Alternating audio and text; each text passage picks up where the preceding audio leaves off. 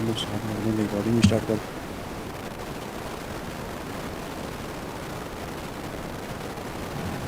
और अपन स्क्रीन जैसे शेयर करेंगे तो भी उनका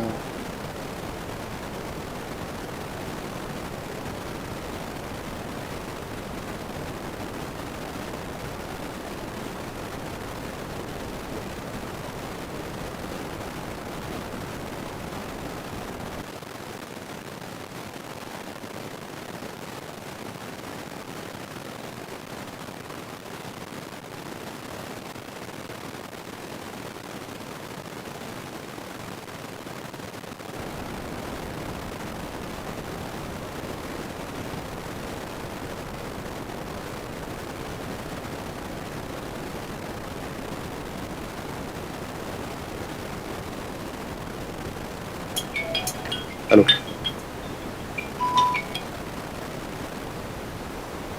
नोट कर दिया।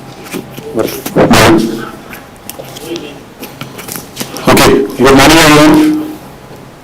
A warm welcome from our side and thank you for showing your interest in the Gian course on mechanics of soft active material. So before the commencement of the course, I would like to invite our esteemed professor, Professor Pawan Kumar Kankar sir, for just give a brief starting of that inauguration ceremony of this Gian course. Please Pawan sir.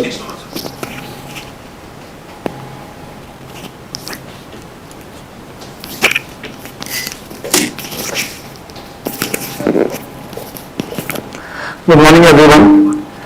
So this is my privilege to welcome you all on behalf of the committee, and I am thankful to the organizer Dr. Aman Khurana sir and esteemed speakers here today, Dr. Deepak Kumar and then Professor Saxena. So I hope that this workshop will give you exposure to the cutting edge technology and the mechanics of that, which is really a domain where we need to explore so many things, and that will be very useful in the area of robotics and mechatronics. So I wish you all the best and enjoy the sessions and freely ask questions if you have any. Thank you so much.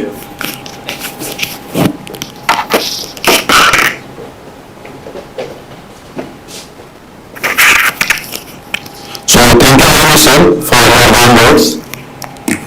Now I will just discuss about talk about the esteemed our external person who has come here for their talk on some mechanics of soft active material. So we like to invite. He is an assistant professor currently working in the Department of Mechanical Engineering, Manit Bhopal. Before that, he worked as a postdoctoral fellow in a research group on biomechanics and soft machines at Applied Mechanics Department, IIT Delhi. And before that, he also worked as a research associate at SIG IIT Kharagpur.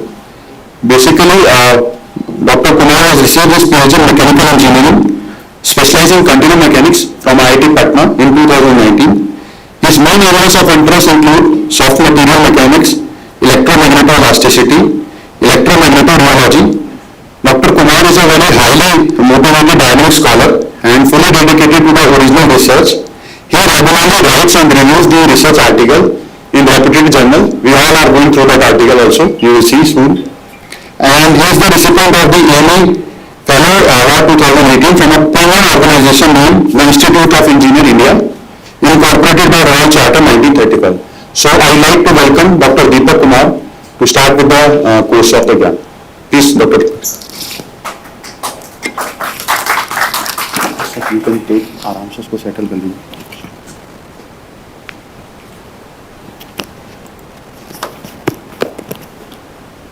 ये आपका विषय है, ठीक है, वो technical बंदा उनको बोलता है.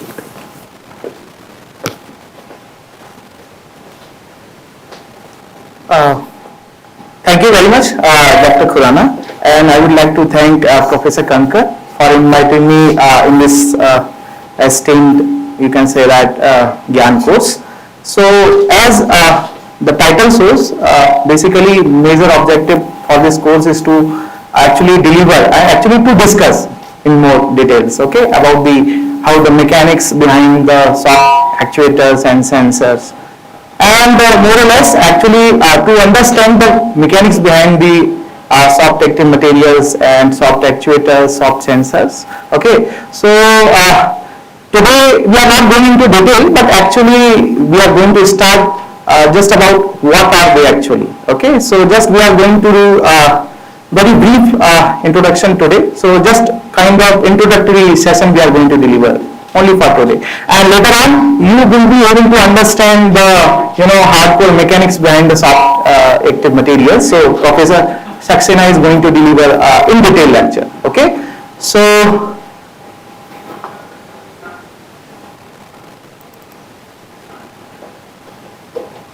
let's without wasting our time, so let's start our discussion. Sorry.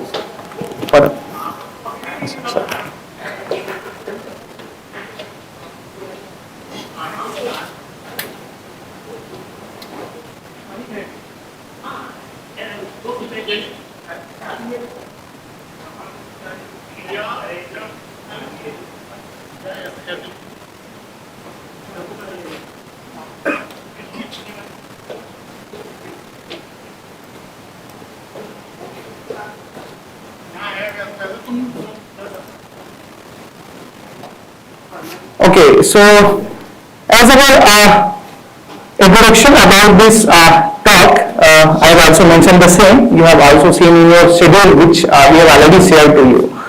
Okay, so introduction to soft active materials. Okay, so as I am saying that we are not going into detail today about the mechanics behind the soft active materials, soft actuators and sensors.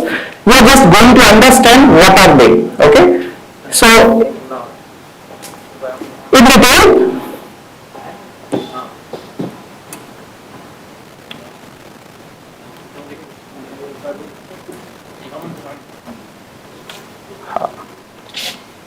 so basically in this talk, as the objective I have mentioned here, so we are trying to understand what soft active materials, okay, and with the utilization of these active materials, how we can actually develop the soft actuators and including sensors, and at the same time, because we are only using the keywords mechanics of soft active materials, and sometimes soft active materials we have also referred as we are also referring as smart materials.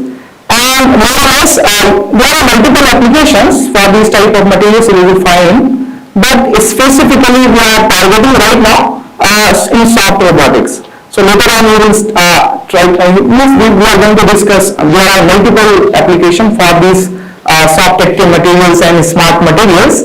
Okay, and at the later stage, we are also trying to understand that means how we can fabricate fundamental based type of actuators with the using of these soft active materials. Okay, so these are the two major objectives you will find in my talk. Okay, so to know what is soft actuators, in parallel with the understanding about the soft active material with the utilization of smart material, which is nothing but the soft active materials, and particularly in the field of soft robotics. And after discussing, we are going to understand that how we can fabricate, because to understand the mechanics, okay, so little bit introduction is required, and then we have to do enhance experiments. So we are not doing that one, but at least I will try to deliver how to do it. Okay, so means how we can play with these type of active materials to develop very basic type of actuators. So we are going to understand that. Okay, so how we can fabricate and how we can design very basic type of soft actuators and sensors with the utilization of soft active materials, and specifically there are multiple type of soft active materials. So we are specifically discussing in detail. Okay, so there is a very common soft active materials, that is dielectric elastomeric materials, which I hope so you are not listening first time. Okay, so if you are putting your brain, or if you are doing the brainstorming, so first time you have heard about this dielectric word in your 11th class of capacitance. Actually, screen is not visible to the online candidate and audio is not coming. Okay. Okay, please sir.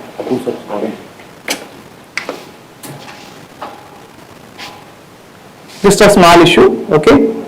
Audio was not going to online participant, please.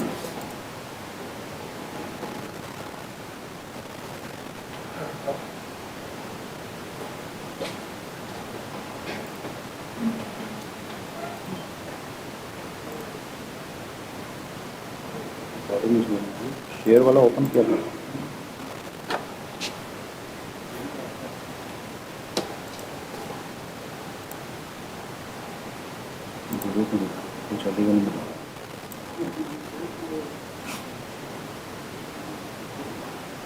Sharing तो आ रहा है ना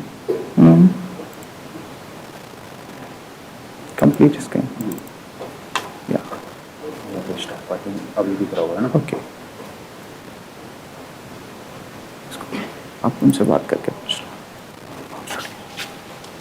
okay so these are the two major objectives for this talk to get understanding about the soft active materials and we have again multiple type of soft active materials so due to lack of restricted time we are not able to discuss a lot of type but specifically very commonly used type of soft active material we are going to discuss right so you will be getting little bit kind of slogging of this very big course on soft active materials so later on you can get study from your home okay so and parallelly we are going to understand how we can design and fabricate this basic type of active material class based actuators so so let's start the part 1 for our discussion about the soft actuators soft active materials and how we can utilize these soft active materials in soft robotics so before that, we first have to understand that why we are actually putting our attention specifically in soft robotics because already we are knowing about the robotics. This robotic terms are not new to you and then how this soft robotics is going to differ from our conventional robotics. So let's discuss that one first then later on we are moving slowly to the how we can utilize the soft active material particularly in the field of soft robotics. So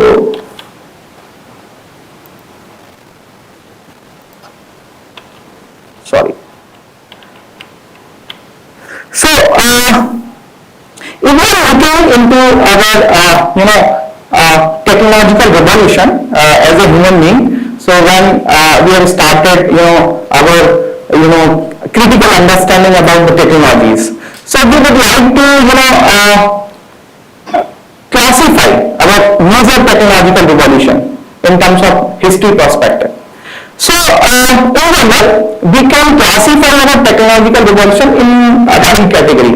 So you can argue, okay, so not one only three. So you can classify multiple, in general we are discussing in 3 ways, okay.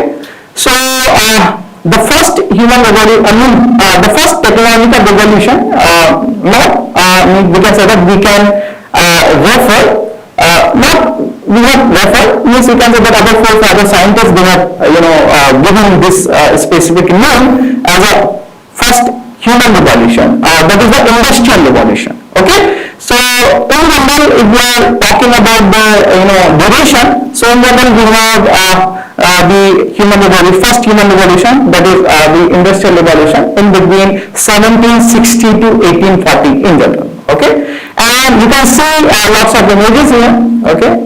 So there are multiple innovations our forefather scientists they have done. So they have developed different type of big shot engines, automation. They have started developing the mass production and rapid transportation. So big size type of engines people have invented, right? Here you will find that the rail engines and there are multiple things in our forefather scientists they have developed. Okay, so in that way we have given the name of first human revolution as the industrial revolution. So multiple type of industrialization happened in the first technological revolution. Now coming to the second type of human revolution, that is we have named it as a information revolution. So there again you are finding here multiple type of images. Okay, so typically in the first human revolution, multiple types of engines people have invented, right? And now in the second type of human revolution, the big innovations will happen, okay, in terms of the computer, mobile phones, okay. So even though we have not, seen big sizes of computer, who have seen anyone? Anybody have seen? Okay. So maybe I was not having chance to see big size of computers, but we can see in the images. Okay. So the size of computers were very large, and later on, people have, but anyhow, they have started thinking about the, how the information or data we can transfer from one place to another, right? But at that time we have initiated, so the sizes of the device we were having very large, right? As you have seen that the size of computer, here you can say the picture also, that we have already seen, the computer size, right?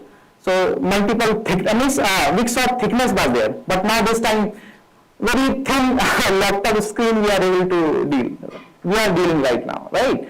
So multiple type of mobile phones, computers, people have started innovating. And the major goal for the innovation was to transfer the data or information in terms of data from one place to another. So in that way we have given the name the information revolution, and duration typically we have defined 1940 to 2010. Okay, and the major innovation was data transmission, means data transfer. So for that the major things were the internet, right? So internet, free flow of information, data and intelligent use of data. How we can actually the availability of data we can utilize to develop how we can utilize the data for positive usage. Amanji, please have a look at this. Okay, so the second revolution we have given the name information revolution, right? And then the last one typically, and we can say that, we can proudly say that yes, we are also the part of third human revolution, right? Okay, so now what happens to this third revolution? In the first and second revolution, we have seen that people started inventing engines, rail engines, and there are other types of engines in the first revolution. In the second revolution, we are having the internet, means how we can utilize the data, transmission, right? But at the same time, now we have developed big soft machines till second human revolution, right? Then how we can actually utilize, you can say that how we can enhance the productivity, and how the machine can be, means the performance of the machine, how we can enhance, right? Okay, so like always we are thinking to optimize the system, even though we have already developed the system, right? Are you getting my point? Simply, if we are thinking a very simple example, let's say we are, we are having the bike, and previously the bike mileage was very, less. Now this time, so again and again we are optimizing the already existing machine or whatever the type of, innovative product we already have, right? So again and again we are thinking about the upgradation, right? Okay, in the same way, in the third human revolution, even not till the second revolution or initiation of the third revolution stage, we are having multiple innovation in our hand, which has already been, invented by our forefather scientists. Okay, so engines we were having, mobile phones we were having. Now slowly we are trying to upgrade our mobile phones as well as, right? In terms of, you can say that, in terms of geometry, in terms of, utilization based on the requirement, right? Okay, so now you can see that how the mobile phone is being, currently we are having, have been upgraded. Okay, so very thin mobile phone right now we are going to utilize, not big in size, right? Okay, and now recently we have also seen folding mobile phone. I don't know, means okay, so some people may say that why we have made this folding mobile phones, right? So there are multiple things. Okay, so now the ultimate goal for the third human revolution was to make existing machine intelligent, right? So how do we do that? Are you getting my point? So in order to do so, we are having multiple type of algorithm or ways to make the existing machine intelligence or more intelligence. Even though the previously developed machine is having lots of intelligence, but still we are trying to upgrade the existing machine, right? So how we are doing so? Let me give you a very simple example. So you have seen the CNC machine, right? Okay, and previously we were also having the lathe machine, conventional lathe machine, and right now, so how the conventional lathe machine is being upgraded in terms of the automation, right? So this is the very basic example. Okay, so here you can see that now previously we were also developing so many machines. So now this time we are trying to develop a machine in such a way that it can means the machine can also talk with us. Are you getting my point? The interaction we are trying to upgrade. Even though previously we are performing our job with the utilization of the developed machine, but now we are trying more. We are trying to more comfortable. We are trying to upgrade the comfortness of the connection with the machine, right? Okay, so in that way, so we are trying to develop the existing machine in terms of to make human means more human interactive machine. Okay, so there are multiple things. So we have started developing the robots. Even though the robots also being developed initially, which type of robots we are trying to develop, and what are the type of material we were using at that time. Okay, so the ultimate goal to develop the robot, just even though the machine was doing our job, but most of the tasks the machine was not able to do so. Are you getting my point? So ultimately, you can consider human being is the most laziest creatures in this universe. Okay, so in that way, he has started thinking about whatever the task human being is doing, so that he is trying to adapt to a machine or kind of another guy, so he can do his job on behalf of this. Are you getting my point? In that way, the people have started thinking about development of the robots. So kind of servant. He is not interested to do his job also, right? Later on, he is trying to allot his task on behalf of me. Are you getting my point? So that is the ultimate goal. But still, this achieving this goal is not easy. Are you getting my point? So later on, so that's why the robot people have started mimicking all whatever the type of task the human body can perform. So he is trying to mimic the same task by the machine. तो YouTube पे live चल रहा था और direct आप present किया.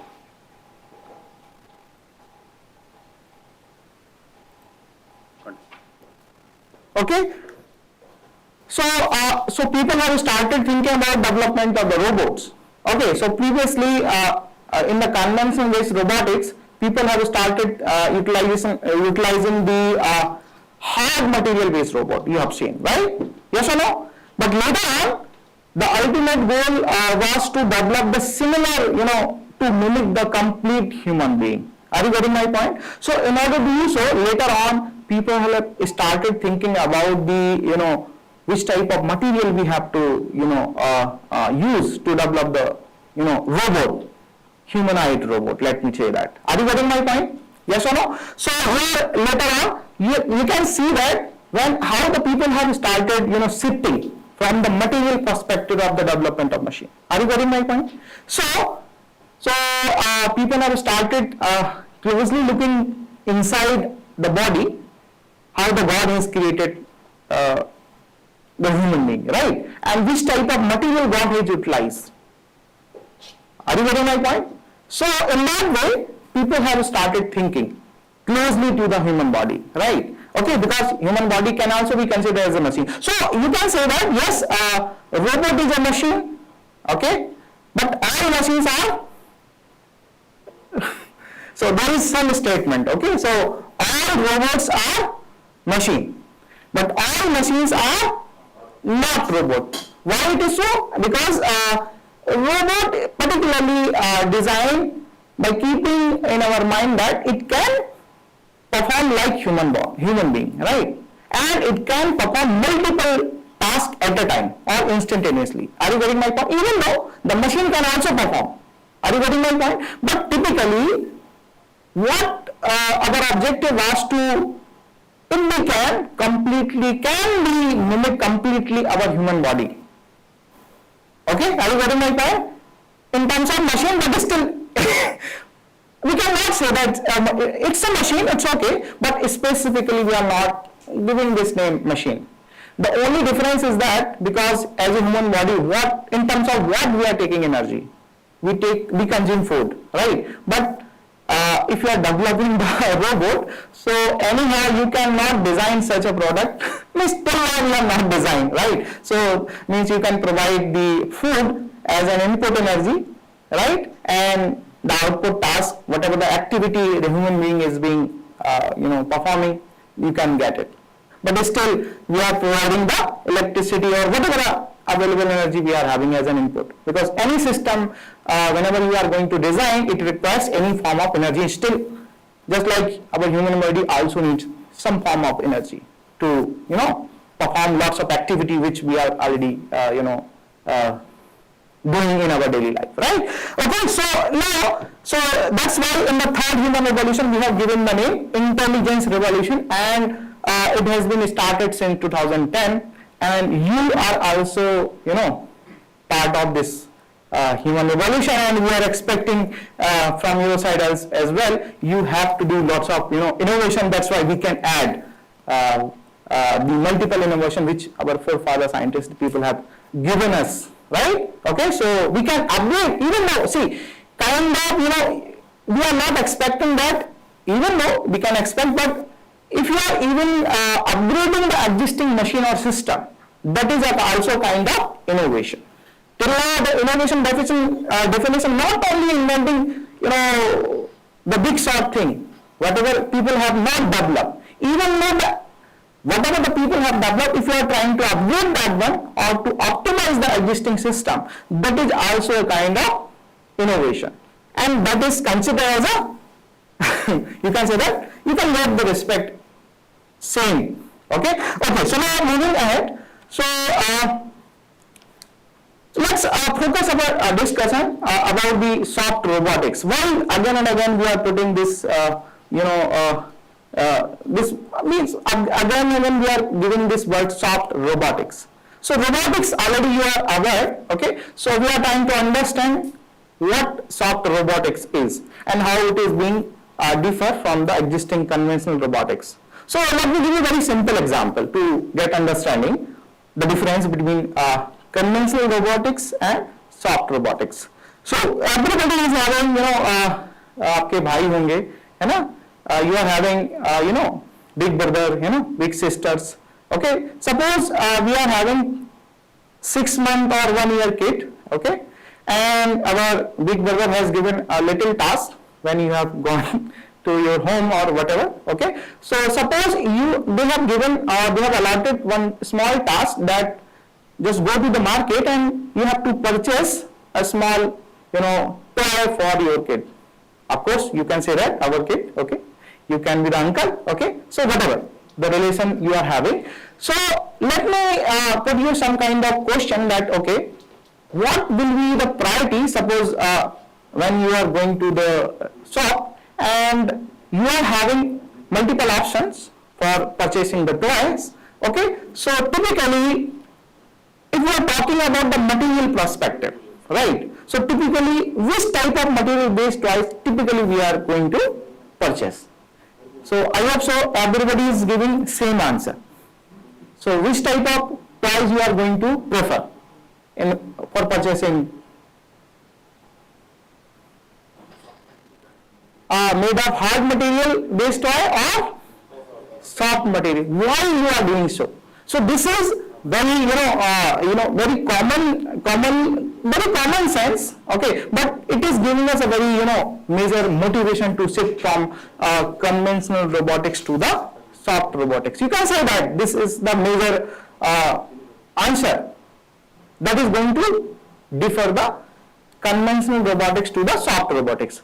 Why you have chosen the soft material based toy instead of hard material based toy? So what was your concern of choosing this option?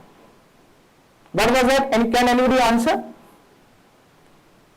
Why you have chosen soft material based toy, like rubber based? Are you getting my point? Yes or no? Parrot or kind of ball, right? Why you are not choosing metal based or plastic based, or plastic? Let me give another option. Okay, so why you are not choosing metal based toy? Easy to carry. Okay, can anybody answer? Why you have chosen this soft material based toy? What? Resting nature. Okay. Any other? Still I am not getting the exact answer. And your name? Yeah, that is the main answer. Are you getting my point? Because what is our priority? Safety is the major priority. Are you getting my point? Yes or no? Because human interaction should be more polite. Are you getting my point? Because we are handling with the kids. Why we are not given the priority to hard material based or metal based toys like transformer? You can see that, right? Okay, so suppose whenever a child is interacting with such kind of toys, so then it may get hurted, right? Yes or no? Even though you are not able to interact with this such kind of robots. Are you getting my point? So that is the major motivation to shift conventional based robotics to the soft material based robotics. Are you getting my point? This is the very simplest answer to get digest for shifting. Are you getting my point? And parallelly, if you are going to look your body closely, so you can ask a very simple question, that why God has not chosen hard material based, means hard materials to develop our human body. Why he has chosen kind of tissue, which type of material God has chosen to make our body, human body? What are the materials? Anyone? Typically, what are the major constituents God has chosen to make our body? Huh? You have to be more interactive, little for basic answers and questions. Okay, so give me the answers. Tissue based, cell based. Okay, we are not the medical students, so we cannot expect in detail answers, but still very simple answer we can say that yes, we are having tissues, right? So not only we are trying to classify, again the God has chosen soft material based soft materials to develop our human body. And still you can say that no, we are having bones also. So let me tell you, bones also is a kind of tissue. Hard tissue you can say that, but there is a specific class of the tissue is also a bone. Okay, so actually bone has means God has chosen to provide some kind of strength, right? If you can think that God has not chosen the bone, then how we have to move? Are you getting my point? So maybe I forgot some movie name in Hollywood. So robot has been created just like human body, but without utilization of bone kind of material.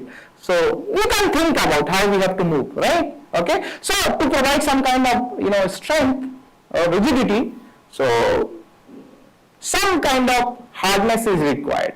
Are you getting my point? So not completely we are utilizing the soft materials. Are you getting my point? To develop the machine, of course, now to develop robots. Okay, because ultimate goal, what we want to mimic completely whatever the God has created as a human body, right? That is our ultimate goal of the robotics. So still people have utilized, so people have made, I forgot, sorry to discuss this third image. So people have made humanoid robot as well, right? So there were copyrights, but inside that you are able to see some pictures. That was the Sophia, right? Okay, so Sophia kind of humanoid robot. There are multiple robots also. Can anybody tell me? Not only the Sophia, what is another one? I forgot the name. Please, there are other kind of robots also. Can anybody tell me the name? Okay, so we are not able to recall, including me. Okay, so but that is another kind of robot also people have invented. So that exact, not 100%, but still they have tried to develop the, or try to completely mimic the human body, humanoid robots. Okay, so then we understood that, okay, of course, to develop the soft robots, or to develop the robots which can closely mimic the human body, we have to use soft materials. Are you getting like that? But I hope so everybody is convinced, right? Yes or no? Okay. So primarily, so we can find that, okay, tissue we cannot, develop in our lab. So there are whatever exists in this universe. So there are only two ways. I mean there are only two classes. Okay, either naturally created or artificially. Right. So tissue is created as a natural based process. So human is still trying, but till now 100% same tissue we are not able to. Okay, but still we are trying.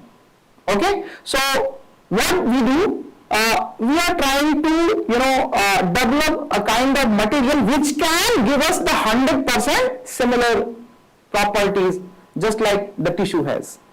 So what is the major thought? So we are having natural resources to get polymers. So polymers we can get from our nature. Okay, so the best source is the simple one, natural rubber. Okay, so natural rubber you can get from the tree, and surprisingly you will see that whatever the mechanical property, let's say we are talking about the mechanical properties. So whatever the mechanical properties natural rubber is showing, that is exactly not 100% but still close to 100% similar to whatever the tissue has shown. Okay, so ultimately we get motivated that, okay, to develop humanoid robot we are not using the hard material based things, we are moving to the soft material based things. Okay, like we can utilize the natural rubber or similar kind of rubber, but at the same time to get the actuation. See what human body does typically. So we are consuming the food and then we are getting energy in the form of, means food is digesting and then some kind of chemical process is going on inside. Okay, so we are getting metabolic energy, right? And later on that metabolic energy is going to be utilized, right, to perform mechanical tasks. Typically as a human being, what we do? We do lots of mechanical tasks. We are walking, we are talking, right? We are singing, right? We are moving. And typically what we do? We are doing mechanical, in terms of what we do. We can take input energy in the form of chemical, you can say that, but let's say chemically, chemical energy is going, and as an output, what we do? We perform lots of activity in terms of mechanical output. Are you getting my point? So we do lots of actuation, right? We perform lots of actuation while moving, while playing. We do lots of actuation. So you can consider your body as a very, actuator. So we can take any form of energy and we do lots of actuation, right? So this is the best example to a study as an actuator, right? Still we are moving. So before that, so when was the option that we can utilize natural rubber or polymeric material, are you getting my point, to develop the robots which can closely mimic the human body, right? But at the same time, similar kind of, not only the natural rubber. So ultimate goal was to get the actuation, right? Actuation means the body or the kind of material that should show some type of actuation, or actuation linked with the deformation. Okay, are you getting my point? So deformation means whenever you are going to apply your kind of activity to the material, or of course in terms of what activity you can do, you can apply the load.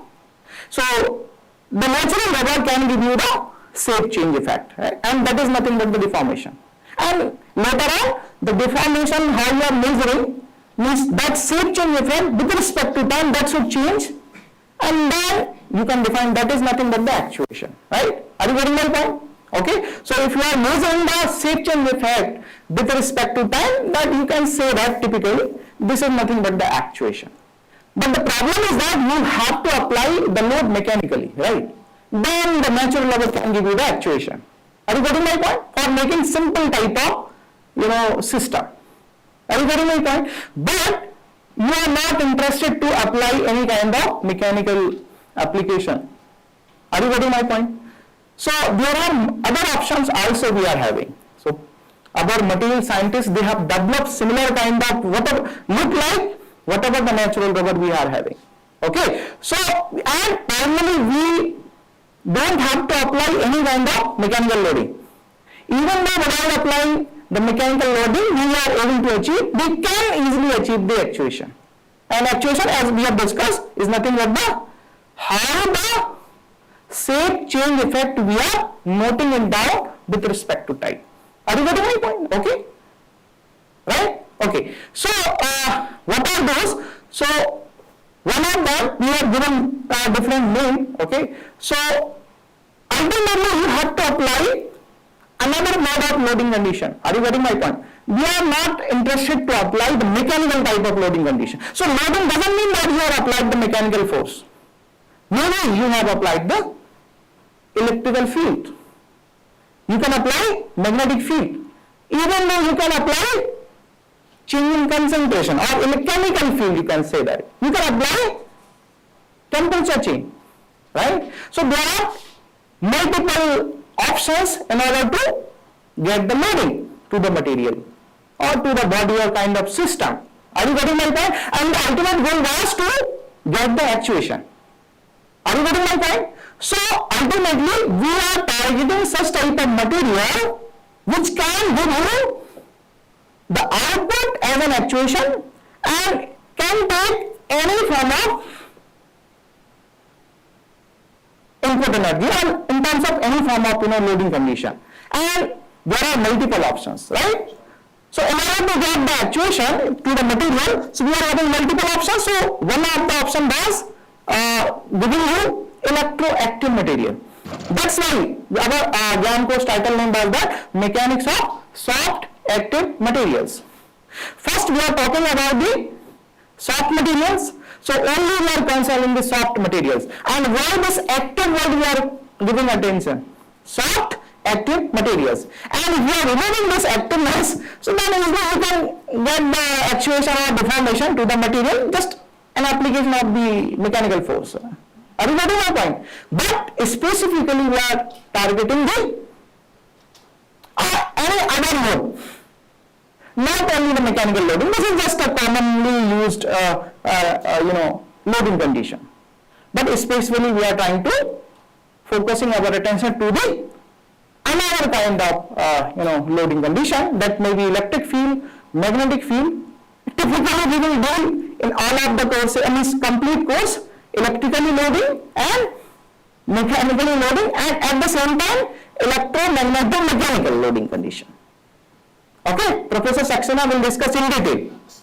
I am just going to give you what are the options, or just formal introduction we are doing. So I hope you have understood. So we have given the name electroactive materials or magnetoactive materials, or still we are having, means electroactive material, how we can define?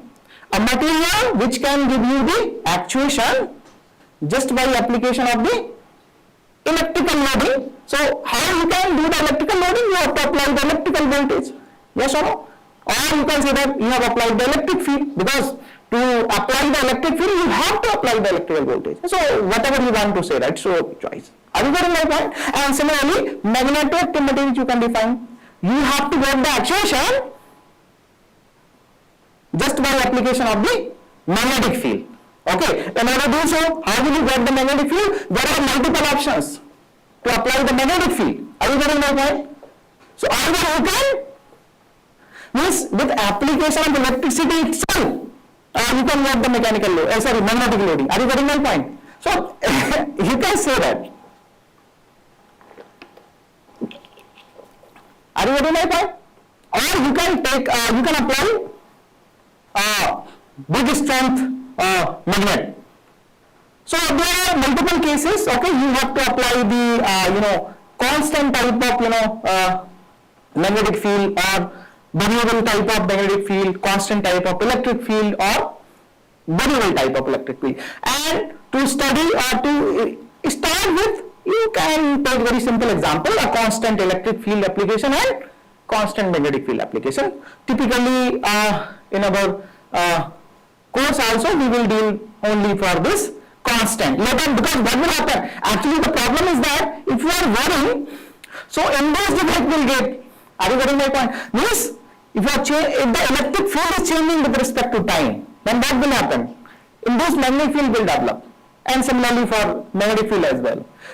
So are you getting my point? So first, what are the things we are going to study during this course? So first we will study very fundamental system. So we will apply mechanical force. No, we are not talking about electric field later. Means firstly we are not talking about electric field and not only magnetic field. First we will discuss only what will happen to the soft body when you are going to apply simple magnetic field. Mechanical loading.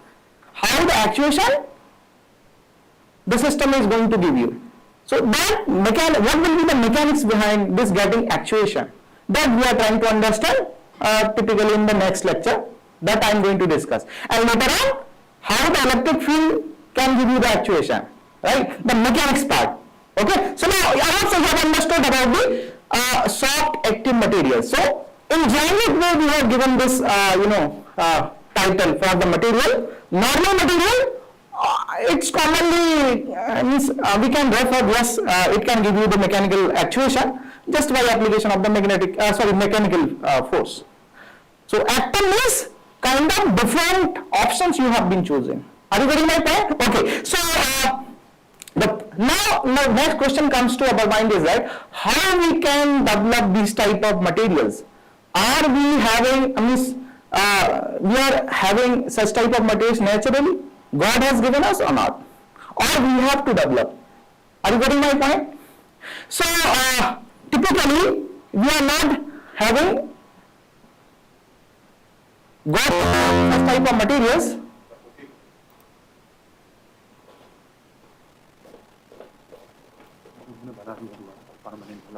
अच्छा ठीक है.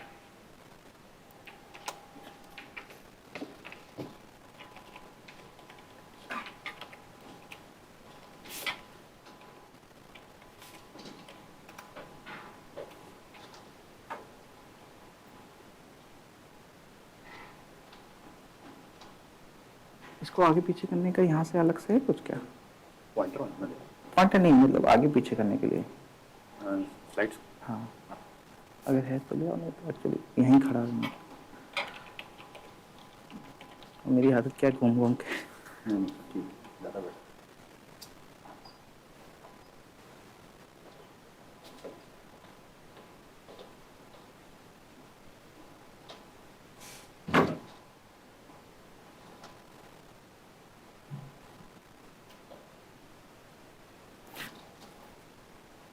Okay, so I hope so you have understood how the soft materials, why we are using the soft materials. Are you getting my point?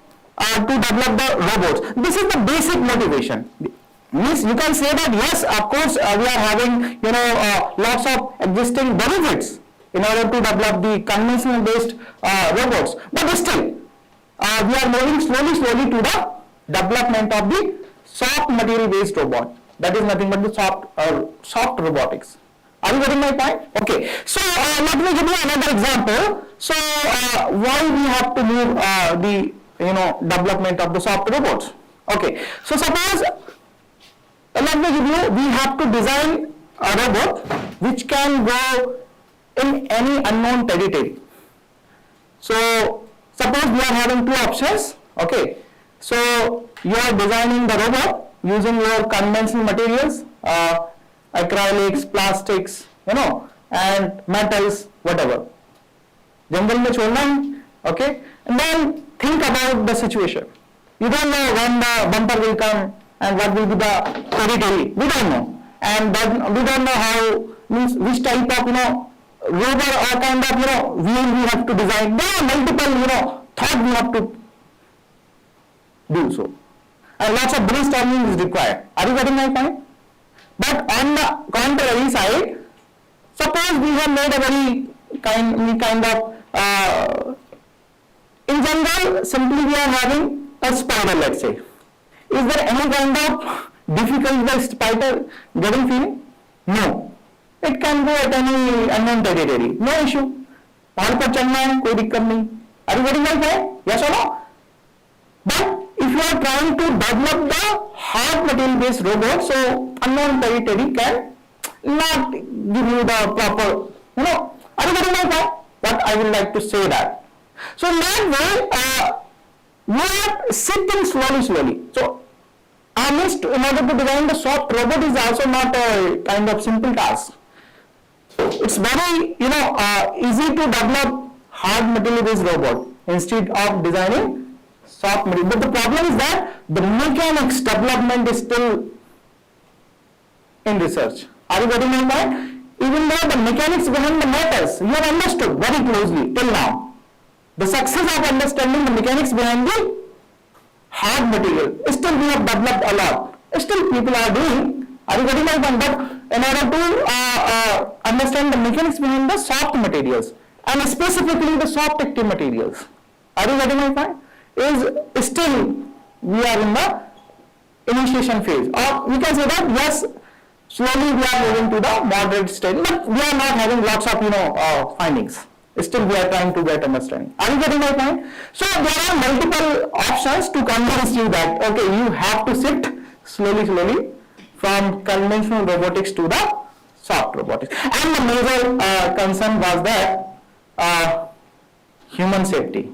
And because right now the human interaction with the machine is what you can say that we are moving to the negative side as well. Are you getting my point?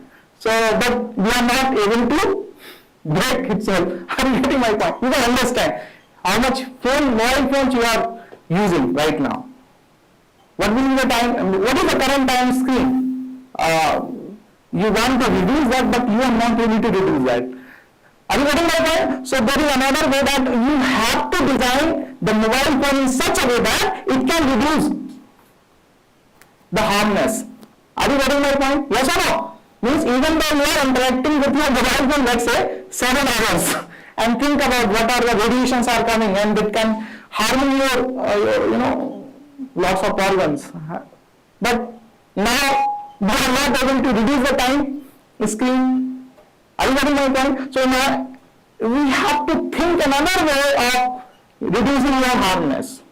Maybe the screen you have to modify, or means you are modifying your existing system. Okay, that is also big shot innovation, you can say that. Okay, so now we are moving ahead slowly.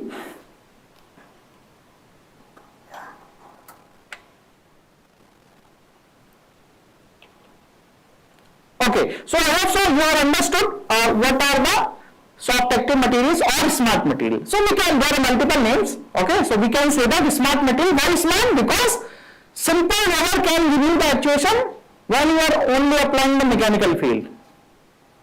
But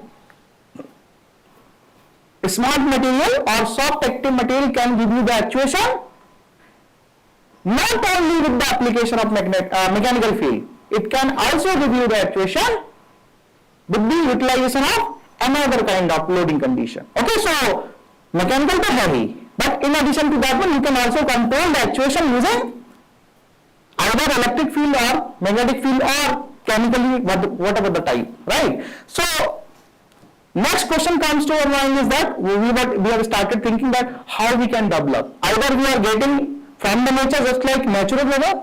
No, we are not having such kind of facility, and God has not given such facility. So how we can fabricate? So we are not as a material scientist, so I can give you a broad answer for that one. Okay. So what we do, whatever the polymer we are having in terms of natural rubber or any other kind of rubber, so what we do, we are actually inserting the active particles. Okay. So active particles. Suppose we would like to fabricate the electroactive material. So we are fusing the electroactive particle to the polymer matrix. So okay, forget about the material scientist behind this. So this process is required lots of understanding, but let's say for the sake of understanding purpose, so how we are fabricating, we are inserting the electroactive particle to the polymer matrix. So we are getting the electroactive material. And similarly, to get the magnetoactive materials, we are fusing or inserting the magnetoactive particles. And if you would like to fabricate a kind of material which can give you instantaneously electric field actuation as well as magnetic field actuation, so you can also put coupled. Are you getting it? This is the fundamental answer we have received from the material scientists, but this requires a lot of research and understanding. Okay, fine. So now we are using such kind of materials because we don't, sometimes we are restricted to apply the magnetic forces, mechanical forces to develop the actuation. Okay, but I hope so you have understood what are smart material or soft active materials and why are they needed. So I hope so you got the answer for these two questions. What are they and why are they needed? Okay, so now moving ahead. Yes, please. What was? Okay, I forgot to. So to develop the soft robot or kind of robot, okay, so we can have the multiple option that you will have to use coupled type of material sometimes. We can use natural rubber, we can use electroactive polymer, we can use magnetoactive polymer, we can also use electromagnetoactive polymers. So green means generally, what is green energy? Typically we are talking about without harming the surroundings. Are you getting my point? Yes or no? So typically we have to manage the energy consumption or kind of energy movement or energy management without disturbing our surrounding. So that is the meaning of green. So we want to develop a system in such a way that we are not disturbing the surrounding. So soft, intelligent and green robot. Soft means of course that is more closer to the reality of human body. Intelligent means it can give you instantaneous actuation, just like whatever the activity, some multiple activity. So sometimes you are not achieve that activity just by application of the mechanical force. So intelligent means it can also get the similar kind of activity or similar kind of actuation with internally managed electricity. Are you getting my point? So intelligent means whatever task can means the machine is doing closely mimicking whatever the human body is doing intelligently. Okay, and then green, you have understood the wording, without disturbing the surrounding. Okay, that is the purpose of the whatever the system we are doing and we are developing right now. Any doubt for anyone? Okay, so now let's move to what is the reality such type of material. In our daily life means easily, first you have to look closely. Natural rubber, everybody have seen, I hope so. Okay, while visiting your villages. Okay, I hope so everybody have seen. Okay, if you are not seen, you can see lots of videos are available. Okay, and So I have told you how we can fabricate the electroactive materials. We can fuse or we can insert the electroactive particles. Okay, so what do we show? We are having the final product. Okay, and that is very commonly used electroactive polymer, that is nothing but the dielectric material or dielectric elastomer. Okay, and that looks like this, whatever the image you are seeing here. Okay, so that is coming actually in terms of tape you have seen. Okay, and this 3M is the company by which the tape is being sold. Okay, so 3M, and typically we have given the name, specific name is dielectric elastomer, but it has we have given the name Boni high bond, BHB, and few codes we have provided. 4910 means specific property this type of dielectric elastomeric material has, and suppose we are changing this code, it means that some of kind of material property we have played.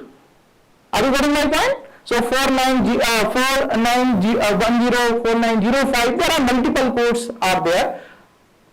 So with different mechanical properties or including electrical. Are you getting my point? So this is the very commonly used electroactive polymer, or EAP is what we are also calling, or dielectric elastomer. Are you getting my point? Okay, so you can purchase from Flipkart, Amazon, easily available. Okay, and indigenous dielectric elastomer is also available in our. Okay, so there is BHB 4910 and indigenous BHB is also available, that is typically known as Bapana tape. Just name hai. Okay, no issue, maybe another kind of name people have replaced. Okay, so Bapana tape is also available, that is exactly similar to the BHB. So we are joining on it. You can discuss in front. Okay, so now let us discuss that.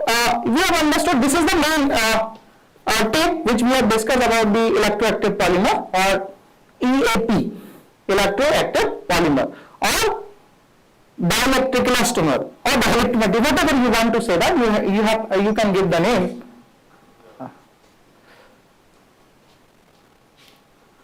So next question, we have to understand that, okay, how this actuation we are getting with an application of the electric voltage or electric field from this electroactive polymer. Are you getting my point? Okay, so in a briefly, we are trying to understand how the actuation is happening. So we have understood what it is and how we can fabricate the such type of dielectric elastomers, and easily available. By the way, you can directly purchase. You don't have to fabricate. But still, if you want to play with magnetic field also at the same time, then you have to fabricate from your lab, because this electromagnetic material is not typical right now available for selling purposes. Right now, in lab scale, people have developed. They are not right now selling, so you have to develop in your lab if you want to play with the electromagnetic materials. Okay, but people have still developed. Okay, so for dielectric elastomer you can easily purchase. Now we are answering the next question, that how the actuation we are getting. Okay, of course we have understood that we are getting the actuation with an application of electric voltage or electric field, means electrical loading. So how it is going to give us the loading? That means actuation.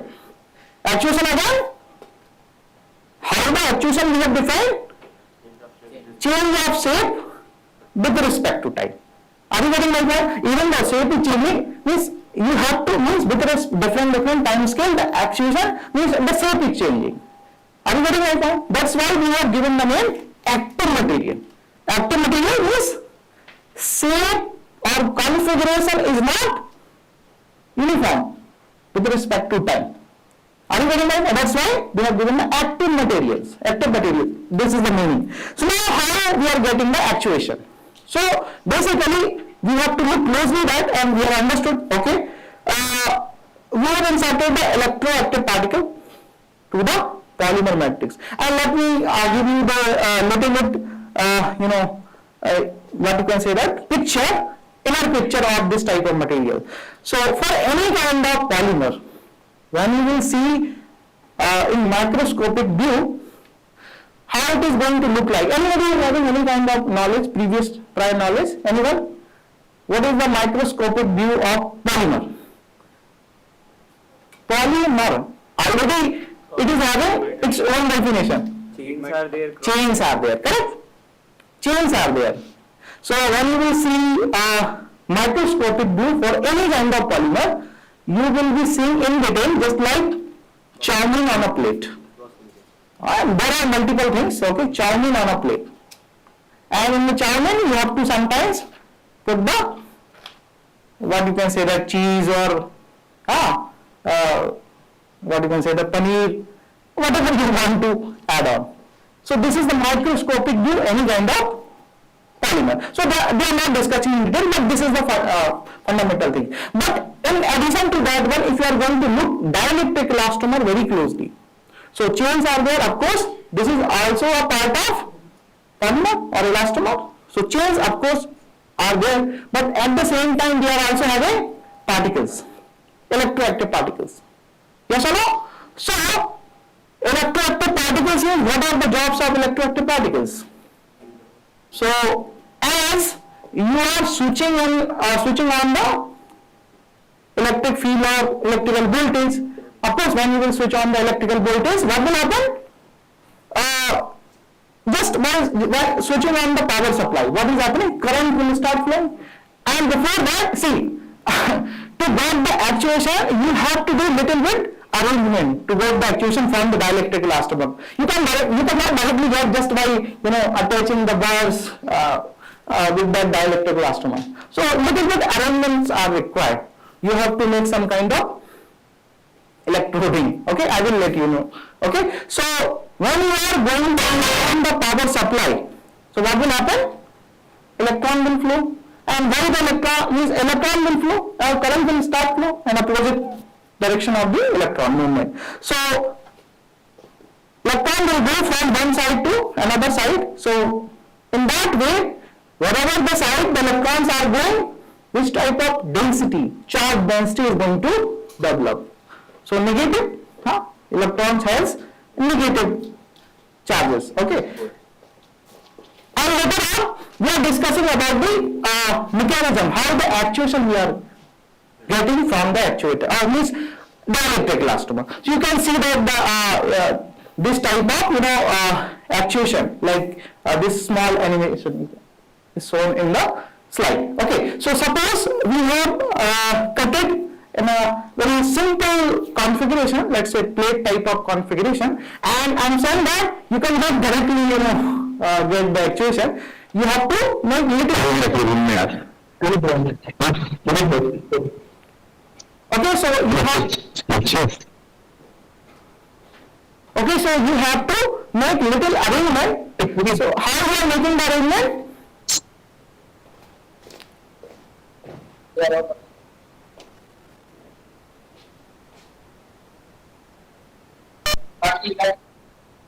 Okay, so suppose to make the, means how you are making the arrangement. So you are putting some kind of carbon grease in upper and lower side, or whatever the side you want to make it. Are you getting my point? So one type of grease is available, like it is also looking like normal grease, but not exactly the same. Are you getting my point? That's why now it's carbon grease.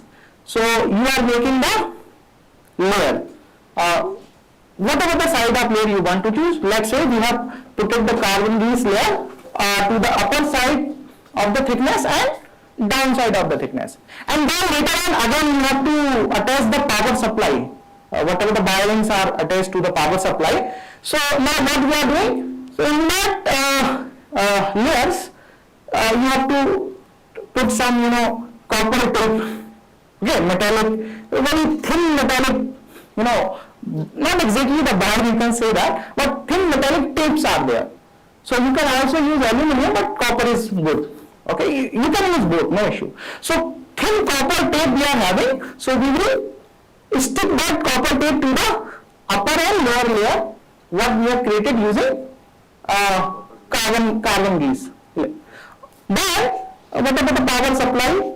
Bearings are there, we will attach to the copper tape, upper side and lower side. And then when we are switching on the power supply, what will happen? Means electron will go, and then whatever the side you want to make the polarity totally up to you. Are you getting my point? So in one side of the thickness, what will happen? Negative charge density will develop, and another side positive charge density will develop. And why this density is developing, you have understood, because we have made such arrangement. Okay, and then what are the things are there inside to the material? Electrostatic particles are there. So because of the charge density development, what will happen?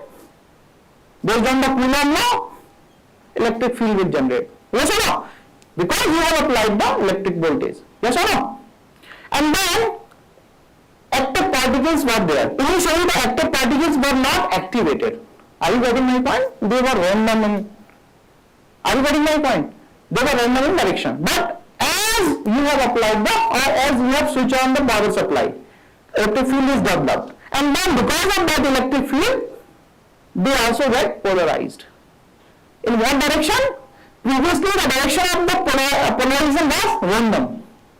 But as soon as you have applied the electric field, they will start polarizing.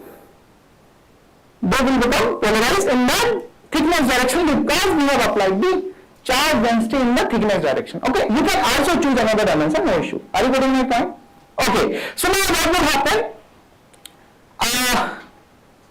Attraction force will develop. Coulomb force, you can say that. Actually, this first time arrangement was created by, means, let me tell you, in between what will happen? Coulomb force will develop, and physically Maxwell has given this definition, or what you can say that the idea. So this force has been named as a Maxwell force. Are you getting my point? So Maxwell force is being developed in the thickness direction. Are you getting my point? Even though we have not applied any kind of mechanical load. Are you getting my point? So Maxwell force is also sometimes we are referring, and sometimes this physical actuator arrangement was developed by Pellerin. Okay, Pellerin was the scientist. So sometimes we are also referring Pellerin force. Okay, so Maxwell force, physical in physics based idea given by, proposed by Maxwell. So sometimes we are saying the Maxwell force development, or Pellerin also means arrange such type of physical system. So sometimes we are also referring Pellerin force. So doesn't matter what is the, whatever you want to say that. So what is happening? Even though we have not applied any kind of mechanical force, but still we are having now Maxwell force that is going to compress the thickness. Just like you can mimic the same situation, we can compress physically just by applying the mechanical force, even though we have not applied. So what will happen if you are reducing the thickness of the actuator, or plate type of actuator, or plate, whatever the material we have taken? So what will happen? There is a Poisson effect. Okay, so another dimension will get disturbed. You can say that. But still we are assuming that volume of overall material is not changing. But still actually we are assuming. Okay, so we are referring this that in condition incompressible material. What we are naming it? Incompressible material. We are assuming that the material is not changing. The overall volume is not changing, but still physically it is also changing. But let's say we are making our life easier, assuming incompressible material. So what will happen? The thickness is going to shrink, and because of that, the Poisson effect gives you the aerial expansion. Of course, yes or no? Because you have to make the overall volume constant. Are you getting my point? So in that way, the actuation we are getting just an application of the electrical voltage or electric field. Are you getting my point? This is the fundamental, physics behind the actuation of dielectric elastomer. Okay, so you can see the animation also. See, this is the Pellerin force, PEL, or Maxwell pressure sometimes. Pellerin pressure also you can define in terms of pressure, you can define in terms of force, whatever. Okay, so as the sources are attached, so see the animation, right? It is working. Animation is not working. Okay, but you have understood, right?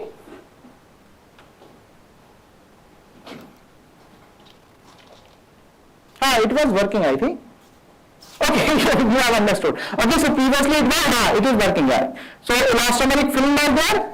We have put it the carbon grease coating, and then we have attached all the, and we have measured the thickness, and we have attached all the arrangement of the power supply, and then we are having the generation of the Maxwell pressure or Pelling pressure, and because of that we are getting the actuation, right? So our objective was to get the actuation in terms of shape change effect with respect to time, right? Okay, so we have taken a very simple example. So in plate type of configuration, so sometimes we have to take another type of configuration, right? Based on the requirement, which type of actuator you want to develop, right? So suppose we want to develop our pump, in that way you can choose plate like configuration, or you can take the circular shape also, in circular form, circular plate, you can take it. So based on your requirement, which type of actuator you want to develop, you can select the shape. And suppose you want to develop the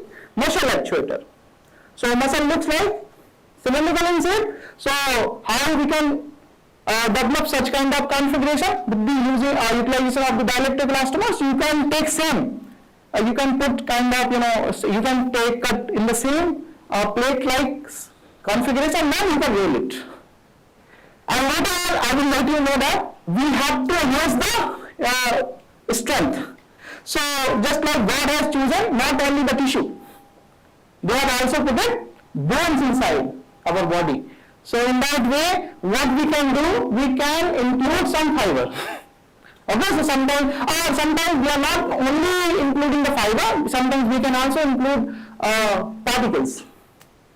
So what will happen? The strength is going to enhance with the fabrication, means reinforcement of the either fiber or particles. Okay, so there are two options. Then we will what you can say, test simple polymer or simple natural rubber, and suppose you have later on put it some kind of fiber or reinforcement, and again you are testing, you will get the higher strength. Okay, so sometimes to get the higher strength in the actuator, these two methodology we can adopt, either particle reinforcement or fiber reinforcement. Objective I have understood. Okay, so these are the two methodology. Okay, so you can have actuator development, plate-like configuration, cylinder-like configuration, and sometimes you can also have spherical actuator. So based on the requirement, right? Okay, so these are few methodology, and mechanism we have understood. Now let's talk about the actuator. So actuator, although we have understood the definition, just like pillar. Pillar means right? So just like actuator. Actuator, again, you can say how we can define the system, means actuator, the primary objective of the actuator is to get the actuation. Are you getting my point? Or that's why I have written the word in simple term, actuator is nothing but the mover. And specifically we are talking about the soft actuator.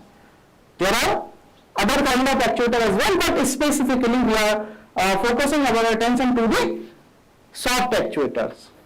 Okay, because we would like to use the actuator in developing human-like robots. Okay, so and again, whenever we are talking about any kind of system always need any form of input energy to get the output. And what is the output? We are concerning actuation, motion, movement. Are you getting that? Mechanical output we would like to, allow. Because anyhow we are developing the actuator.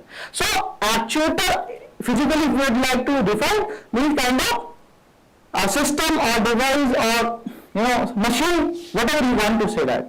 The output we have fixed in the form of mechanical. But input we can take any form, whatever the sources are available.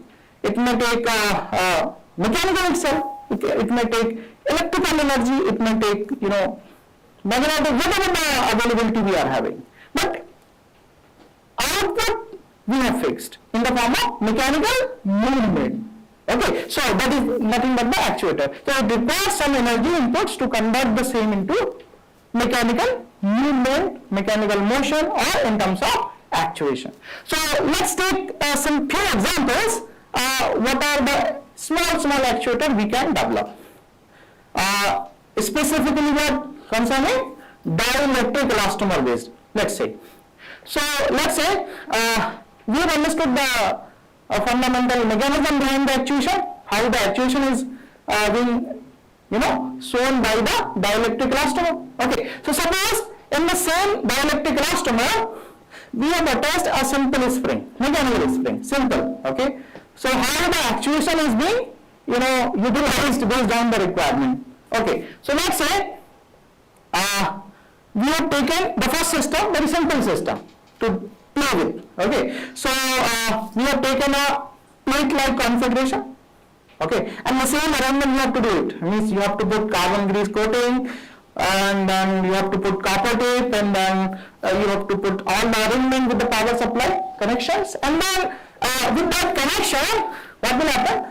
Thickness is going to shrink, and because of the shrink in thickness, what will happen?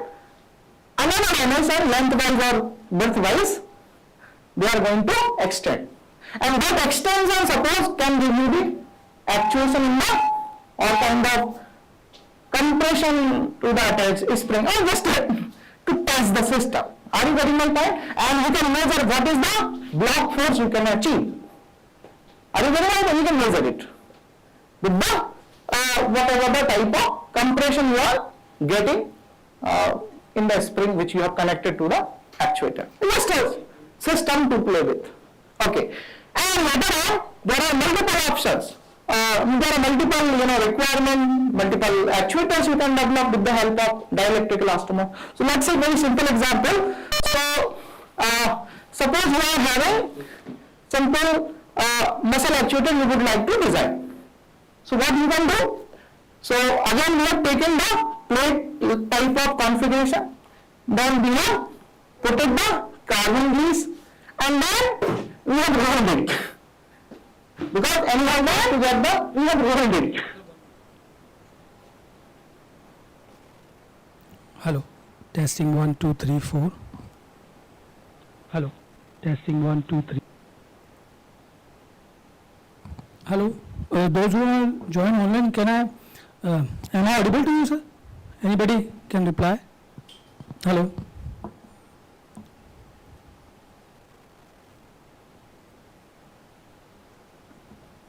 Hello, you can unmute yourself and reply if anybody from online. Yes, Is it audible to you? it's audible now. Yes.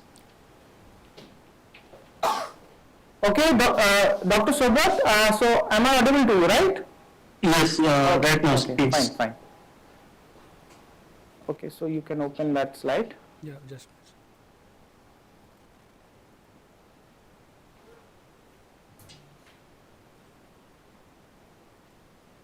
Okay, so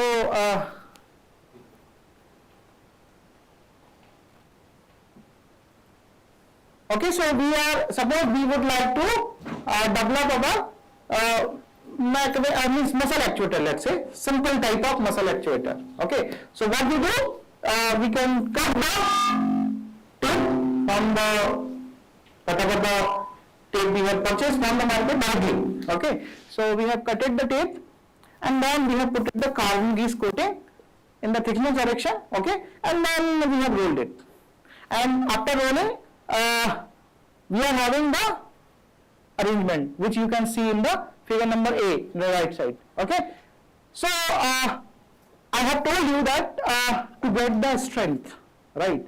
So what are the options we are having? Either we can insert the particles or we can insert the fibers. Okay, suppose we have put it here nylon fiber. Okay, so you can understand that if you are pumping the air to the normal balloon, what will happen? Non-uniform means, sorry, uniform, kind of volume expansion you will be achieving, right? But we want to restrict the expansion in some particular dimension or in direction. Are you getting my point? In order to do so, we can, control with the help of nylon braiding or kind of any type of braiding. In that way people are doing. So we will be discussing that one. So that we have understood, we have put it some kind of nylon to control some kind of actuation. So in this muscle actuator, so not only we are using the electrical control sometimes we can use multiple loading condition. So suppose we are also applying the mechanical pressure. Okay, so suppose we are also applying the mechanical pressure and at the same time we can also apply electrical voltage. So what will happen? Think about the electrical actuation. So when we have not applied electricity, okay, we have applied only pressure, let's say 10 kPa, kilopascal, okay. So what will happen? So this configuration is going to actuate, okay, and the actuation we are receiving in the form of elongation in the it can actually give you contraction as well, okay, just by cycling process. Okay, let's say, so what will happen? You can see that in the right side what we have applied voltage as well as the pressure, right? So previously we have applied the pressure only, okay, and initially when we have not applied the pressure, there may be the difference in the lengthwise direction. Are you getting my point? Suppose we have not initially applied at t is equal to 0 pressure, 0 voltage. There may be some kind of length, you can measure it. But let's say, I have put the figure here, at t is equal to 1 second, let's say, at t is equal to 0, v is equal to 0, let's say, and pressure is 0. And let's say t is equal to 5 second or 10 second, whatever. At t is equal to t1, now we are applying the 10 kilopascal pressure and still the voltage is 0. So what you will see the difference, the length will change some kind of, right? So let's say that state I have shown here. So whatever the length you have measured at t is equal to t1. But now at t is equal to t2, what I am doing, even though I have applied the pressure, same pressure at the same pressure, now I am switching on the voltage supply as well. So at t is equal to t3, at t is equal to 0, t is equal to t2, sorry. So what we are doing, we have applied the pressure as well as electrical voltage. So now what you will observe here in the diagram, so previously whatever the length was there, now again it has been changed. Are you getting my point? So such kind of movement, because of course we are talking about the actuators, right? So in terms of the lengthwise actuation you are receiving as an actuator, means from this actuator. Okay, so kind of actuation you are having, right? So are you getting my point? We are having the contraction as well as expansion. So you can reverse the same thing in cyclic way and then you will be getting similar kind of actuation what you are having in your muscle, right? So in such a way that you can design the muscle actuator for your robot, just like human muscle is going to give you the actuation, right? So this is some example. And similarly, sometimes you can also have, I hope so you can see that, yeah, you can see here.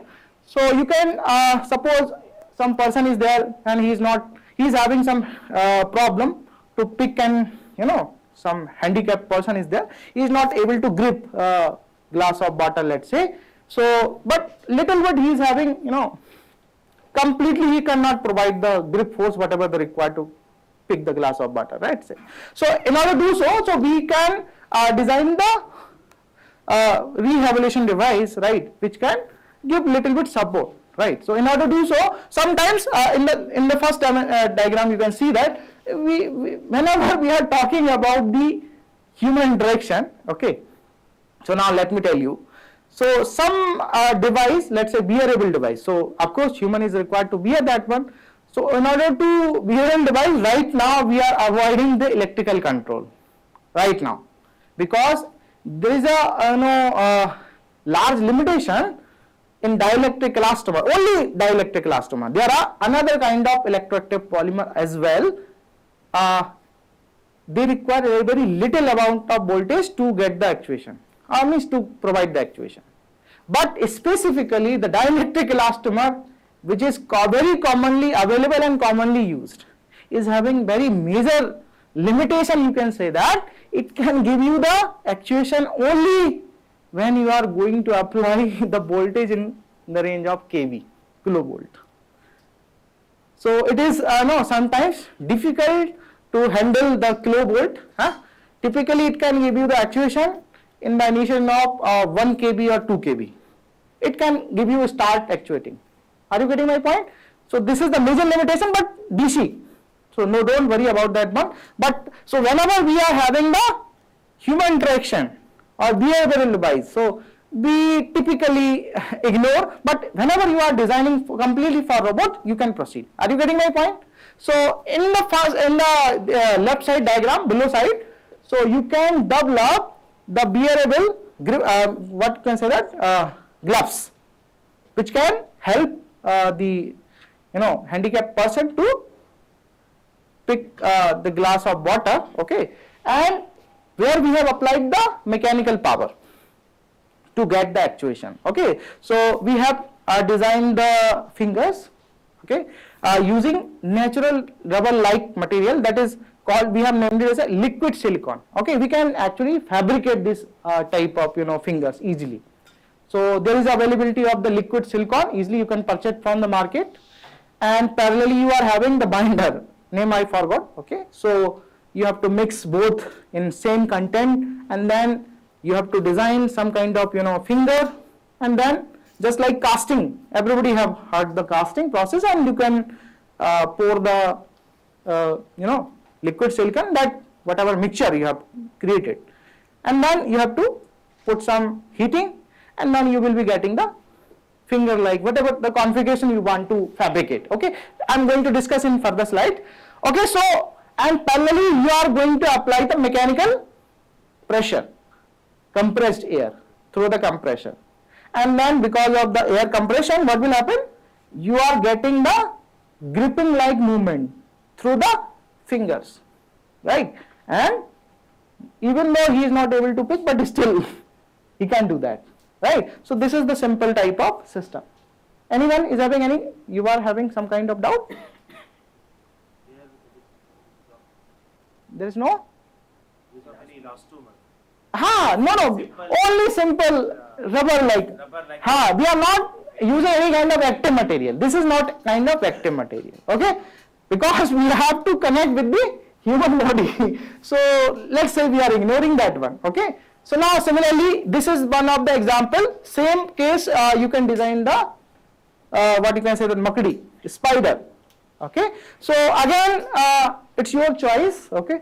Suppose we have not used here again active material, we are using only simple rubber, liquid silicone, and we are controlling the movement through the pneumatic pressure. So you can get a spider like movement. So these are the few actuators we can see here, right. And one of the example of this right side, and this is the actuator called McVin muscle actuator. Looks like cylinder, So McVin was the first person who has invented this type of actuator. So let me give you simple in roughly what is the mechanism behind in order to get the actuation. So he has taken a simple polymer tube made of simple any rubber, not talking about the active material, okay, normal tube, and then in that tube we have put it some kind of braiding. Braiding is required, I told you, to enhance some, to control the unwanted actuation, you can say that in a rough language, okay. So that braiding is called typically you have seen in your bathroom pipe and okay. So that braiding is there. So that small rubber tube, and you have put it that small rubber tube inside the braiding, and in the braiding what is there, we have actually braided the nylon threading or whatever type of threading in some particular angle, okay. Otherwise what will happen, that angle is also required. If you are changing the angle, In rubbing, what is the possibility of rubbing the angles? Either 0, either 90. But typically, surprisingly, you will observe that there is a specific value of the theta of the braiding.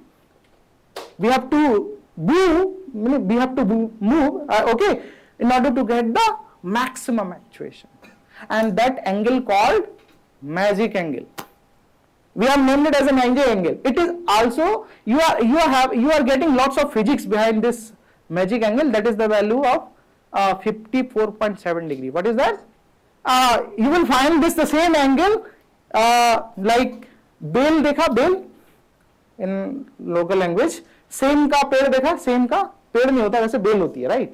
So and whatever the DNA, RNA, they are also having structure, right? So whatever. So same angle, whatever you will find in the nature, that is called, that's why we have named it as a magic angle. So surprisingly, mathematically, it can be proven that this actuator is giving you the maximum output at which angle? When the braiding is to be done, means braiding is to be performed in the magic angle direction. Okay, so that is called McQueen muscle actuator, right? But later on, we have also upgraded this actuator. So this was developed by McQueen muscle actuator. But later on, what you can play with it. We have already done with this. So what we have done it, we have taken the same tube, not from the simple type of elastomer. Now we have used the same polymer. That polymer we have replaced with dielectric elastomer. Let's say. So now what we are having, the option to control this actuation, muscle type of actuation. So we can have two options to control, either pneumatic pressure or electrical voltage. Yes or no?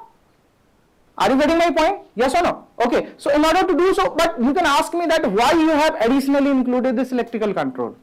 Already the actuator was controlled by mechanical pressure. So sometimes, let me tell you, to get the fine tuning, sometimes in some of the application you require fine tuning, very high actuation fine tuning. So you can achieve using mechanical pressure, but sometimes to get the very high accurate fine tuning, pressure actuation cannot give you. Are you getting my point? But parallelly, what you can do, you can apply the electrical control. So you can play with these two type of control, electro-pneumatic control. So whatever the fine tuning is required, that you can achieve using electrical control. Are you getting my point?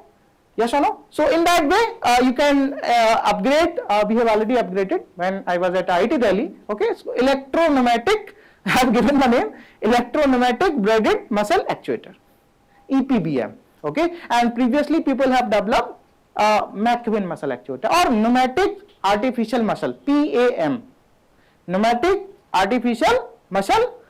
So we have just played with active material and electro-pneumatic braided muscle actuator, or just a name. Okay, so I hope so there are multiple type of soft actuators we can develop with the utilization of either simple rubber and or with the help of dielectric elastomer or active material. Just till now we have discussed the dielectric elastomer based actuator. Okay,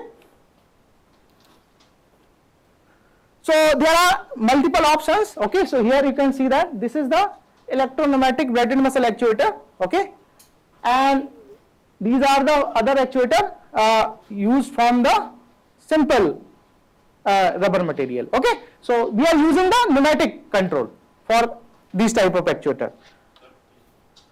Yeah. In the last slide, Yeah, this one? Okay. sir, if you are applying the pressure, what will happen? In which actuator? In the first, In the A. in the first, this one? Yes, A. In the first, this one? Yes, sir. Okay. So actually this state I have given you after application of the pressure. It is written initial state 0 voltage and 10 kilopascal. Initially when the pressure is was not applied, so that you can see that the diameter side, this was not having such kind of fully actuation, just like balloon. Yeah. Flat. Flat. Yeah, please. Sir, Hmm? You have mentioned the length is minus 100, minus 80. Why? Just a reference. See, minus I had chosen because I am measuring in the downside. Okay. Minus means previously the length was 70 whatever 70 mm. Downside, so I have used the minus. Okay. And then what means you have applied the electrical voltage.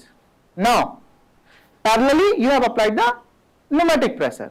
So now what you will see previously where we have applied the zero voltage, it was having only 70 mm length. But with the additional voltage supply, that length has been changed, further extended. How much? Now currently we are having 90, minus 90. Okay. So this additional actuation you are achieving because you have applied now electrical control as well. Are you getting my point? Yes. Okay. Any other doubt? Yeah, please.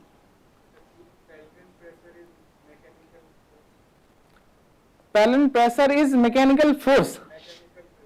First, pellet pressure is not a mechanical force, but you can, similar kind of pressure you can think when you are going to apply the similar amount of mechanical pressure. So, please, you can repeat the question. When you have Ha ha. or applying the mechanical, Right, right. can we call it pellet pressure? Just a name. See, pellet, I told you, pellet pressure is the defined in such a way that equivalent amount of force or pressure requirement to compress the similar amount of actuation or to get the similar amount of actuation. So equivalent pressure McEwen has defined. Are you getting my point?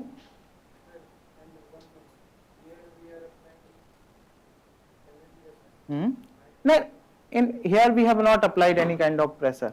Sorry. First slide where I have explained to that mechanism.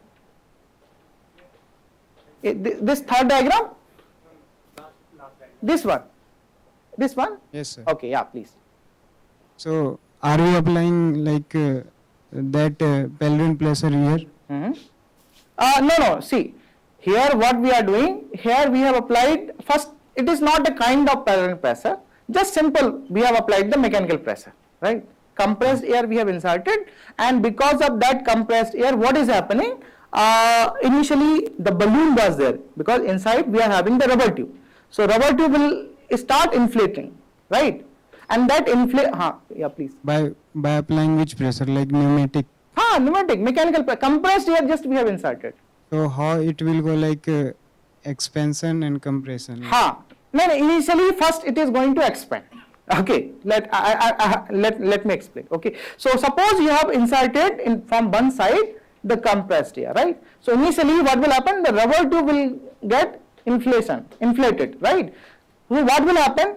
In the right side, in the diametrical side, what will happen? In the diametrical side, we have put it the braiding. So that actuation or that what you can say inflation is being restricted. And because of that restriction, what will happen? Axial elongation you are getting. Are you getting my point? Yes or no? So in that way, means one side is fixed because in one side we have make arrangement where the air is coming, but another side you have put it some kind of you are not having any kind of restriction. It is going to expand in the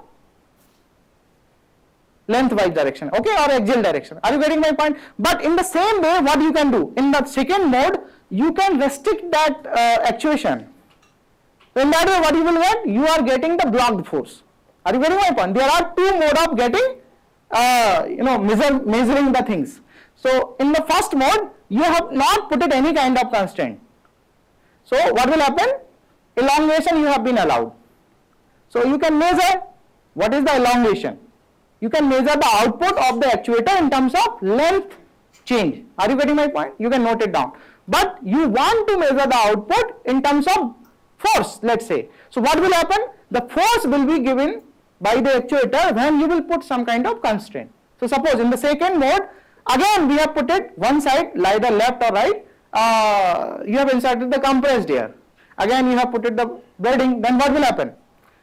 You have put it the constraint in the diametrical side, and again you have put it the constraint on the axial direction.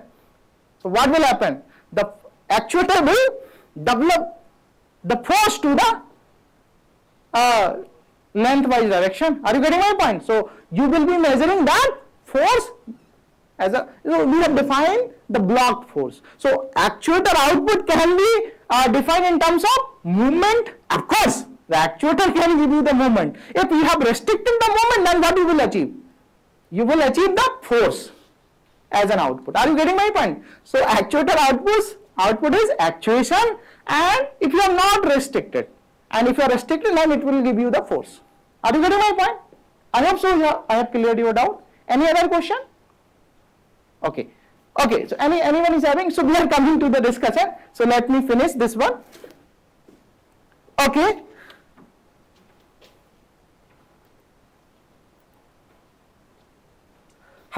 So what I was talking about, this is the very important things. You can say that instability in soft actuators. So we are playing with the different type of actuator we have seen in our slide, right? So we are going to apply the pneumatic control to get the actuation. We can apply the electrical control to get the actuation, right? And we can also have multiple control at a time, means combined control. So while playing with the actuators can give you some kind of limitation. So these limitation you can utilize as a benefit. Even though we are talking about the instabilities means kind of mode of the actuation provided by the actuator, but these instability can be utilized in the form of benefits. Okay, so let's see. So what will happen? So when you are applying the electrical voltage, let's take the same example for dielectric elastomer. So you have applied the electrical voltage. So you will start increasing the voltage from 0 to some certain value. So every material is having some kind of threshold, up to which that limit the material can give you the actuation without failure. Are you getting my point? Whatever the type of system you are dealing with, you are providing any kind of input, but always a system is having some threshold, up to which that limit the material or kind of system can consider whatever you are supplying to the input energy. Are you getting my point? And after that, material or any kind of system will fail. So kind of situation, kind of threshold value, before that the actuator can give you some kind of warning. Let me tell you. So these type of soft actuator or kind of soft materials, so initially let's say you are having 0 voltage. When you are starting the voltage, from 0, and slowly you are increasing the voltage. So at a certain value, okay, this actuation, this will start actuating, but at a certain threshold value of the voltage, the actuator will break down. Okay, and before that, the actuator will give you some kind of warning. That we have named it as an instability, and the warning we are getting in the form of wrinkling. Okay, so these are the warnings. You can say that means when you are getting this type of wrinkling, you have to stop. Otherwise, still if you are going to apply or increase the voltage, then what will happen? We are seeing in the video also, so you will be getting. So these are the few things. So these, even though these are the limitation, but these limitation can be utilized as a benefit. Okay, so you can design a smart window for getting these type of physics. Okay, chalo. What happened? Okay, so I'm going, so we are having very less time, so I'm moving little bit faster. Okay, so same things, now what we are discussing, so we have discussed about the actuator, right? Actuator means we are taking some amount of input energy, and as an output we are getting the movement, right? And similarly, we would like to reverse the situation. Reverse means kind of movement what we are having, we want to utilize that as an input energy. So kind of typically we have given the system name as a generator. So reverse of the actuator, generator, and typically generator we are now fixing the output in terms of electricity. Generator means always we are fixing output as an electricity. Okay, typically. Okay, so a system where we are fixing the output as an electricity. Okay, and input we can have any, but still we are talking about the dielectric elastomer. So now what we are doing, we are utilizing the mechanical power as an input, and output we are getting in the form of electricity. Okay, so you can reverse the same system as a generator.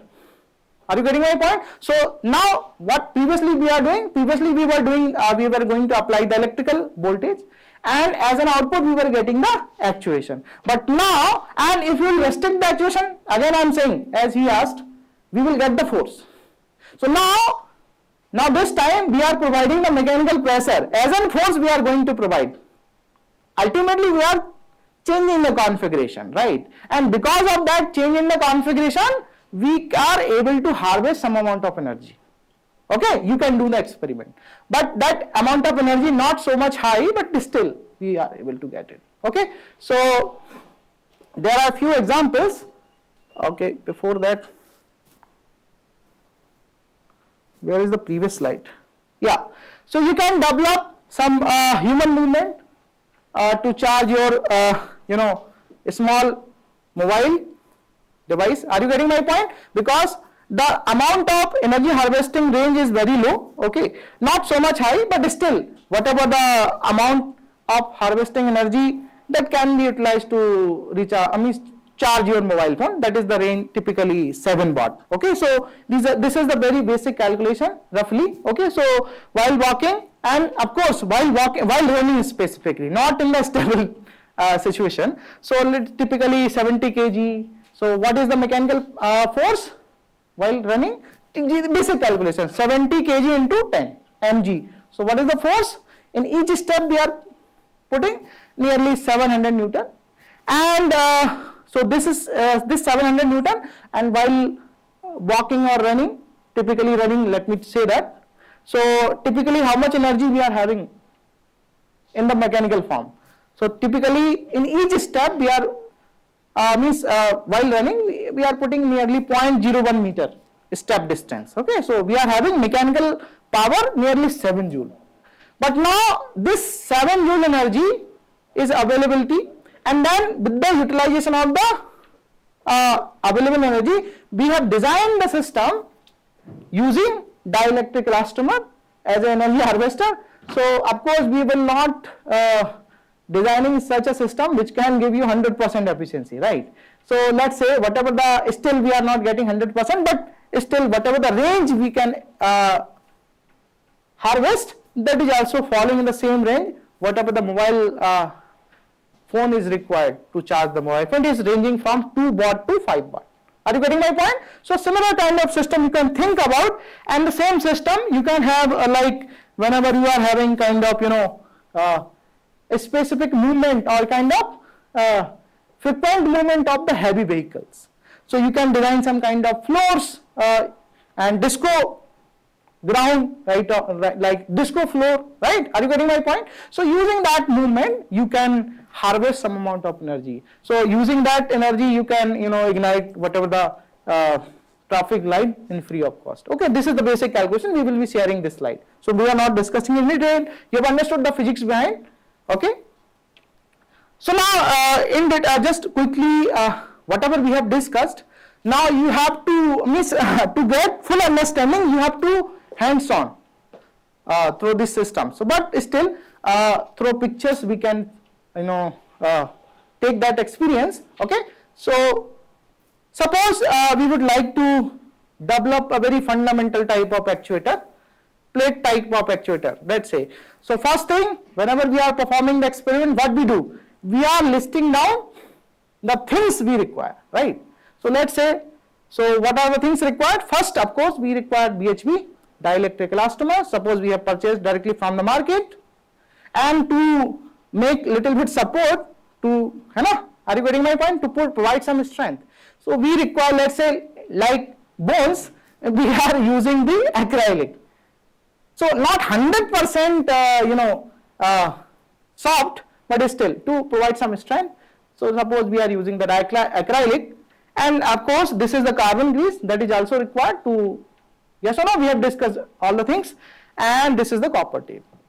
So suppose these are the things we require to perform experiments. Okay, no need to write, we will be providing, don't worry. Okay, and then suppose we are having such availabilities of all the items, then in addition to that one, few tools are also required. Okay, you are having some doubt? Okay, so scissor is also required. Okay, see few small things, cotton swabs. Okay, and whenever you are dealing with the experiments, or you have to, it's your choice by the way, but gloves, it will be good if you are wearing. Okay, and then power supply is the main equipment which you have to deal with. And parallelly, see, power supply means we are dealing with the DC supply. Okay, so whatever the AC availability is there, and later on we would like to expand, we would like to amplify whatever the power source you are having. Okay, so power amplifier, high voltage amplifier is also required. I told you that this is the major limitation of the dielectric elastomer. Okay, so I am not saying that. So dielectric elastomer is a one type of electroactive polymer. There are others as well. Okay, we have not discussed here. So there are others kind of electroactive polymers which can give you the actuation even you are going to apply 0 to 10 voltage, 0 to 10 volt, sorry. Okay, so but the problem is that they are giving you very less actuation. The range of actuation is very small. But in case of dielectric elastomer, you are getting the actuation 200, 300 times, not times, means 3 times, 4 times. So means whatever the length you are having, you can extend or you can stretch the material 3 times whatever the original length, 4 times. That range we are not able to achieve in another kind of electroactive polymers. But the input voltage is very less. Okay, so there are a few limitations, but that's why people are commonly using dielectric elastomer. Okay, so this is the some again arrangement. Okay, so you have to make some kind of let me tell you, whenever you are dealing with the soft active material or soft materials, always you are providing the pre-stretching. And let me connect, you have already experienced such kind of experience. Whenever you are playing with the balloon, what is the typical habit? What we do typically before pumping the air to the balloon? What we do? We always pre-stretch. Why we do so? Have you ever thought? Means the expansion you will get very easily. Are you getting my point? The same physics is also followed here. Okay, so we are not discussing in detail, but when we are pre-stretching the material, okay, so what will happen? Actuation we will get very actively or very smoothly. Okay, so we are pre-stretching the membrane, then we have to perform carbon grease coating. Okay, so let's say we are dealing with the circular plate type of actuator. Okay, so whatever the zone we have put it, the carbon grease coating, that zone we have named it as a active zone. What we have named it as active. Okay, and then again we have to do, we have to include this copper tape, and then using that copper tape we can attach the power supply. Okay, are you getting it? This is the simple. I have tried to give you the experimental experience. So these are the few glimpse of my track testing facility at our NIT Bhopal. Okay, so still we are soon we are also trying to develop in our means in your IIT Indore lab. Okay, so you can get this type of small experience. Okay, so so there are multiple things where you can apply these type of soft robotics product development. Okay, so one of the major means application is to apply designing the gripper. Okay, so here I am saying that again you are not using the active material, so it's your choice. Okay, so either you can use the pneumatic control only, or electropneumatic itself, both. Okay, so based on your requirement. Okay, so for just like gripping, for making gentle carrying of the gripping, for fruits, etc. So you can have only pneumatic control. No need to provide additionally electrical control, but based on other kind of gripping mode, you can include both. Okay, so there are a few other applications. So this is the simple type of gripper. Okay, some BTech students they have developed in our lab. Okay, so 4 finger, you can have 3 finger also, 5 finger also. Okay, so just they have developed for 4 finger. So this is the basic things as we have discussed. Again, we have not used any kind of active material here. Here we are using only pneumatic control, simple polymer, liquid silicon. Okay. So again, this was the procedure. Okay, what was that? So we have to design which type of finger we have to develop. Okay, so you have to make the CAD model and what will be the size of the new nets. Just like our finger was having multiple, places, right? Okay, so you have to design the new net specifically, and then based on the new net designing, you can fabricate using liquid silicon material, right? And then you can make some kind of electrical arrangement and to get the actuation, right? Okay. So again, this is the rehabilitation device. Okay. So you can see that. Okay. So we have this developed with the collaboration of IIT Delhi. Okay. So these are the same thing, same physics. Okay. So we are only going to apply again not the active material we have used only. Here the gloves is being designed in terms of fishbone kind of situation. Okay, so this is the same again. Yeah, this is very important concept. We are trying to develop the same. So the very good idea. See, this type of product is being developed at MIT. So what is the physics behind this? Whatever the viscosity you are having for liquid or whatever the things you have inserted inside this injection, that change in viscosity can be utilized in the form of movement. Are you getting my point? So more viscous, more strength or more kind of force you can achieve. Okay, so I found this very important picture. So just for an idea, you can start working. Okay, if you are having good interest. Okay, fine. So using that viscosity, you can get the leg movement, whatever the robot you are having. Okay, so this is also a type of soft robot. Okay, and the legs which you have designed, specifically you can take from the soft active material, or again you are having both options. You can extend this either pneumatically control or electropneumatically control, or whatever the type of control you want to include based on the requirement. Are you getting my point? So this is one of the good example. Again, these are the few products we have developed in our lab, so not specifically belongs to our discussion. Okay, so thank you very much. So for getting good experience, so we can show a little bit video if you will, if you want to show. And before that, let me ask you a few questions if you are having any kind of doubt. Then we are moving to the video or whatever you want. So thank you. So let me,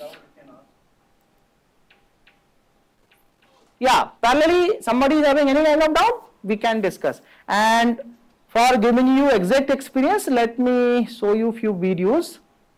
Okay, so one video belongs for the pneumatic control only, and another electropneumatic. Okay, or kind of simple dielectric elastomer based. So which one you would like to see first? Let's say dielectric elastomer first. Okay, so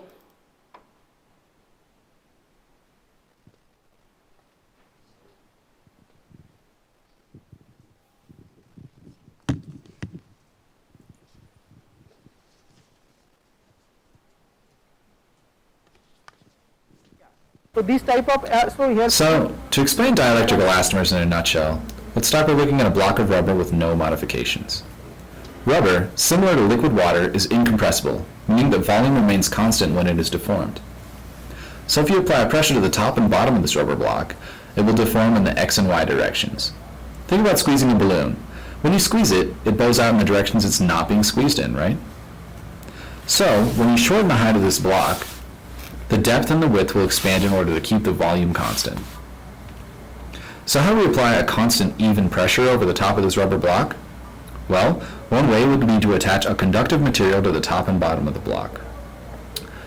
We need to keep in mind, though, that this material needs to be flexible so that when the block expands, the conductor expands as well. An excellent conductor for this is carbon grease. When these conductors are charged, theoretically, the rubber block will become a parallel plate capacitor. And if charge is allowed to build up, it will cause the two conductive plates to pull towards each other. This will cause the rubber to compress in one direction and expand in the other two. This means that the stretch of the rubber is now controllable by the voltage applied to the top and bottom of the DEA. Additionally, as we stated earlier, this essentially acts as a parallel plate capacitor. The capacitance, though, is a function of both area A and thickness D. This means that the capacitance changes as the DEA is deformed. This capacitance can be measured, and when the DEA is deformed, then you know that the elastomer is in its deformed state. Here we see the area in the unstretched rubber block, as well as its thickness. On the right side, we have the area in the stretched rubber block, as well as its thickness. From this graphic, you can see that the capacitance will change by a significant amount depending on the stretch. So, not only can DEAs be used as actuators, but they can be used as strain sensors as well. Now that we've gone over some of the basics of DEAs, we're going to show you some examples of what you can make and what materials you will need to do so. Here are some of the things that you may need in order to make your own DEAs. First, you need a cutting board to cut these plastic in precise shapes. This can also be done in a laser cutter for more precision. You may also need a thin plastic sheet. Now, this can be recycled from a strawberry package or any other plastic package you may find. As stated before, you will also need carbon grease, gloves to avoid spreading the carbon grease, copper tape as an interlay between the carbon grease and the power source, in this case an alligator clip. Pre-stretch your VHB onto the acrylic ring by a preset amount. In this case, we're stretching by 3 times. Paint carbon grease on both sides, making sure to cover the entire electrode area. Attach copper tape to both sides to create a link between your voltage source and your actuator. Paint a line of carbon grease from your electrode to the copper tape. Measure your capacitance with an LCR meter and compare it with your calculated value. Clip electrodes to your copper tape leads. Before turning on the amplifier, set up your function generator. When you're ready, turn the power on. At 7 kV, maximum aerial expansion achieved is 50%. When you will increase the voltage? Loss of tension is an instability that occurs at large area expansion. At high voltage, or in this case frequency, the actuator will break down. This is the limit. Different shapes could give interesting actuations. Now, let's make some flapping actuators. These are the materials you will need for the flapper. Thin plastic, tools for cutting, thicker plastic for the frame, super glue to glue the plastics together, VHP tape, and copper tape. Assembly is the same as with the previous actuator. Apply grease to both sides. When high voltage is applied, the actuator flaps. It creates sound at higher frequencies.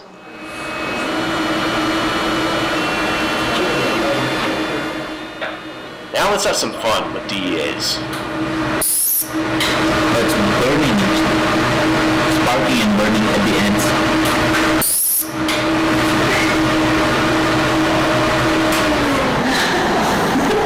To the common folk. Okay, so there are multiple actuator based on the requirement. There are few we have played. Okay, so again last video related to pneumatics. Okay, then we can close our discussion for today.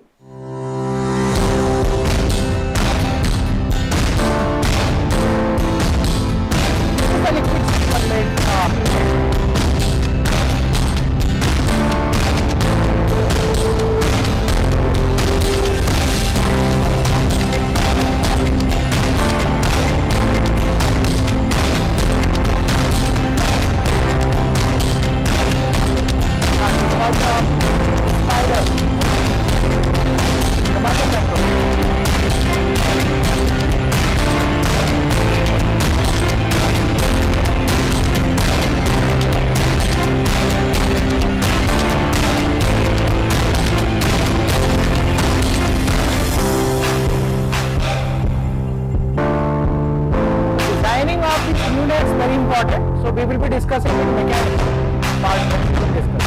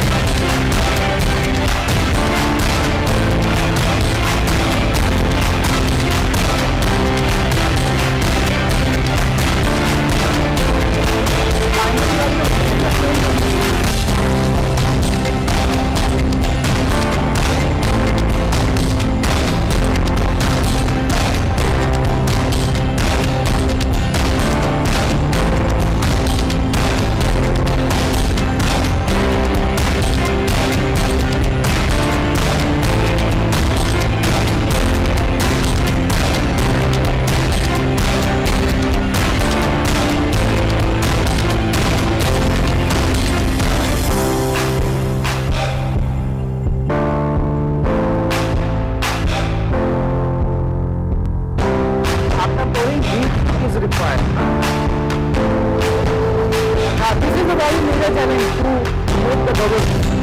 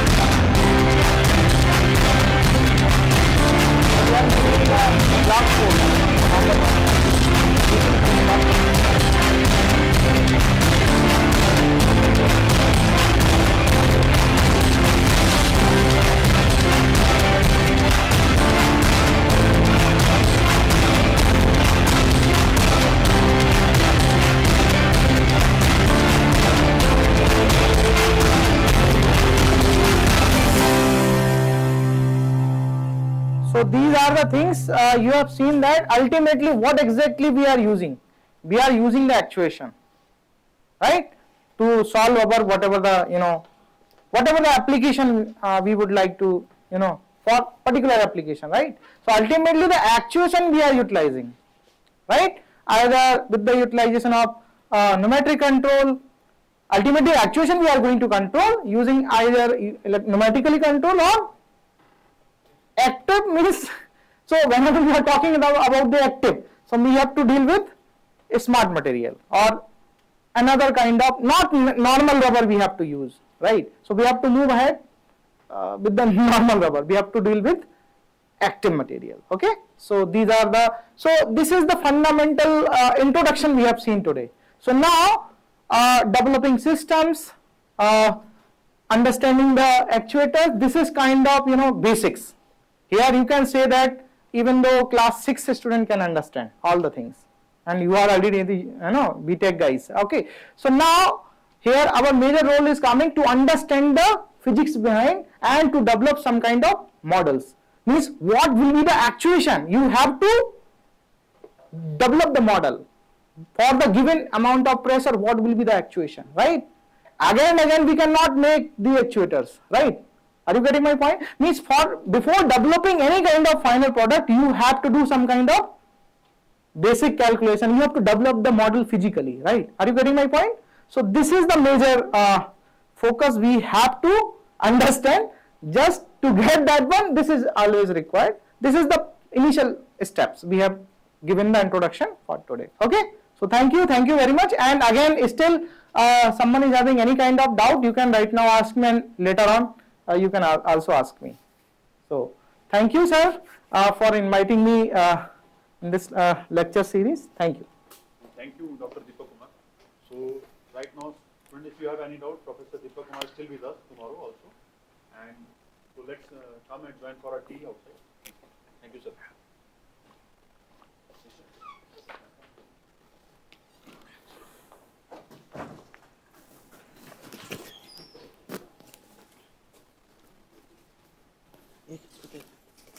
कहीं रखो बोला है उसने upgrade कर दिया plan मेरा। किसने किसको बोला? अरे 2 बार निकल के बोला प्रशांत से चैनल को नहीं किया। हाँ ये तो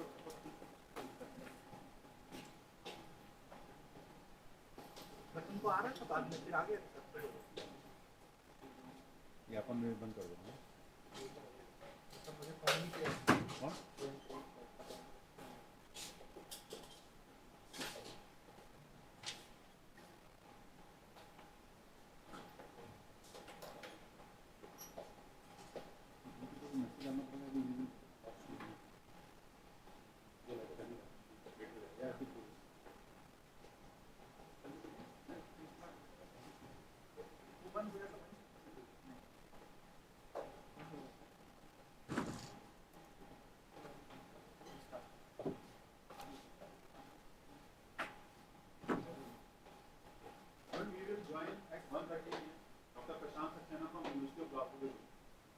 Please come here. It will be teaching in a very nice manner. It will be very fruitful for us. Now basically you will be understanding the mechanics, right? Okay. So please be here. आप lunch पहले T ले लीजिए फिर lunch लेके खा लीजिए.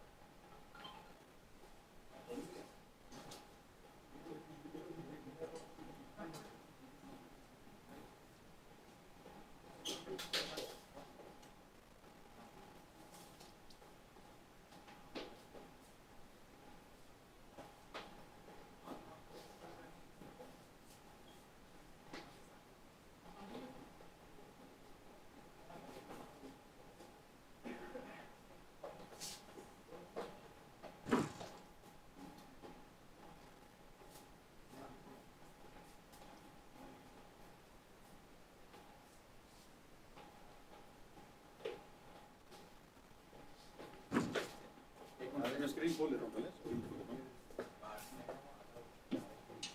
ये recorder अपना इंस्ट्रूमेंट है कि इसमें जाके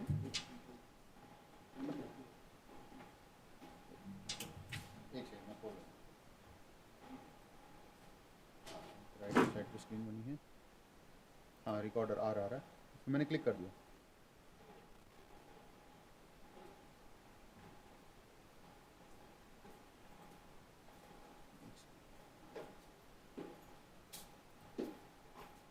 भैया आप रिकॉर्डिंग का ऑर्डर कहाँ से बन रहा है? डिवाइडर कहाँ से क्या बोल रहा है? कहाँ से ऑरेंज दीजिए।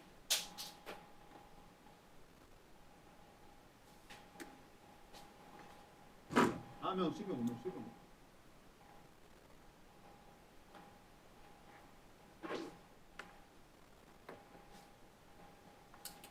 रिकॉर्डिंग स्क्वायर में सर्कल क्लिक कर दूँ, ऑरेंज हो जा रहा है। अभी ब्लू कर दूँ, हाँ ब्लू हो गया। ठीक है ना, अभी रिकॉर्डिंग बंद हो गया ना। ठीक है, एक बार चेक कर लेना बुला के प्लीज। ठीक है, आ जाइएगा क्योंकि 1:30 बजे सेशन है, तो 1 सवा 1 तक प्लीज चेक करिएगा।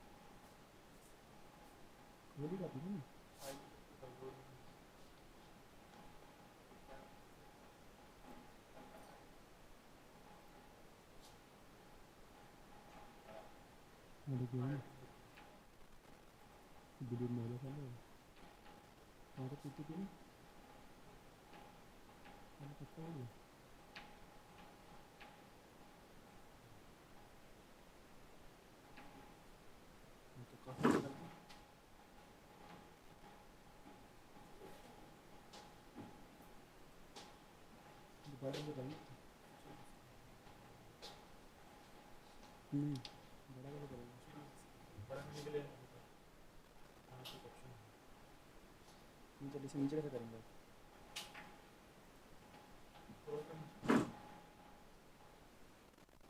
तो ये तो नहीं चाहिए ना? हाँ, इसमें बस इसी का नहीं, जो भी इसमें पड़ा है वो नीचे इसमें था क्या? इसमें कहाँ था? अच्छा,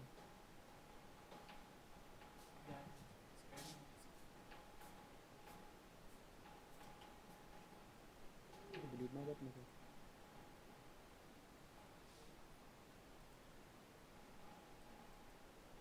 हम नीचे कैसे कर रहे हैं इसमें? वैसे हो रहा है ना? देख क्या गया?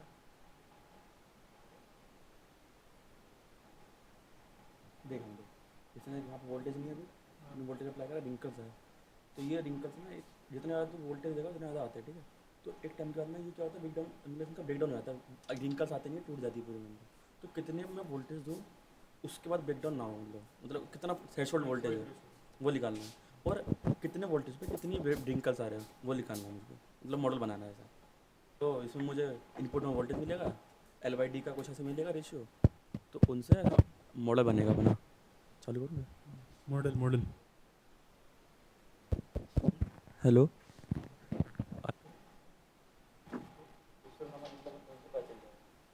रिकॉर्डिंग ऑफ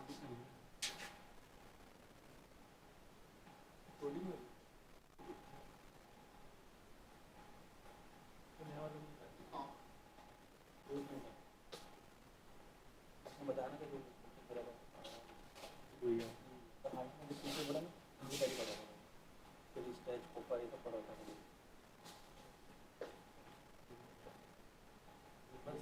वही देखना है, मतलब क्या ऐड कर सकता हूँ कि मुझे पता चल जाए रिंकल कैसे आ रहे हैं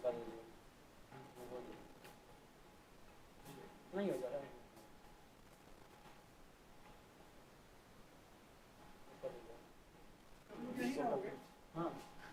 Can you hear me? Yes, sir, you are audible, sir. Yes. Okay, good. So I'm connected by two computers. Okay, sir. I'll use this computer for video and audio, and other one I'll use for writing. Sure, sir. Sir, just within 2 minutes we are going to start, because first session has ended up little later, sir, up to 12:30. Okay. So Okay. So students are still coming; they are on the way of joining. So within 2 or 3 minutes we can start, sir. No problem. Thank you so much, sir. Can I just try sharing my screen? I'm not sure how that. Sure, sir. You can, sir. We can try that. No? So let's see. Can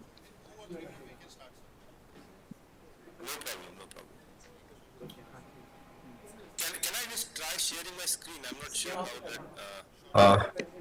We can try that. So let's see.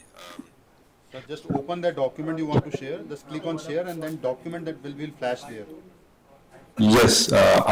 Okay. If I share this window. Yes. Okay. I can see. Right. That looks good. Yes. Okay. If I share this window.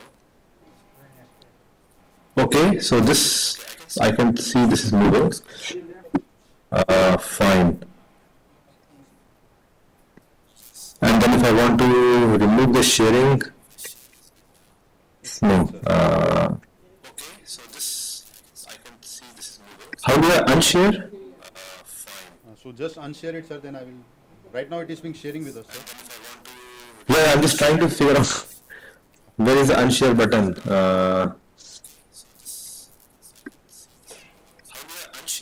Stop sharing, okay. And this is fine.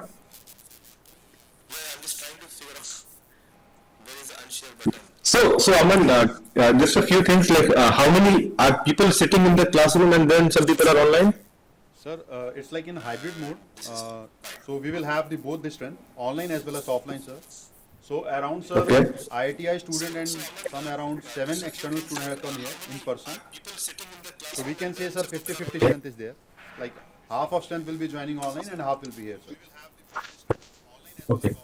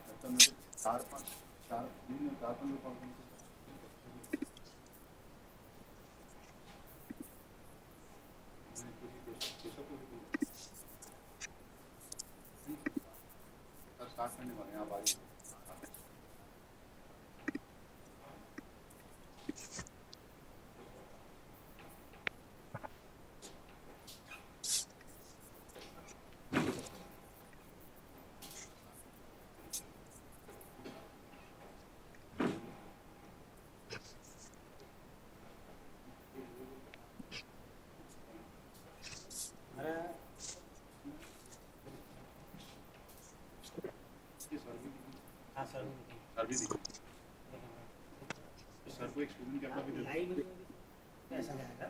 हाँ ठीक है, अब sir का screen जाएगा। Sir का screen जो share है वो जाएगा। अपन से स्टूडेंट का कैमरा दिखा रहे हैं। Sir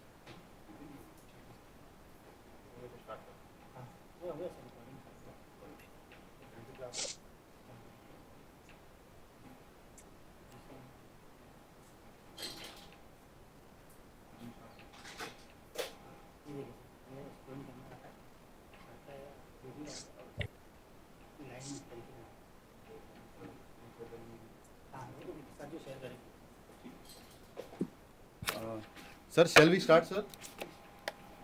Yeah, whenever you feel comfortable, we can start. Okay, so sir, just let me give you a short introduction of yours. So, good afternoon, everyone, and welcome to the second session of the Gian course, Mechanics of Soft Active Material. So, we are having our expert, international expert with us, Dr. Prashant Saxena, sir. Currently, Professor Prashant Saxena is a senior lecturer in the James Watt School of Engineering at University of Glasgow, Scotland, UK. Before that, sir, basically he is interested in understanding the complex behavior of soft solid due to deformation under extreme multiple physical conditions. Dr. Saxena has undergraduate degree in mechanical engineering from Indian Institute of Technology, Kanpur. In mechanical engineering from Indian Institute of Technology, Kanpur, and a PhD in applied mathematics from University of Glasgow itself.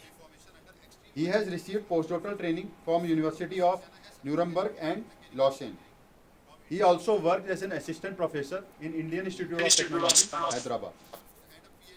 And Dr. Saxena has received several awards for his work, including the New Investigator Award from EPSRC, Ramanujan Fellowship, that is a very prestigious one, from SERV, and a gold medal in the Indian National Olympic Physics Olympiad.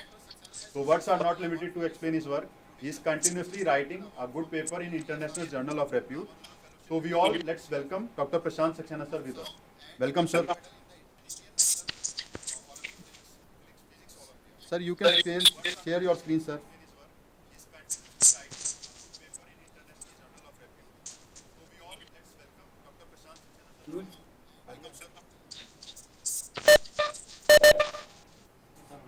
Sir, your video, your audio is mute. Sir, please unmute your. Okay, sorry. Is it okay now? No, now it's fine, sir, perfectly fine. Can you hear me now? Yes,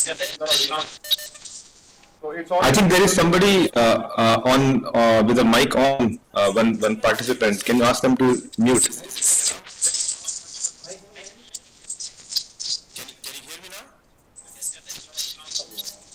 There is an Ankush Agarwal with a mic on. Can you ask them to mute? I think that's causing some issues. Okay, there you go. Good morning, good afternoon, everybody. Am I audible now? Yes. Okay. Thank you. So, apologies for the issue in the beginning. Thank you very much to everybody who's here, those who are sitting in the classroom and those who are joining us online. Thank you for making this course happen. And I would like to personally thank Professor Aman Khurana for organizing this nice meeting and inviting me to give a few lectures in this. As he said, I have been working in this field for many years now, and I find mechanics of soft solids, nonlinear mechanics quite interesting, and I hope that during this few days I'll be able to share my enthusiasm with you, as well as we can learn a few things together. So the way I would love to have this course is if we can have a bit more interactive session. I think I've lost your video somehow for the classroom. So I would love it to be a bit more interactive session rather than me just going on talking about things. So I highly encourage you to please stop me when something is not clear and just ask questions. Either you can raise your hand in the classroom and then we can take your questions directly, or you can just type in something in the chat box and then we can take it forward. So can I quickly ask the local organizers? I'm not able to see the video of the classroom anymore. Can you fix that, please? Sir, please go ahead, sir. No, I would love to see the video of the classroom as well. So can you turn that on?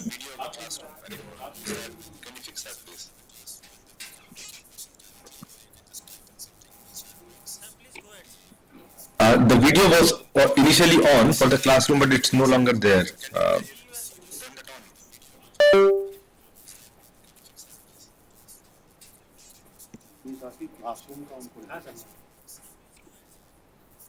video was initially on for the classroom, but it's no longer there.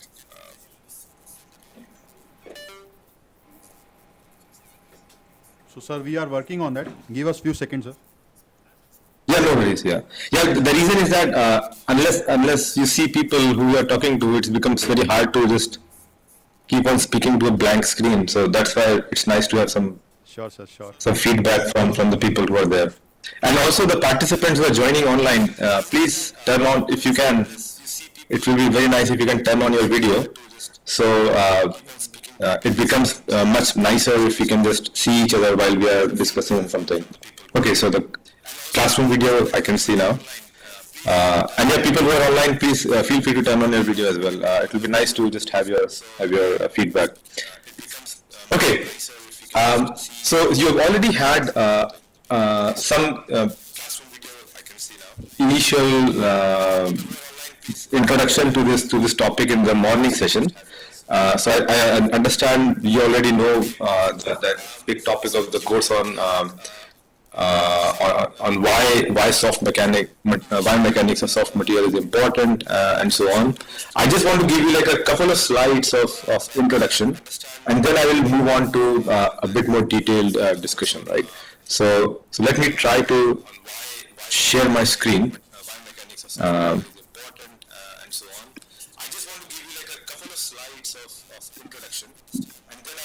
Right. Okay, so hopefully you can see my screen.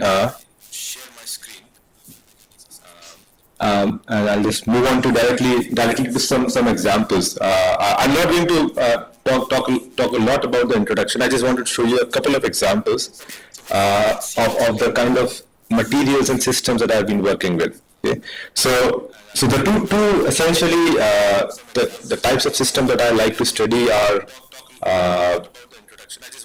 systems or soft materials where you have interactions between electromagnetic field and the mechanics of the materials itself. So one of those kind of materials is magnetoactive soft solids, and you can see some of the pictures on the slide here.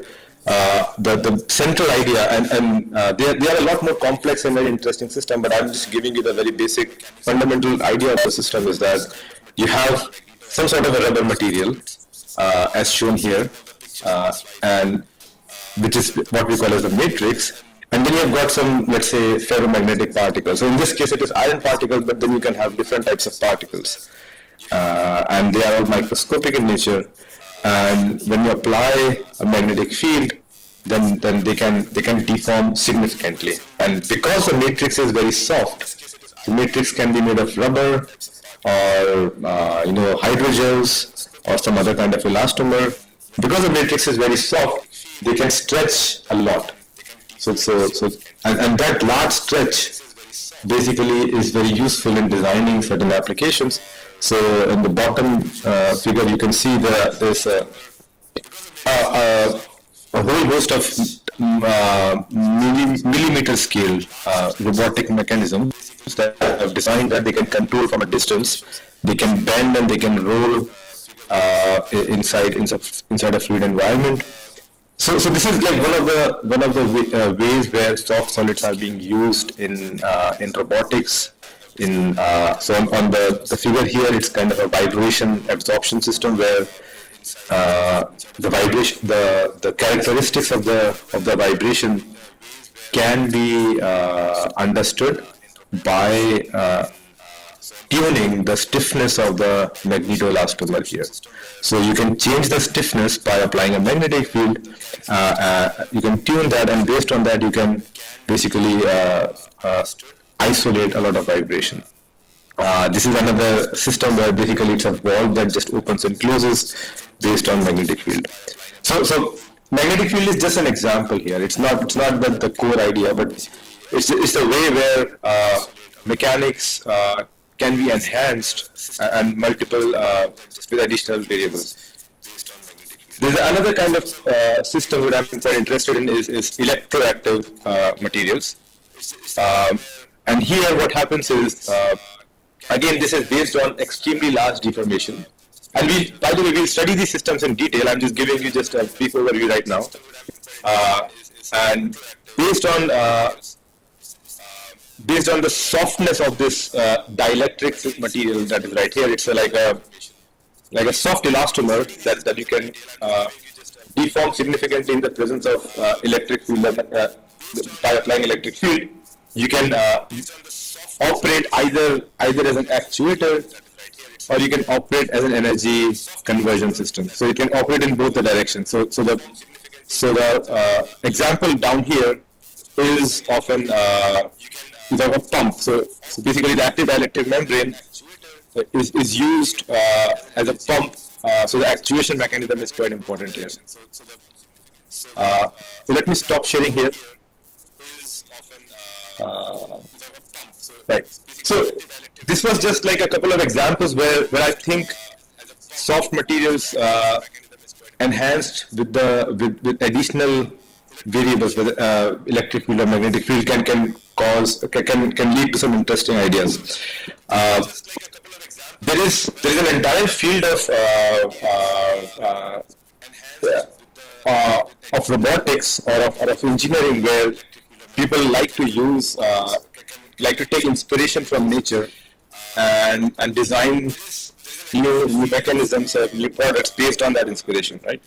And if you look around us, then for example, if I just look at my fingers here, so my fingers are made of the tip of my fingers are made of a soft tissue, with muscles inside of it, and it's multifunctional. So it can act as a gripper. It can grip certain things, but at the same time it can act as a pressure sensor. So it understands how much pressure I need to apply for to grip something, or and it also acts as a temperature sensor.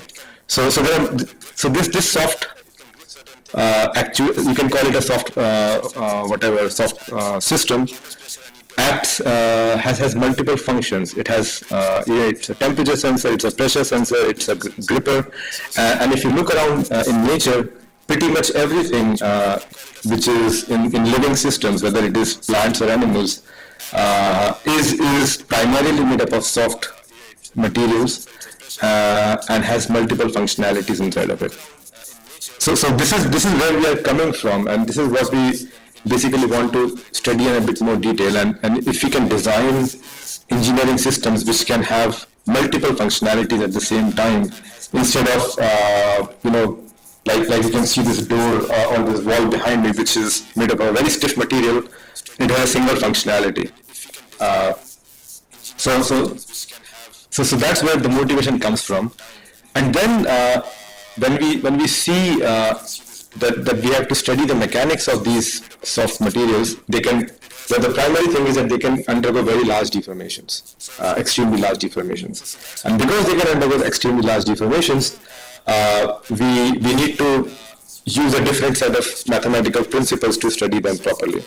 So I just want to focus on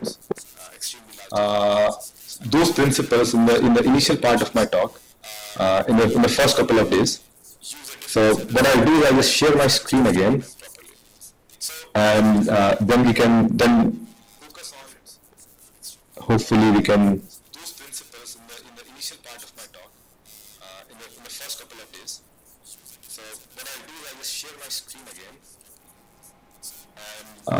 Right.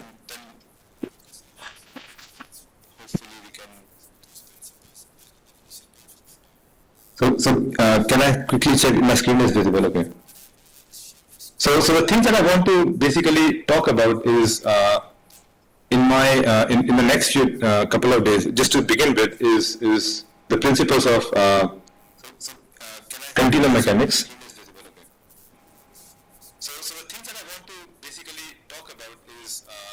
I think I need to take a smaller one.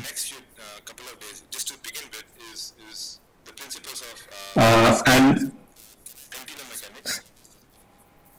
so continuum mechanics is just a study of basically trying to study all these things systematically. And within this, there are a few topics that I want to touch at. So first of all, we'll look at tensors, both tensor algebra and tensor analysis. Then we'll just look at mechanics in general. What are the various principles that we used for looking at solid mechanics? I want to touch a little bit on differential geometry.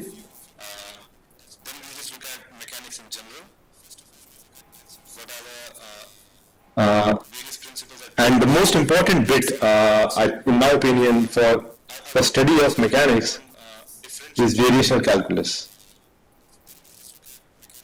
Variational calculus sort of comes into picture everywhere, no matter what kind of physics that you study, whether you study the kind of physics that we are doing in continuum mechanics, or relativity, or whether it is classical physics or quantum physics, you see this variational calculus popping up everywhere. So I think it is one of the most important topics if you are a student of this domain. And then finally, once we have done continuum mechanics, we'll go and look at some applications in electrocoupling and magneto-coupling. Okay? So this is what we saw somewhere in the beginning, electron magneto-coupling. And another important thing that I want to focus on is stability. And we'll discuss more of this as we come along in the course. So that's a plan for the course. I hope, and maybe somebody can tell me here. I shared a bunch of study materials as well with the organizing team, including a set of notes that I prepared, and some of my research papers. So this initial portion on continuum mechanics is going to very closely follow a set of notes that I have prepared, which are going to be part of a book that will be soon published.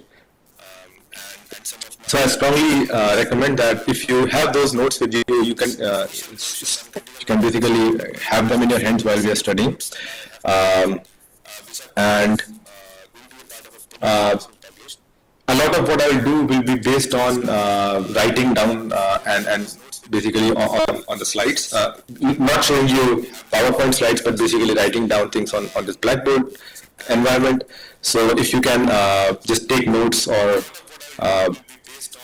work alongside, that would be quite nice. Okay, so that's the basic idea, and that's how we'll start. Any questions before we move on to the first topic? And please feel free to there's somebody who's raised their hands. Please go ahead. Good afternoon, sir. I just want to know, may we have some MATLAB codes that gives the result for these kinds of applications? Yes, we can discuss. I can discuss with Professor Aman Kurana, and then we can provide something similar to you. I think maybe Aman can say, do we have some assignments and lab as well? In the last, I am having a tutorial and part of that, so I will have even some MATLAB code also for the basic thing that we are covering. So that's very helpful. I will share with the all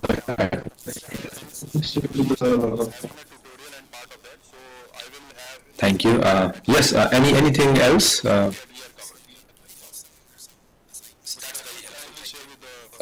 Okay. So I'll just quickly share my experience with teaching so many years.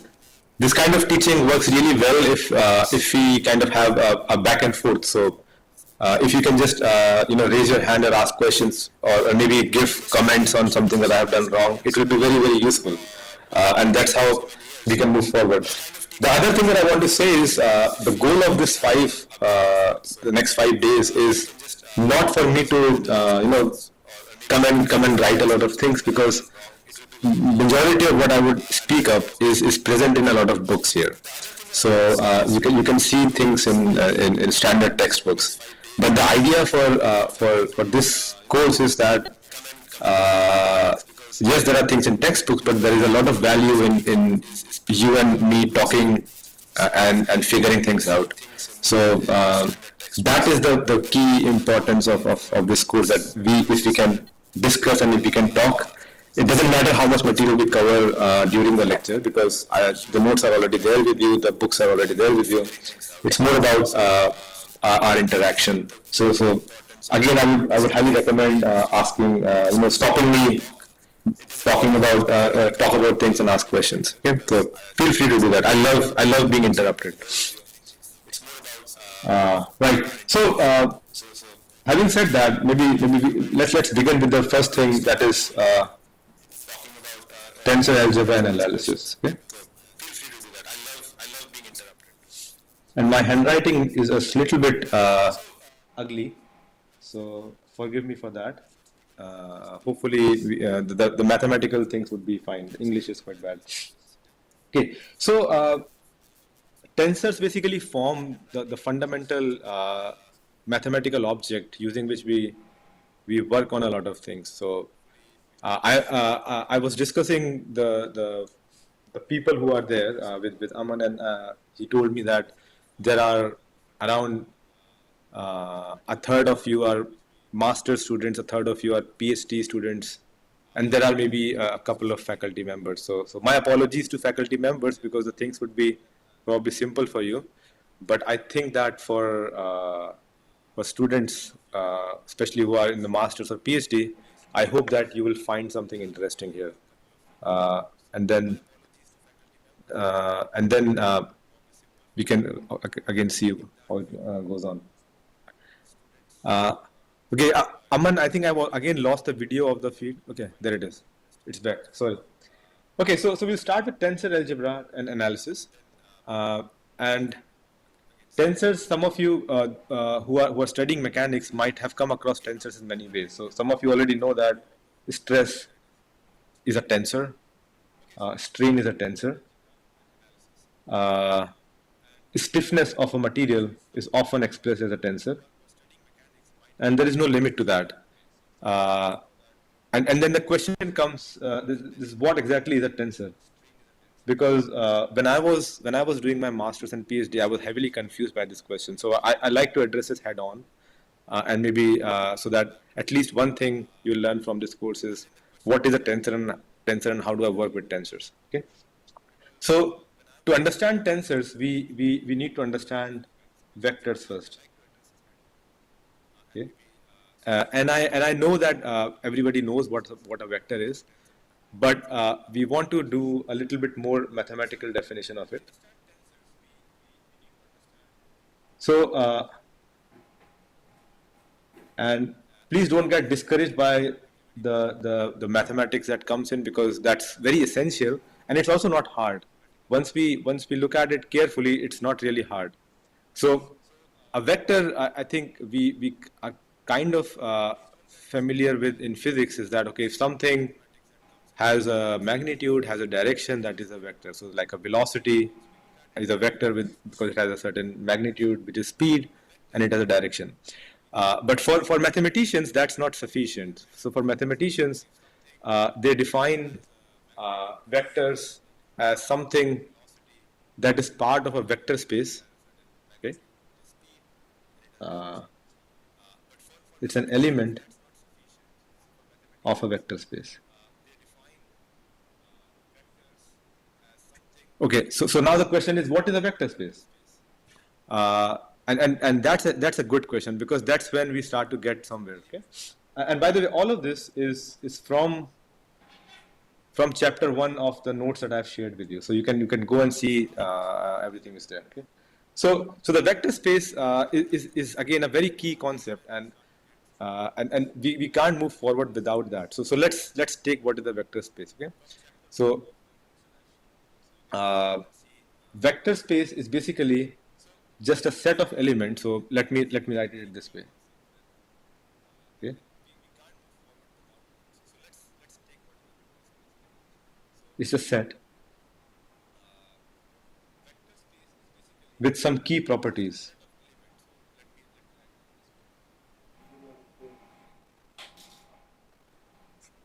And the key properties are that let's call it V. Okay, so the key properties are that let me is that 0 belongs to V. Maybe let me not be very mathematical here. Let me talk about something a bit more physical. So the key property is that if you choose any two elements from vector space, any xi and xj from vector space, then a linear combination alpha xi plus beta xj, which is called as a linear combination,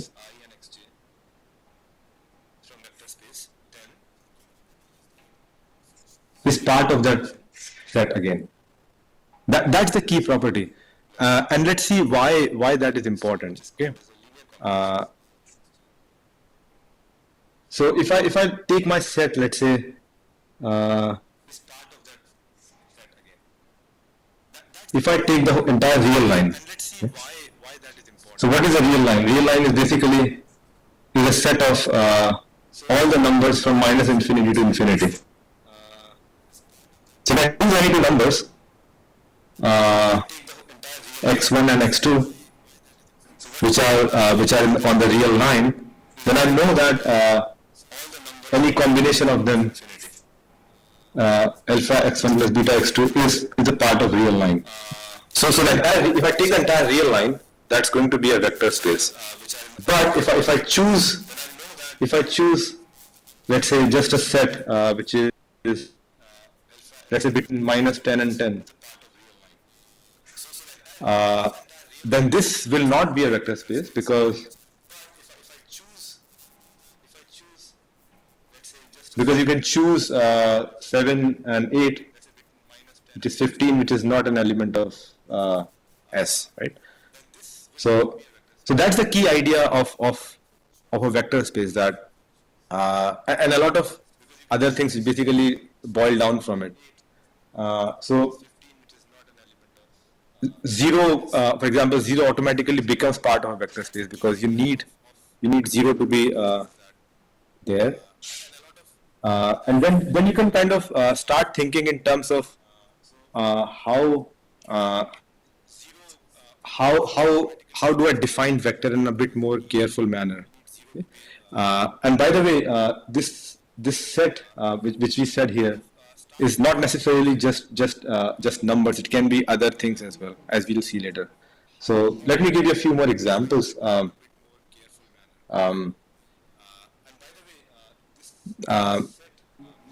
So from this example here, we can see that it's kind of obvious that if you can add any linear combination, then you need to go all the way up to infinity. You can't stop somewhere in between, right? So if I draw, let's say, more visual diagram. So let's say this is your coordinate system. This is your x-axis. This is your y-axis. So far, what we had seen was the real line was basically along here. Okay? So this was a real line, and this was a vector space. But nothing stops you from having, I don't know, this line here, which goes all the way to infinity. And this is also a vector space. I get a message that this meeting will end in 5 minutes. Can we change that, Aman? Yes, sir. We are going to extend it. Okay. So if we take this, if you look at this colorful line that I just drew here, and if I just take any point here on this line, maybe let's a point on here and a point on here, and these are basically just two vectors, and if I add them, if I take any linear combination of them, it's going to stay on this line itself. So this entire line itself is a vector space, right? And the key property that makes it a vector space is, first of all, it passes through 0, and then it goes all the way to infinity in both directions, right? If I drew a line like this here, which does not pass through 0 but goes all the way to infinity, that is not a vector space.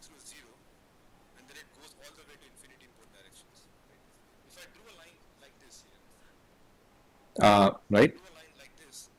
So this is some of the interesting key concepts that I think we should become not just familiar with, but also kind of develop intuition for, that what makes thing a vector space, and therefore why is this a vector and why is that not a vector. Okay?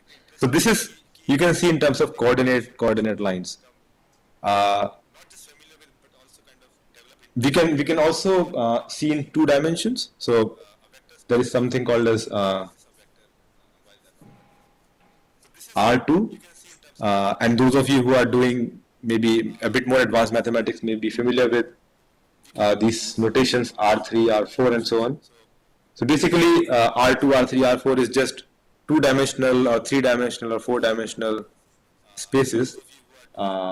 So this is what we are quite used to in physics, where you've got any element x is like x1, x2, x3. Right? It's a vector with 3 dimensions, with 3 components, and so on.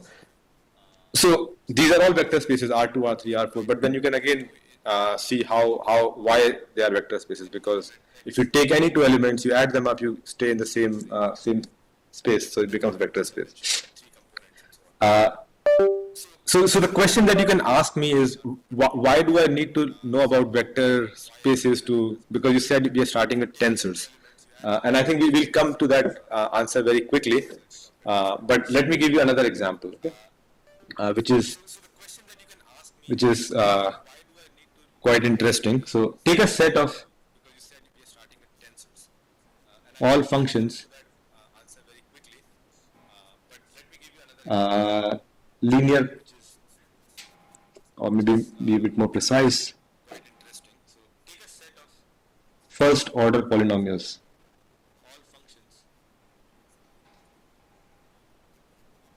So for example, this set is basically a lot of functions,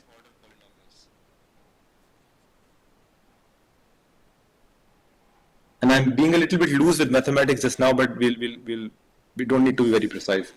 And these functions are such that f of x equals alpha x plus beta. So now we are no longer dealing with numbers, right? In the previous example, we had these numbers or vectors in the two-dimensional space or three-dimensional space. Now we have come to functions, and we've got functions which are of this form, alpha x plus beta. So for example, you can have f of x equals 2x, f of x equals, I don't know, 1, f of x equals 3x plus 5, all kind of examples like this. So if I make a set of all the functions which have this property, then that becomes a vector space, right? So that becomes a vector space.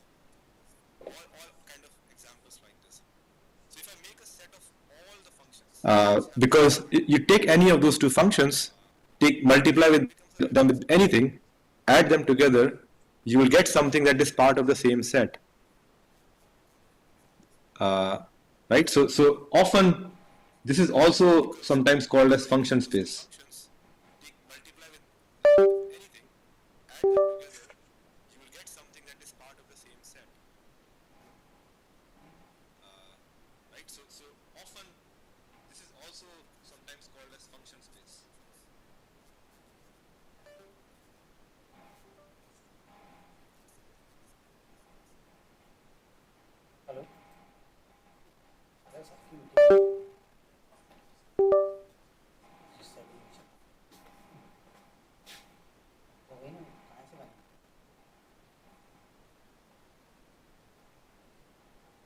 सही करा दो यार, तीन बार आ गया problem शुरू।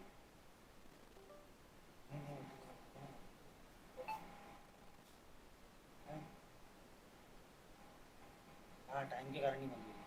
40 minute आ गए ना।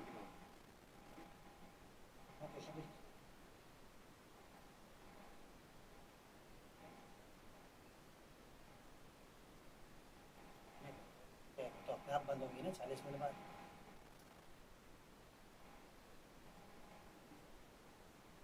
उस पर अपने डोमेन पे नया आईडी बनाया था, क्या किया था? तो 40 मिनट बाद बंद क्यों? अभी तो ऑफलाइन चलेगा।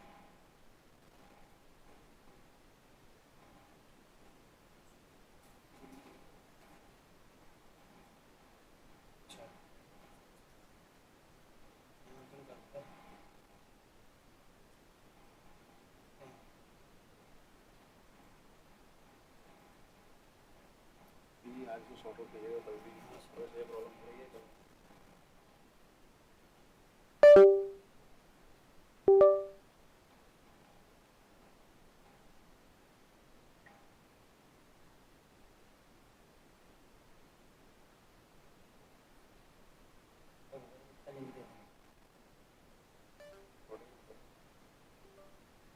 ऐसे करते हैं ना।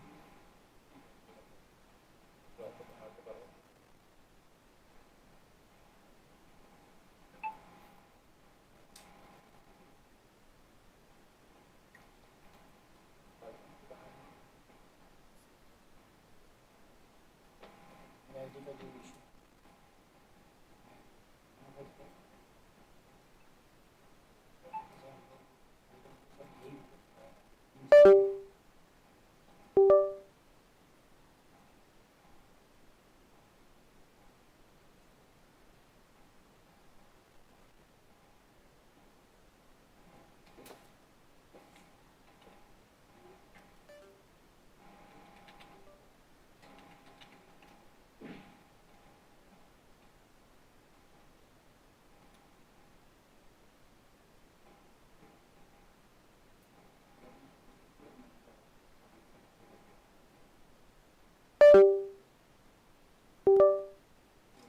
आईडी से आपको बनाया हाँ मेरा आईडी से जो है ये भी आईडी से वही मुझसे सर आईडी इंदौर के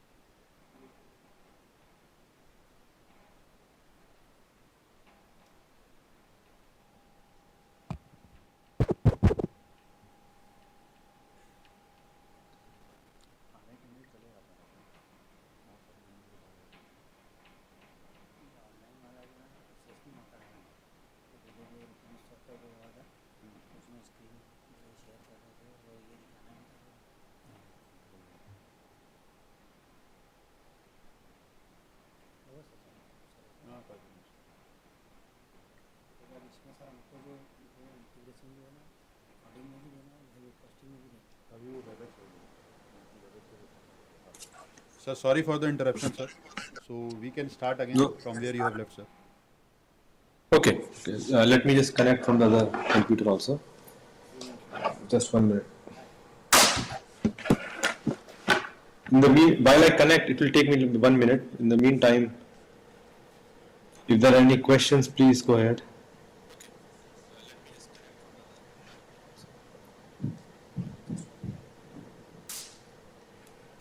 Okay.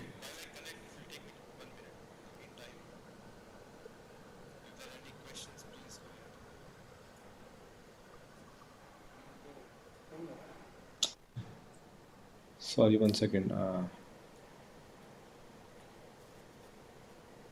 Next.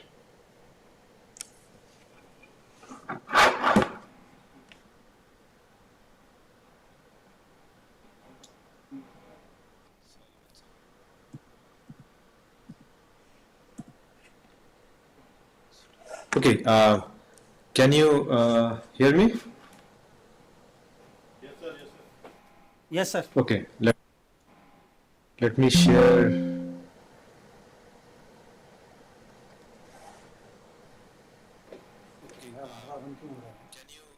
Yes, okay, so here we are.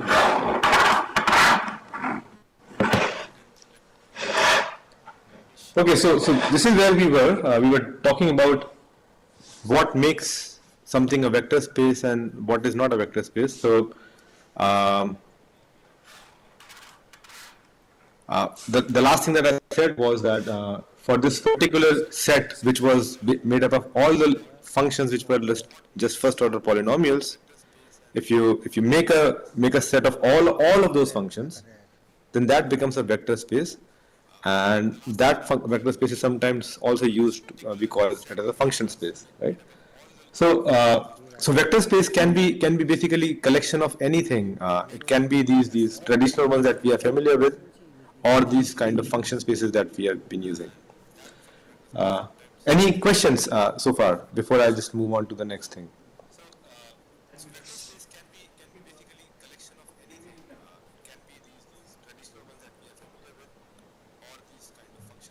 Okay, maybe let me quickly talk about the next important bit here, which is the basis.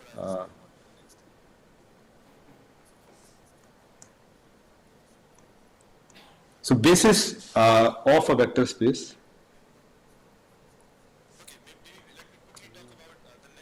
is basically just the minimum number of elements that you can collect, so that every other element can be expressed in that form, right? So for example, in R2, which is basically all of your xy plane, if I take a vector, call it E1 here, take a vector, call it E2 here, then this set E1 and E2, let's call it G.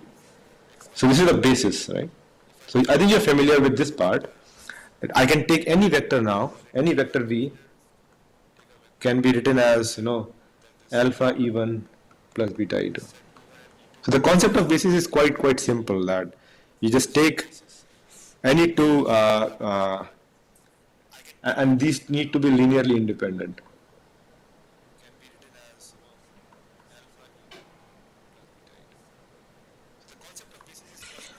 You take a set of or collection of those vectors using which you can express anything based on that. So in the case of function space here, for this one, you need two functions to form the basis, right? So here the two functions can be 1 and x. And now any function can be expressed in using these bases. So right. And basis, there are infinitely many different types of bases possible. But that's a central idea for what we have as a vector space. I mean, you can have another. Let me give you another example. You can have a vector space of all quadratic functions.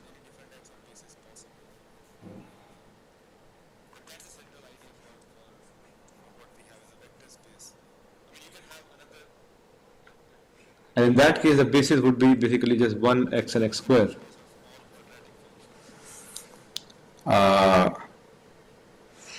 You can have a vector space of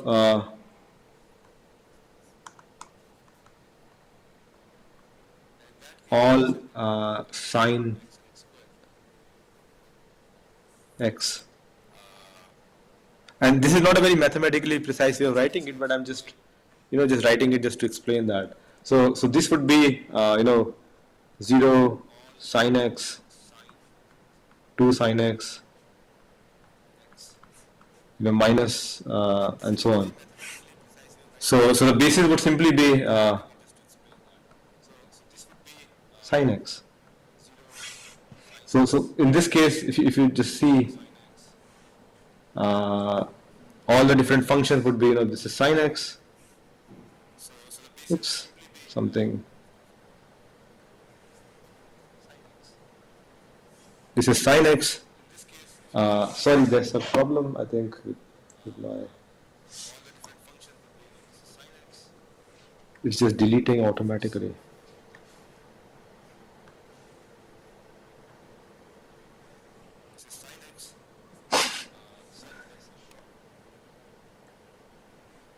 Okay, if I do too much, it deletes. So this is sine x. Then let's say this is 2 sine x, and so on. I mean, so if you take a collection of all such functions, it again makes a vector space. And this is something that I basically want to. I'm repeating this again and again because I think this is a very important part to be familiar with. That you can have vector spaces with numbers and with functions, and with later on you will see you can have it with other objects as well. But this is just to make you aware that the mathematics behind this is very abstract, and we can do a lot of interesting things with this. So now the question comes. Okay, we started with the question of tensors, right?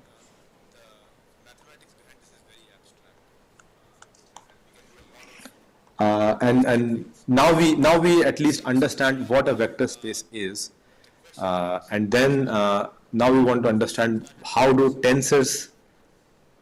we understand tensors using this concept of vector space. So tensor is something that you can simply think of like a function. Okay, so function has an input, has an output, and function I'm sure you're all familiar with in maths. Tensor is just a function, but it's a function that has an input is something from a vector space, and output is something from another vector space. Okay? So tensor is something that inputs takes something from one vector space, let's call it V1, and gives you something from another vector space V2. Okay, and this operation, sometimes we call it as an operator as well. So this operator that takes something from a vector space, gives you another thing from another vector space, is a tensor, and it's what is the important bit is that it's a linear transformation.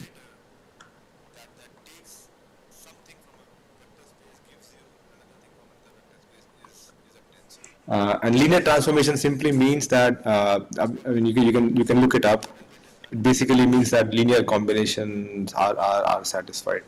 So there is nothing non-linear going on here. It's linear transformation is the simplest type of transformation that is there. Okay? So that's the idea. So why do we say stress is a tensor?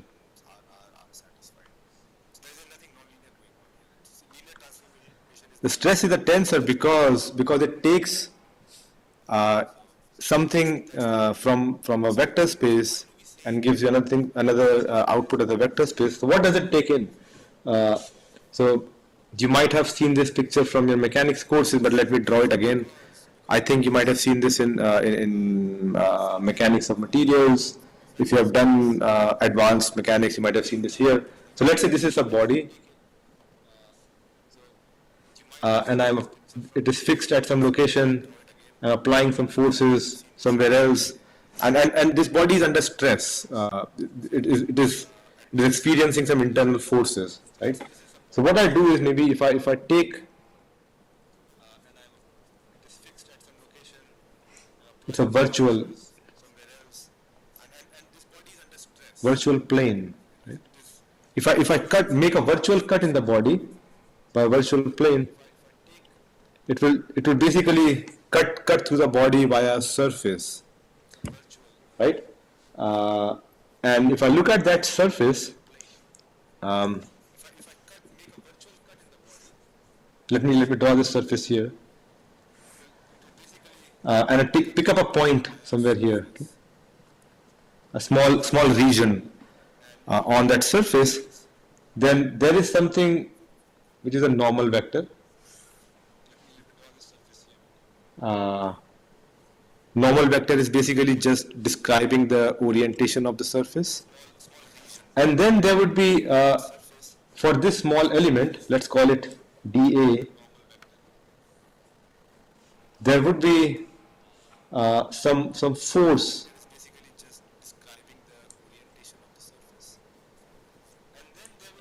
which is what we call as traction. Okay, so this is traction on that tiny bit of element.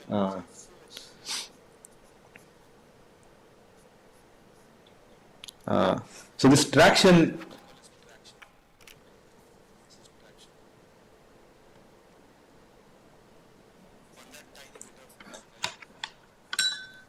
is, sorry about this. Okay.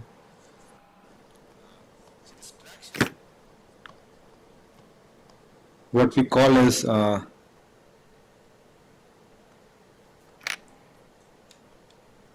so let's let me just rewrite my ideas, and let's say this is the force,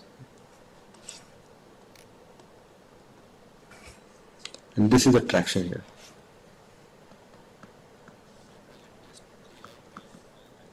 So I'll repeat the ideas. So we just made a virtual cut in a stressed body, and then we had we took like a small point, small region from that plane. There is a normal vector, and there is a force vector, normal vector and force vector, and then based on that we define a traction vector. So the stress, how does stress come into picture? Because it's all about, stress is something that tells you about internal forces inside the body, right? So stress is a tensor that links these two vectors together. So the stress tensor, let's call it sigma. It basically says that if I operate on the normal vector, I'll give you the traction vector. Okay, so stress is an operator. So input is a vector space. Basically, vectors of directions. And the output is another vector space, which is basically vectors of forces. Okay. And now you can imagine that, okay, based on this normal vector, you can have different types of traction at the same point. So you can have, I don't know, maybe another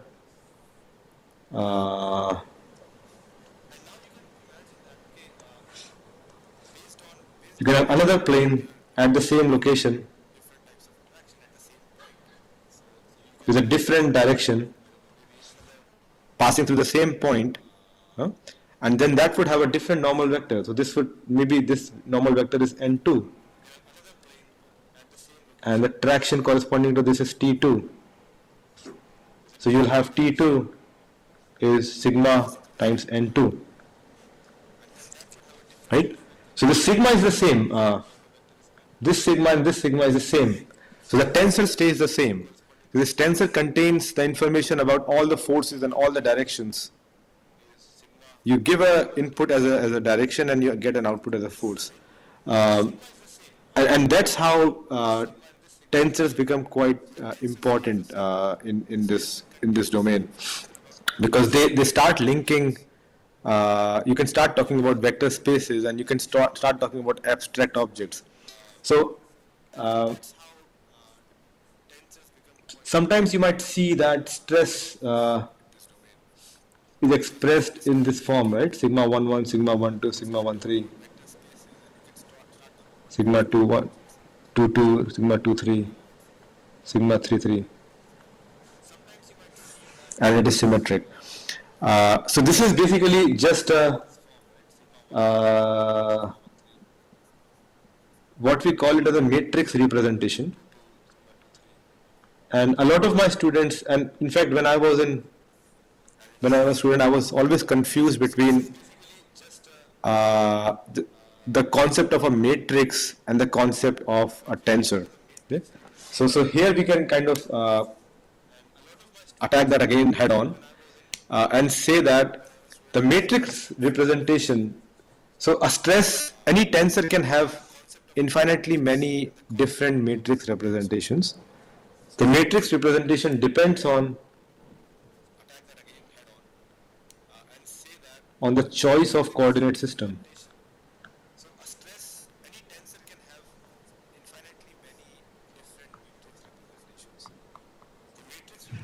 So, if you have x1, x2, x3, but at the same time you can have a different one, maybe a different color. x1 prime, x2 prime, x3 prime.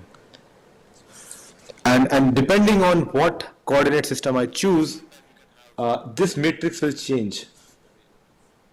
But the physical quantity, which is a tensor, it stays the same, right? So matrix, the way you write down the matrix just depends on the coordinate system, and I think this is something you might be familiar with when working with vectors. That you change the coordinate system and just the numbers there changes, but it just depends on the user. Okay, so that's why depends on the user.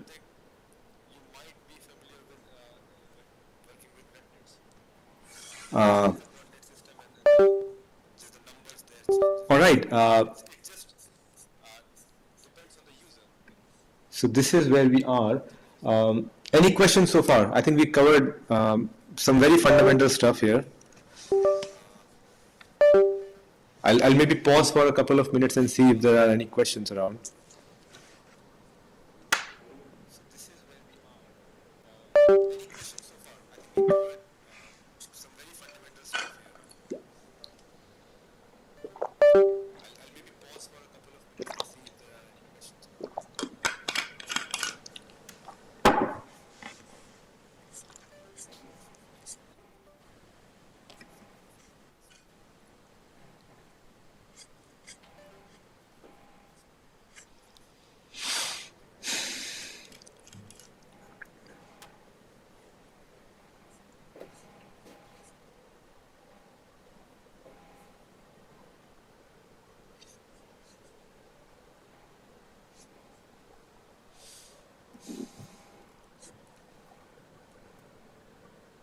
Okay, if not, maybe we can move on. Yeah, carry on.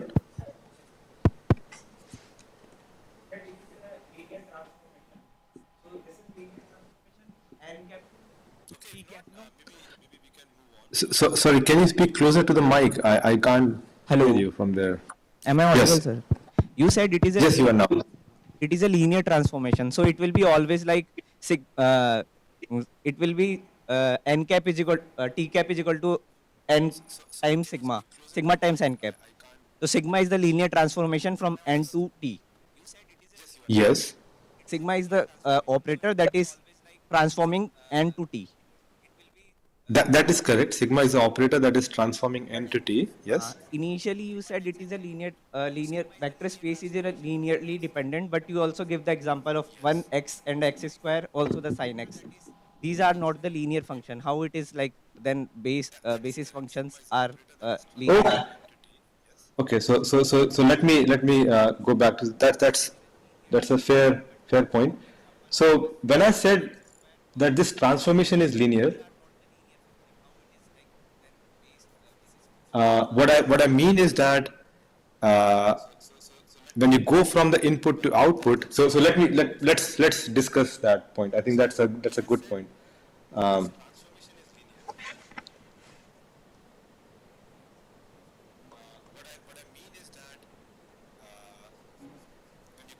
So when I say the transformation is linear, it simply means that let's say the tensor is A. Okay, this is the tensor, and it takes in some element from a vector space, and it gives you another element from, let's V1 and V2. Okay, so y equals A times x. So when I say if the transformation is linear means that if I take in two elements from this V1, alpha x, and a linear combination of that, alpha x2, sorry, beta x2, and then operate A on them, what that will be equal to is alpha times ax1 plus beta times ax2. So this is basically what is meant by a linear transformation, that it does not matter what the input vector is. The input vector can be your vector in the R3 space, the input vector can be a function in the function space, your input vector can be a quadratic function or a sinusoidal function. It does not matter what the input vector is. What matters is how the transformation happens. Okay?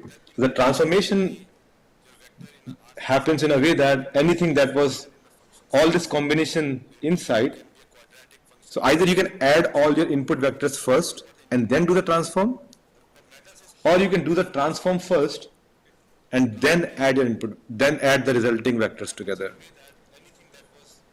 Okay, so the way the transformation happens is linear. This is what we mean by linear transformation. But the input x1 here, so this input vector x1 can be function of, f of x, which is sine x plus cos x, something like that. It can be anything. I don't care what so this is the input vector. I don't care what the input vector is. It's just the way the transformation happens is linear. Vector Does space. that answer your question? It answers, but space can be linear, non-linear also, no? So vector space, the elements of vector space are just the elements of vector space. For them, we don't have this distinction between linear and non-linear. Okay? So when I talked about this function space here, so all these the linear function, the quadratic function, the sine functions, these are all just vector spaces with collection of functions, and of course these functions are non-linear. But when we talk about the elements of the vector space, we do not need to classify them as linear or non-linear, because that classification generally is not required. But yeah, you can call them whatever you want. But no, it does not matter what the elements are in the vector space. They can be anything. As far as a tensor operator is concerned, they can be anything.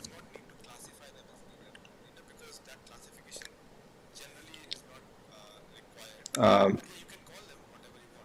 please carry on. You were saying something else as well, I think.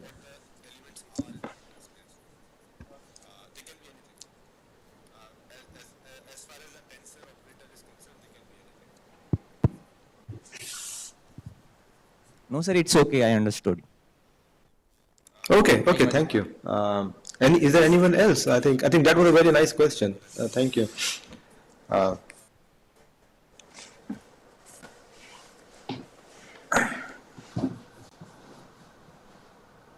Okay, maybe we see a few more things as we move forward.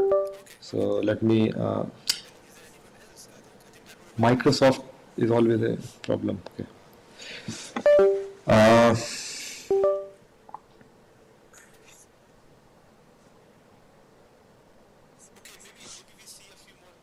So the tensors can operate on different types of vectors, different types of vector spaces. Let me give you another example.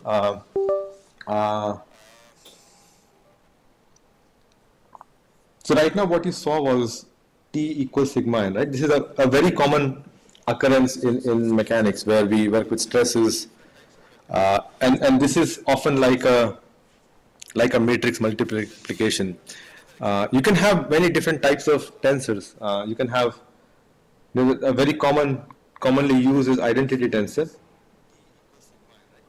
You might have seen that, where basically you operate this and you get the same vector.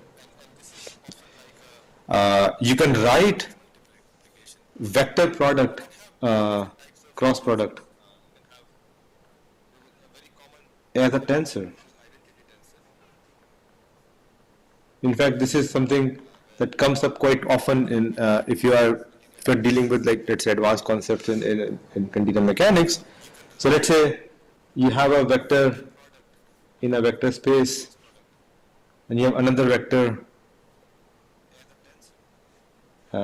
z in another vector space, and z is basically operated by a cross product between w and x. Okay, so you can write this thing as w times x. So you can say, okay, this cross product is basically represented like a tensor operation, and sometimes it is quite useful in many different problems. So this w is just a tensor. It takes in a vector small x, gives you an output as vector z by doing this cross product. You can also have now, as I said, I mean, vector space can be made with many different types of quantities. So you can have a vector space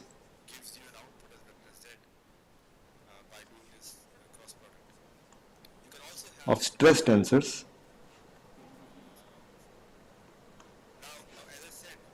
I don't know, let's give it a small interesting variable. And then you can have a vector space of strain tensors.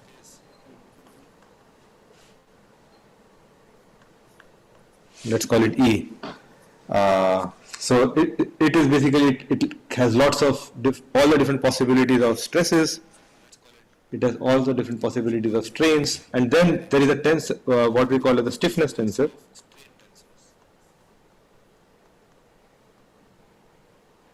Which is fourth order.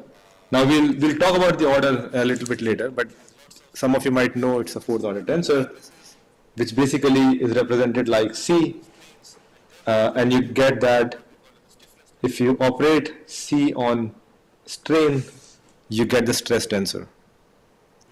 Okay, so tensor, now this is like a higher order concept where a tensor operates on strain to give you stress, and strain is now a member of a vector space. Stress is a member of a vector space, and the relationship between them is via the stiffness tensor. And if you have taken any any course in finite element method, or maybe studied some other advanced mechanics, you might have seen this stiffness tensor coming to picture.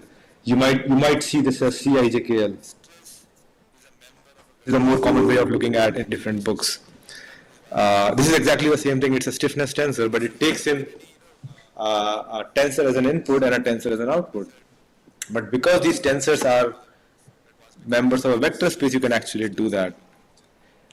So these are some different applications of tensors that we can see.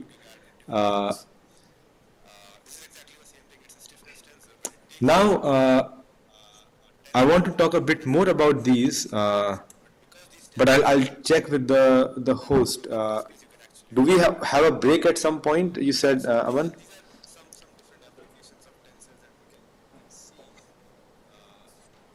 What would be we are planning to have sort of small tea break at around 3 here. So in 15 minutes? Within 15 minutes, sir. After 15 minutes, we will have that break. Short break. Sir. Okay, fine. Yeah, so we will we'll carry on, and then in 15 minutes we'll have a short break. Okay, sir. Thank you. Yeah. Okay, so right, so as I said, I mean we can always have a matrix representation of a tensor based on the choice of coordinate system, and that's why we have we want to work with some quantities called as invariants.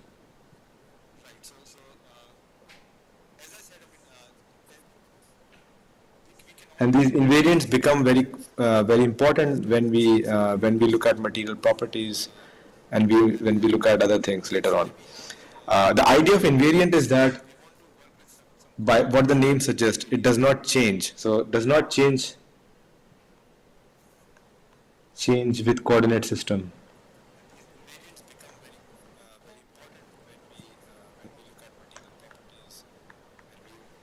So as I said before here, where was that? Yeah, that the matrix representation of the tensor depends on the choice of coordinate system. So sigma 1, sigma 1, 2 here will depend on what your coordinate system is. But often we need quantities that do not depend on that. So that's why we want to have something called as invariant. So we'll talk about invariants a little bit. But before that, I just quickly want to touch upon order of a tensor, right? So I briefly said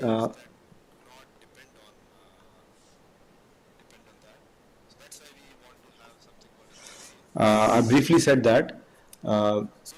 So I think you can get some intuitive idea behind this concept, and this basically applies to tensors which are operating on the vectors that we know from the traditional sense, the vectors from the coordinate system, and not the function space. For function space, we have a different way of looking at it.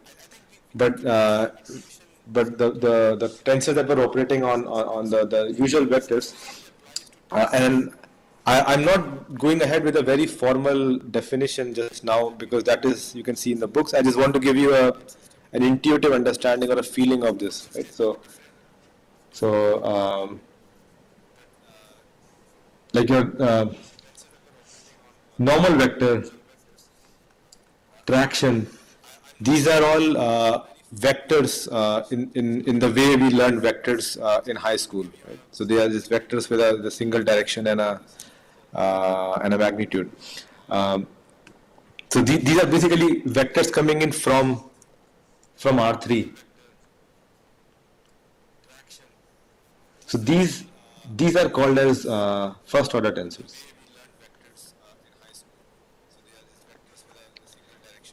If you had just numbers, scalars, let me say scalars. These are called as zeroth order. Okay. Things like stresses and strain, they basically operate on first order tensor to give you another first order tensor. So this is first, this is first. So you add 1 plus 1, you get 2. So stress is actually a second order tensor. If you had a kind of a tensor which, I don't know, let's call it pi. If it operated on a second order tensor to give you a first order tensor, so this is second order, this is first order.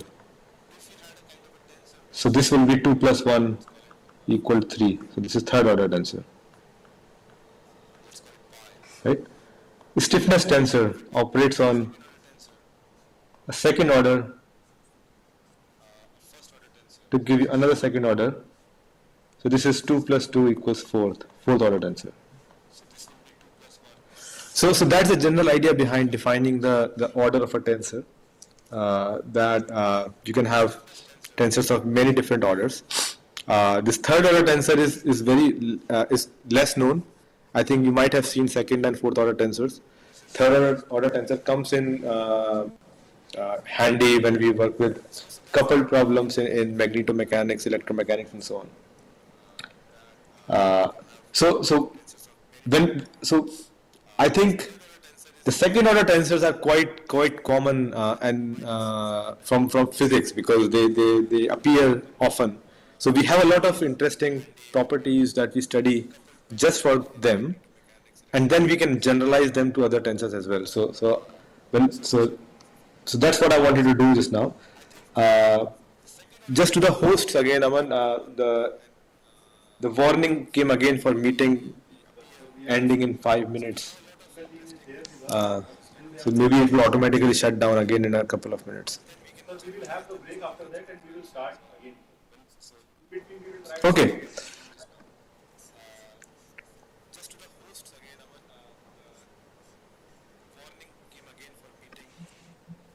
Okay, so what I want to discuss is principal invariants.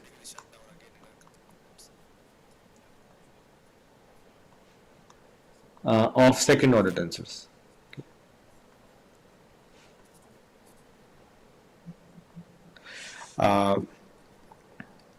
And they are defined using something called as a triple product, and I think you might have familiarity with that triple product,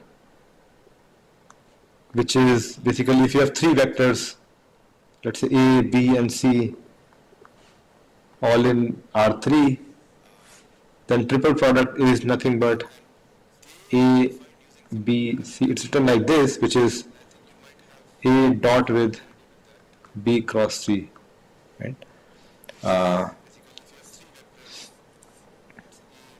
So I'll just write down for defining principal invariants. We need to work with this interesting result, which is if you have U, V, and W, and if you have A, B, C,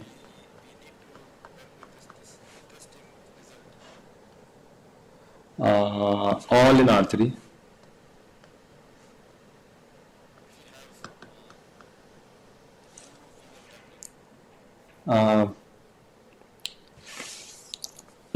let me just say a couple of things before I start writing the mathematical details. Okay, so the idea of principal invariant is that we want to find out the things that will not change no matter what happens to the coordinate system. So we want to find out how the tensor operates on quantities without on different set of quantities and give the same result, right?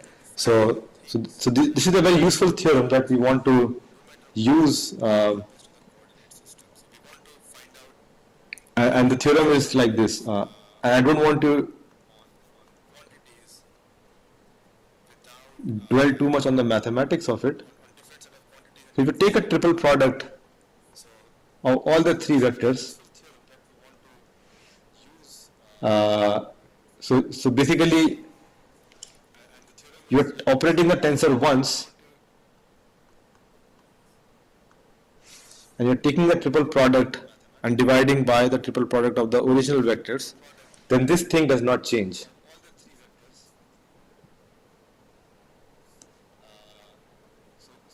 And now you might think that why is that important? I mean, this is a very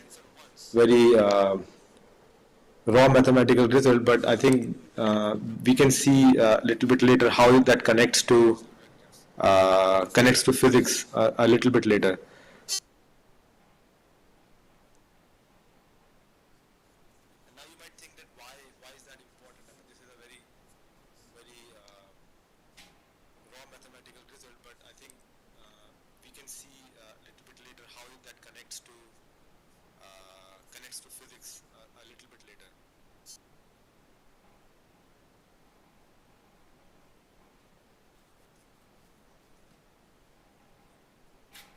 We will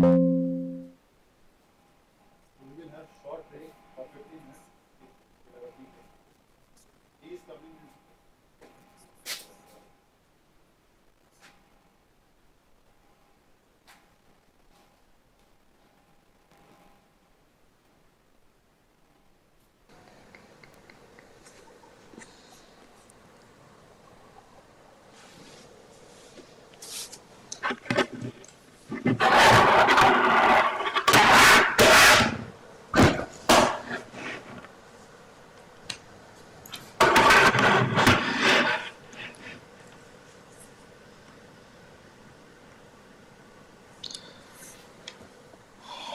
Okay, am I audible and is it okay? Shall we start? Okay, so welcome back after the tea break. We were discussing principal invariants of second order tensors, and the central idea was that we want to have quantities that do not change if we try to choose a different coordinate system, right? So what I'll do is I'll quickly explain a couple of things. So this is the first thing that we said, okay, this is a quantity that does not change, and this is referred to as I1, and this is called as the first principal invariant of a second order tensor. It looks like very long calculation, but if you see, this actually turns out to be trace of t. This is called as trace. And trace, there is another definition of trace which I think you can look up, but this is what we call it. Then the next invariant is basically instead of having operating t on one of these, operate on both of these, two of these. So tu, tv and w plus, let's say, tu, v, tw plus u, tv, tw over uvw. And the third invariant is just all of that together. TU, TB, TW over UVW. So these three quantities for a second order tensor does not change no matter what UVW are and what the coordinate system is. So the first thing is called as a trace inside a familiar description. The third thing is determinant of T. The second one is slightly longer. This is half I1 square minus trace of T squared. It's a slightly longer definition, but this is what it is. And these three invariants, I1, I2, and I3 of a second order tensor are very, very widely used across mechanics. And instead of using the tensor itself, we in many cases we just use them. Right, and then there are a lot of other concepts, and I encourage you to just go through the notes that I've supplied to see what else is there. But I think my main focus was for this particular session, the first half of today, was to introduce to you the concept of tensor in a more natural way, and hopefully you at least learned a couple of things about how vector spaces come about naturally. They're not very complex mathematical systems, they are just collection of certain objects with some properties. And then tensor is just a linear transformation of these vector spaces. We saw tensor like a stress or a strain or with a stiffness tensor, and we saw tensors of various orders. Now you can do a lot of algebra and a lot of calculus with these tensors. And this kind of will come about slowly, and we can look at a few things later on. What I want to move on to is on a little bit more mechanical aspects. Okay, so we'll end this topic here along with the notes that you have, and then we'll move on to a bit more, let's say, kinematics.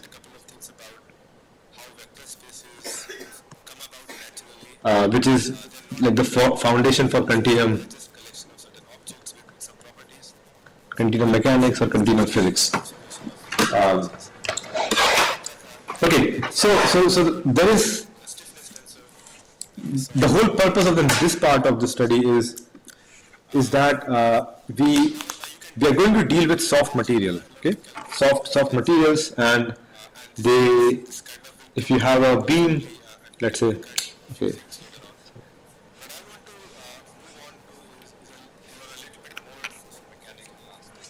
Just hold on a second. I think I have some trouble with my computer, but okay.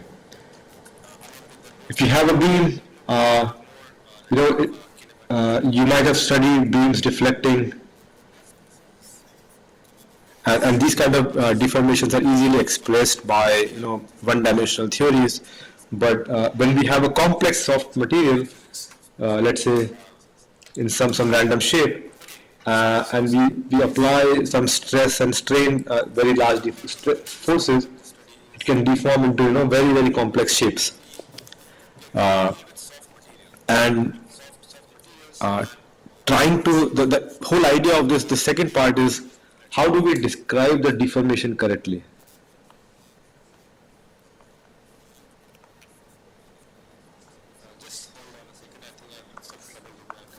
What's the best way to describe this deformation? And that's why this idea of tensors and applied to continuum mechanics becomes quite important. Okay, so let's move on with it. And now this might be some repetition for some of you, but hopefully it will be useful. Just a good revision. So let's take a body, and we are dealing with solids just now. Okay, so this is what we call as a reference configuration, and this is what we call as a deformed configuration. This is also sometimes called as Lagrangian, and this is sometimes called as Eulerian. This is sometimes called as material description, and this is called as spatial description. Okay, so there are many different books with many different languages but they all mean the same thing.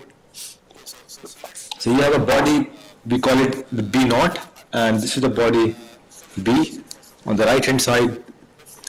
And what we say is that, okay, there is a point, usually in this we denote it by capital X, and the same point after deformation here as small x. And the deformation function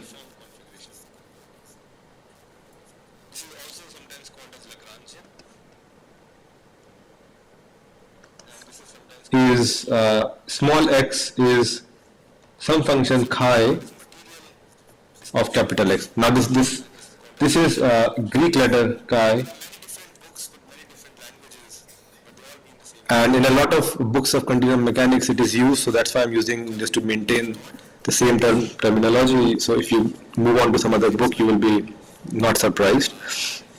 And this chi has all the good properties, right? It is continuous, differentiable, one-to-one, whatever the nice properties of a function that we want.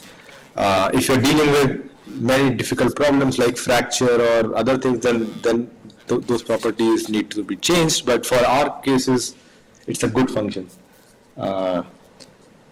So if you have a function like this that can take any point small x to capital X, then we can say that the displacement of a point, okay, we can ignore the displacement. Then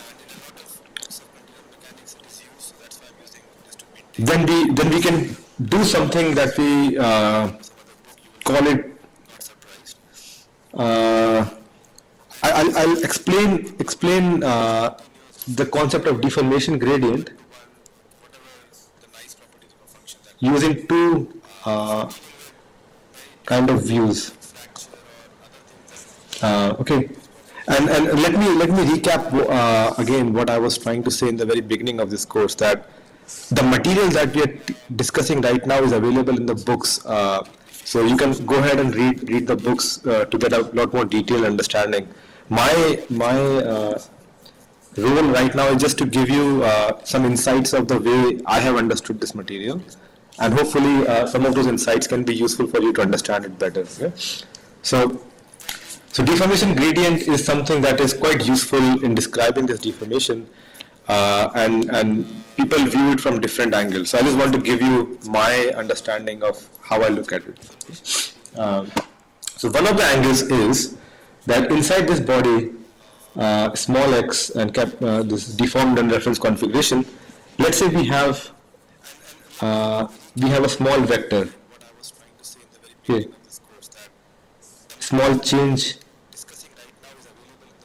it is called as d capital X, and the same vector comes here as d small x.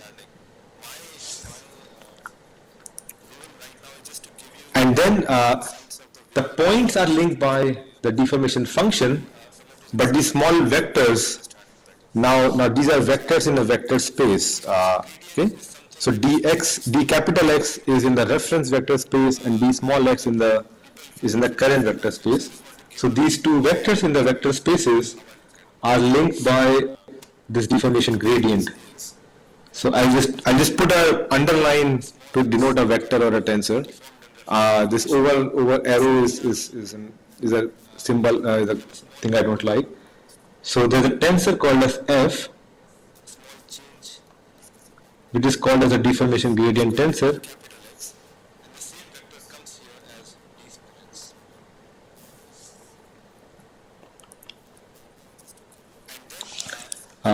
That basically links these two line elements. Okay, so these are called as line elements.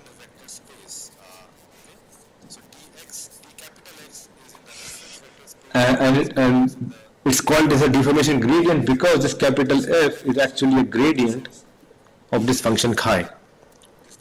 Okay, so that's a more visual way of looking at it.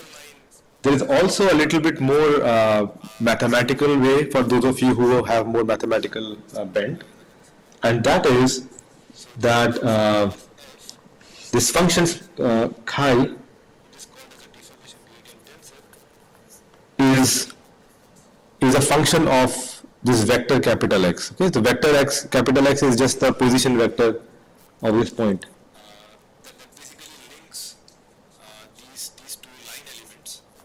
And now if we apply Taylor's expansion,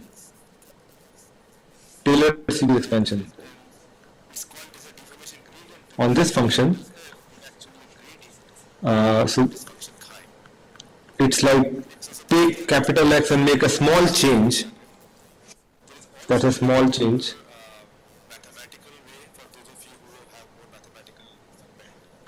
And that will give you the same thing, chi of capital X plus gradient of chi with the small change plus higher order terms. Okay, and then you can say, okay, this gradient of chi dx, I bring it on the left side, and on the right side I have chi of x plus dx minus chi of capital X, which is, so this thing is basically, okay, so this thing is nothing but small x, and this thing is just change in small x, so small x plus dx. So this thing becomes d small x. And this gives us the same relationship again, that okay, if I call it f, then I get d small x is capital F d capital X. So you can look at it in a bit more mathematical way as well.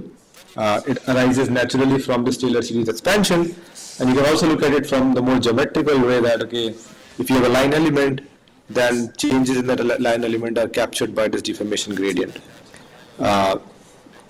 Okay, so this deformation gradient is a central tensor that is used for doing a lot of these calculations.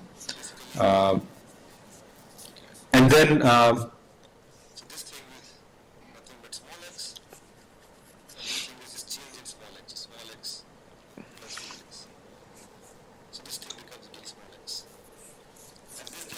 what we do is we take something called as a,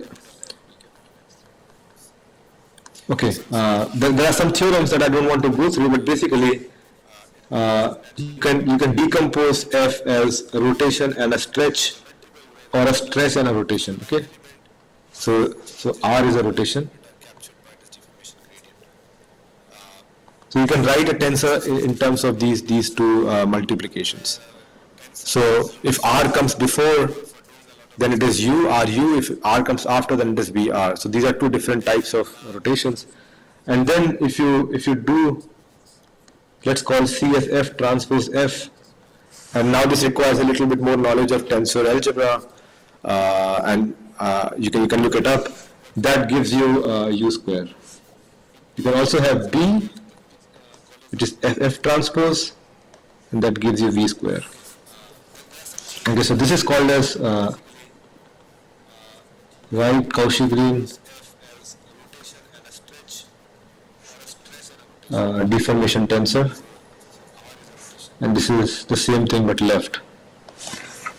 So these are just some things to know. This is very widely used at different places. Now we talked about F directly being linked to changes in the length line element, but it gives you a little bit more than that. So if you have area element, so if I go back to my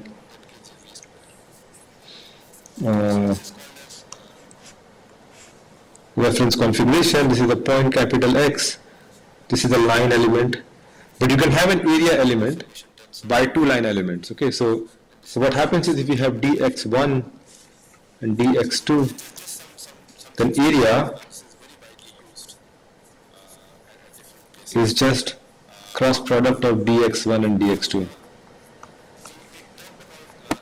and this is often, you can see that, okay, if you have two vectors in a plane, and if you take a cross product, you get a vector which is out of the plane. Okay, So it is given as capital N D capital A. So this capital N is a vector which is out of the plane. And similarly for deformed, you can have d small x1 cross product with d small x2, and that gives you NDA.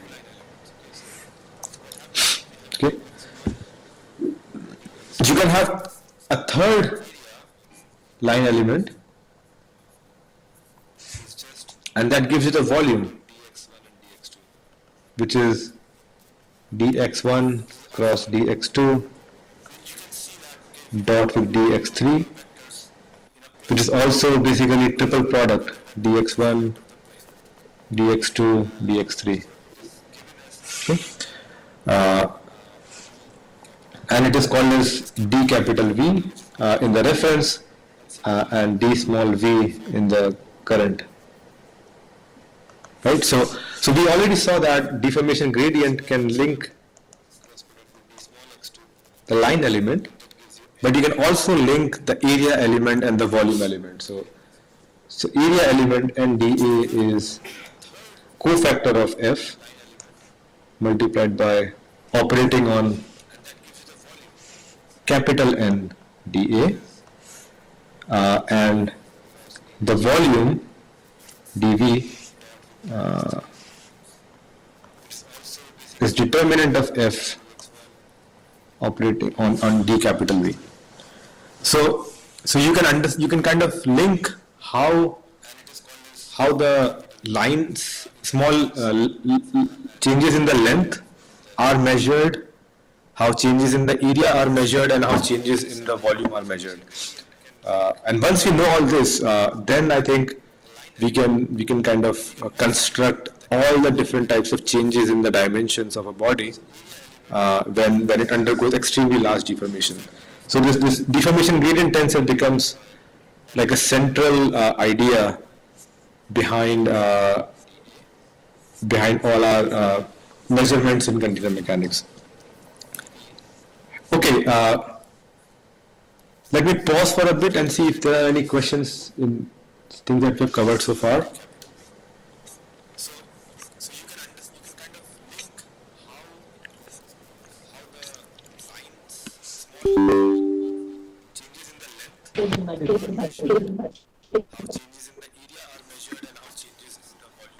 I can see somebody speaking. I couldn't make that out, sorry.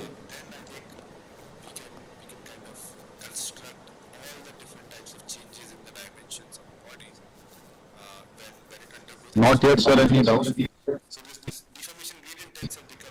Okay. Okay, fine.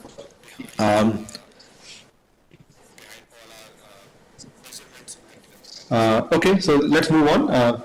Let me also just give you a little bit more. So this determinant of F is sometimes called as, is abbreviated as J, or it's also called as Jacobian in many different books. And cofactor of F is you might have seen cofactor of a matrix in a different context, but it is JF inverse transpose. Okay? So this is just something to remember. That these are the way you calculate things. Right. So now we know how to measure changes in the dimensions, and then you can do time dependent deformation and other things. These are just on top of this. What I want to move on, the next is balance laws.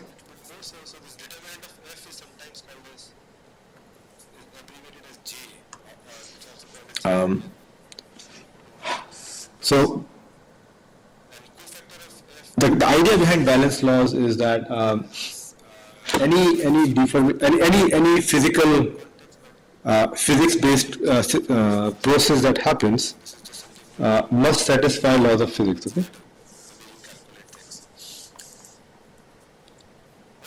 So our deformation must satisfy laws of physics, and there are different laws of physics, different quantities that are balanced.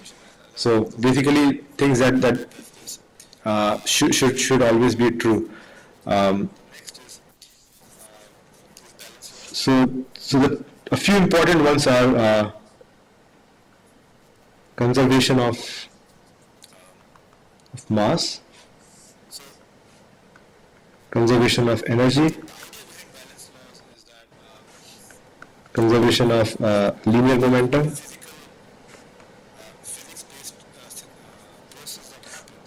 and conservation of angular momentum.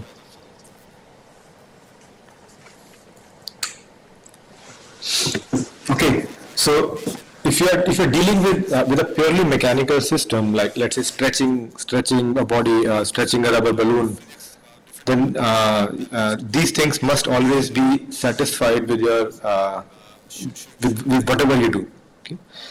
Uh, then there are some extra things that come in. So, for example, if you also have electric field or magnetic field, okay, so then you'll have Maxwell's equations.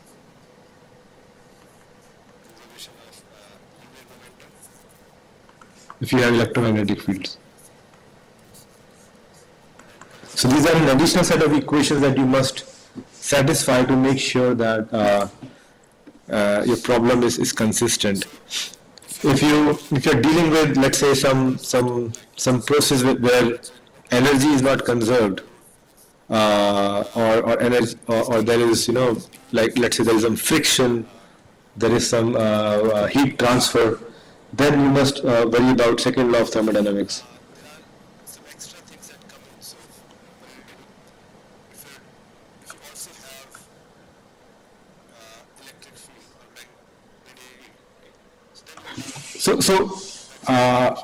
My question is, why do we talk about this? The reason about this is that we want to express our quantities, whether it is forces or stresses or strains or density, anything that we want to measure in terms of these balance laws, to make sure that we have the correct equations to solve.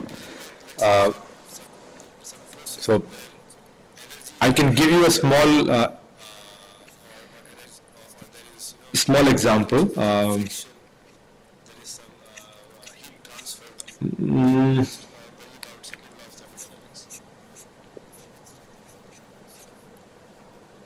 maybe I can just kind of list how it looks like. Okay, so in the case of conservation of mass, you just need to look at basically density. So this is density in reference configuration, and then density in current configuration, and basically try to find out a way that they are connected. And a very simple way is that because we know how the volume changes, we know that the volume changes are captured by this determinant of f, the Jacobian. So we can simply say that because mass stays constant, that if mass is constant,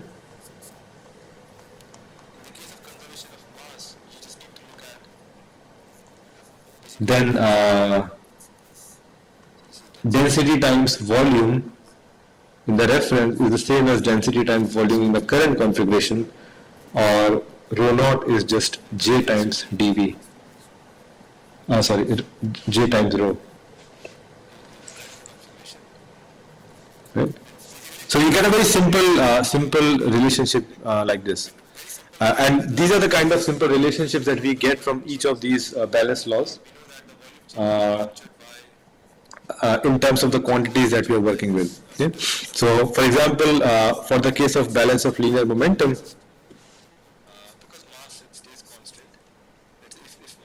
when we're talking about balance of momentum, in the case of static, well, we don't want to talk about velocity and everything, because we are just dealing with slow deformation. In the case of quasi-statics, we simply get that divergence of sigma, which is the stress, plus the body force equals 0. So Cauchy stress, body force. And this is a vector equation, so the zero is also a vector. So we get all these kind of relationship. For the case of balance of angular momentum, we get that in order the momentum, angular momentum is balanced, the Cauchy stress must be symmetric.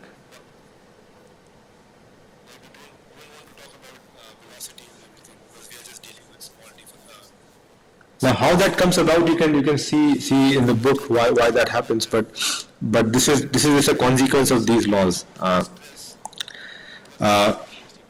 And these individual laws basically apply to individual physical quantities. So conservation of mass applies to density, for example.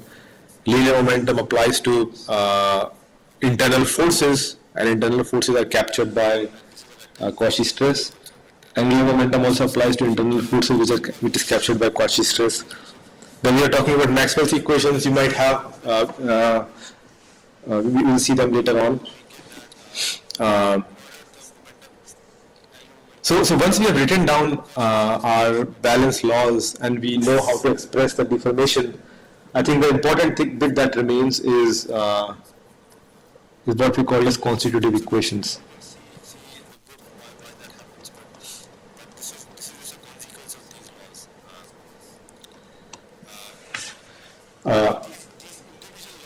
And constitutive equations are the ones that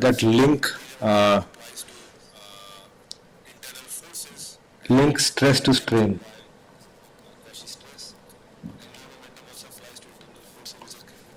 Or let's say link conjugate quantities.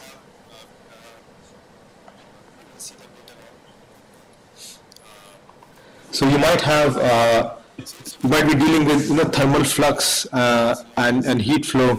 Then you'll have different conjugate quantities. For the case of deformation, we've got stress and strain as conjugate quantities. And for a very simple one-dimensional problem in linear elasticity, we have something like this. Sigma equals E epsilon, where this is what we call as the Young's modulus.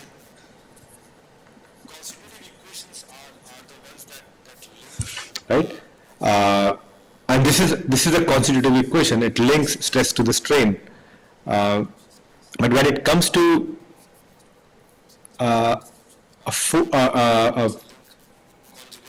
more complex scenario that we are discussing right now,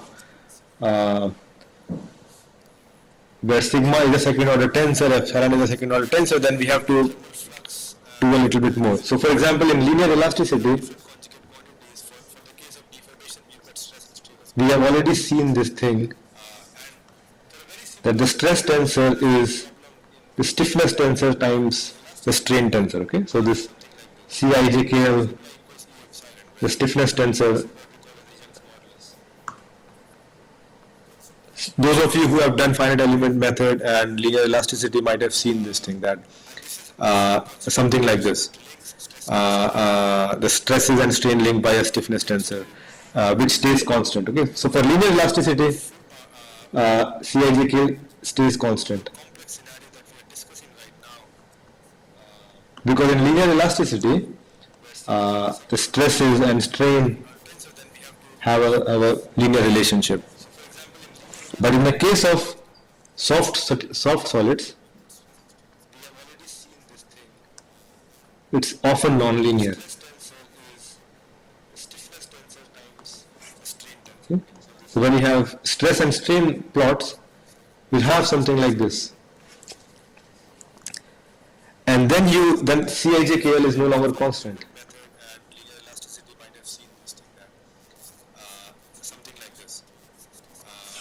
And then we need to come up with a different way of describing this stress and strain relationship, right? So, and there are many different ways of doing it.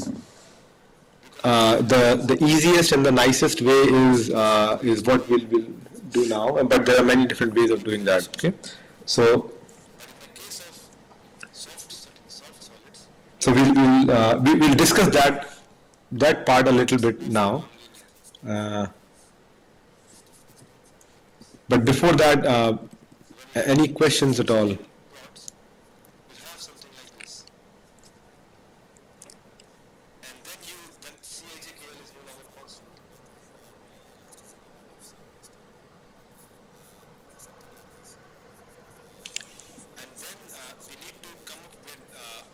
Okay, maybe I move on, and then we can see the questions.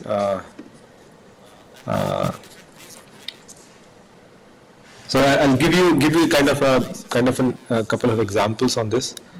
Um, right.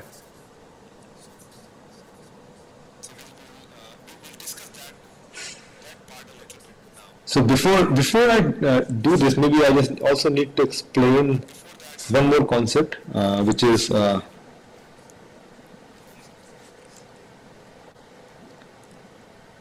before we discuss how do we link sigma and epsilon together, I just want to talk about strain in different configurations. Okay?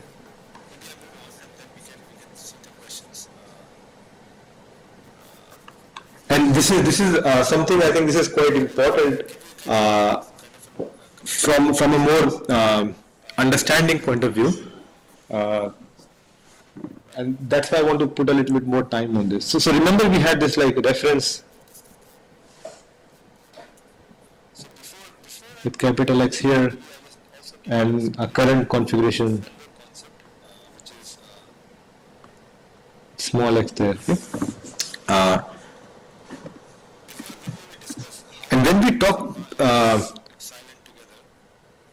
we talk about any quantity, any physical quantity,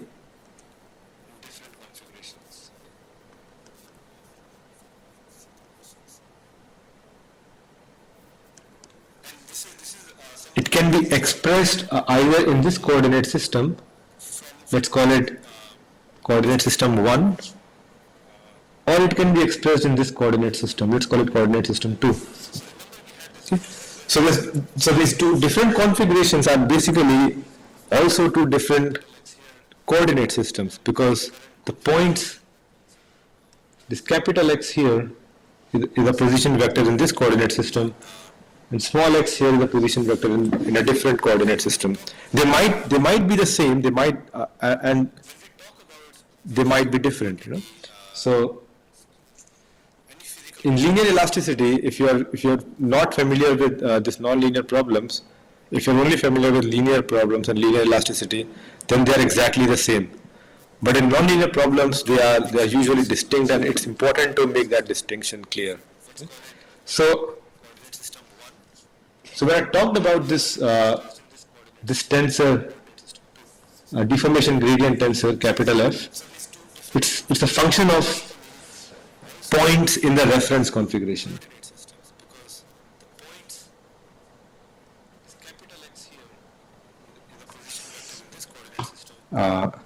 And similarly, the Cauchy-Green tensor, which is F transpose F, again is a function of points in the capital in the reference configuration.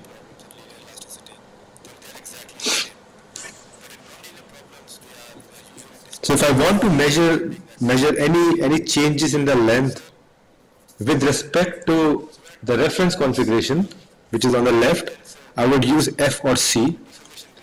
If I want to measure my changes with respect to this current configuration, then I would use B, which is a function of points in the small configuration, because it is FF transpose.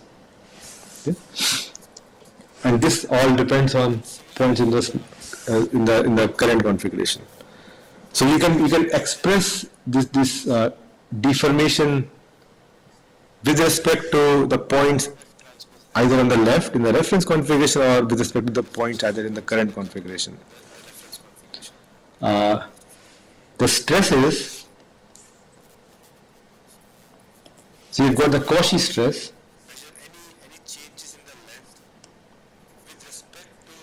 this sigma, and this is expressed in terms of the current configuration. Okay, so sigma takes in normal vectors of the current configuration and it gives you the traction vector in the current configuration. So this is current and this is also current. Then you have something in the middle which is Piola stress, or more commonly known as first Piola-Kirchhoff, which is P of capital X. So what it does is it takes the normal vector of the reference configuration but returns the traction of the current configuration. Okay, so it's like reference and this is current. And then you have got second Piola-Kirchhoff stress,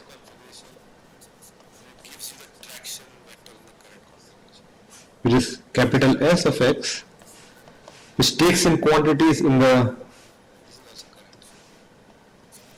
reference configuration and returns the normal vector, the traction measured in the reference configuration. Okay, so this is reference, and this is reference.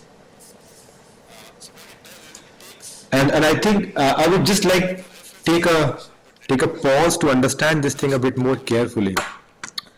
So reference configuration is when the body is the way it was before anything happened. Current configuration is the configuration after it has been deformed and after all the stresses have been applied. But when we say that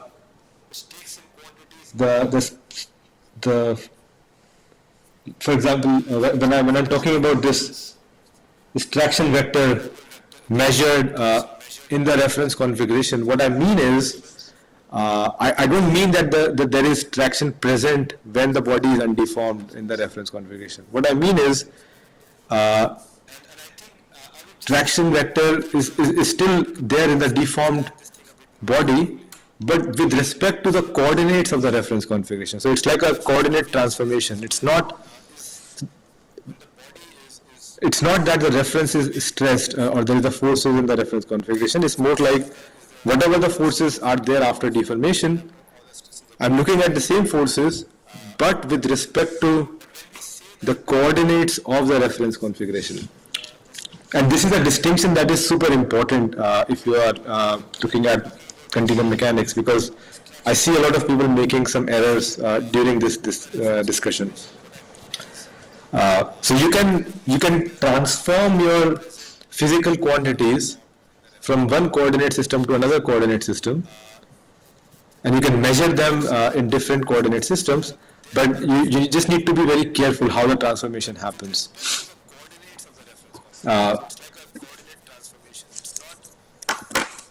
Okay. So the transformation, for example,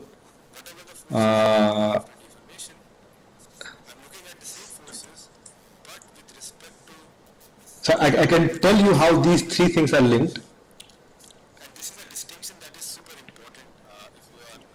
So the first Piola-Kirchhoff stress is linked to Cauchy stress by sigma times cofactor of F, which means it is J times sigma times F inverse transpose. And then the second Piola-Kirchhoff stress is basically F inverse times P. So it is J F inverse sigma F inverse transpose. So these are some relationship between these two stresses, and that basically means that you can express your quantities either, depending on the way you want to do the calculations, you can express completely in the reference or completely in the current. And for solid mechanics,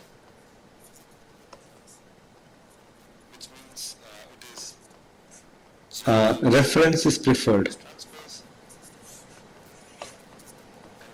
You can do your mathematics in anything, but reference or Lagrangian configuration is preferred,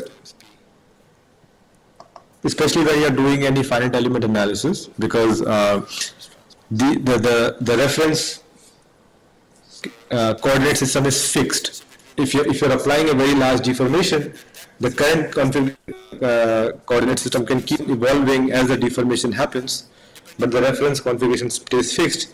So it is a lot more preferable to use reference configuration for all the analysis, for all the finite element analysis and mathematical analysis. So we tend to use P or S depending on your preference, but I'm just listening. There's a fire alarm in my building. Just give me a couple of seconds to see if I have to leave.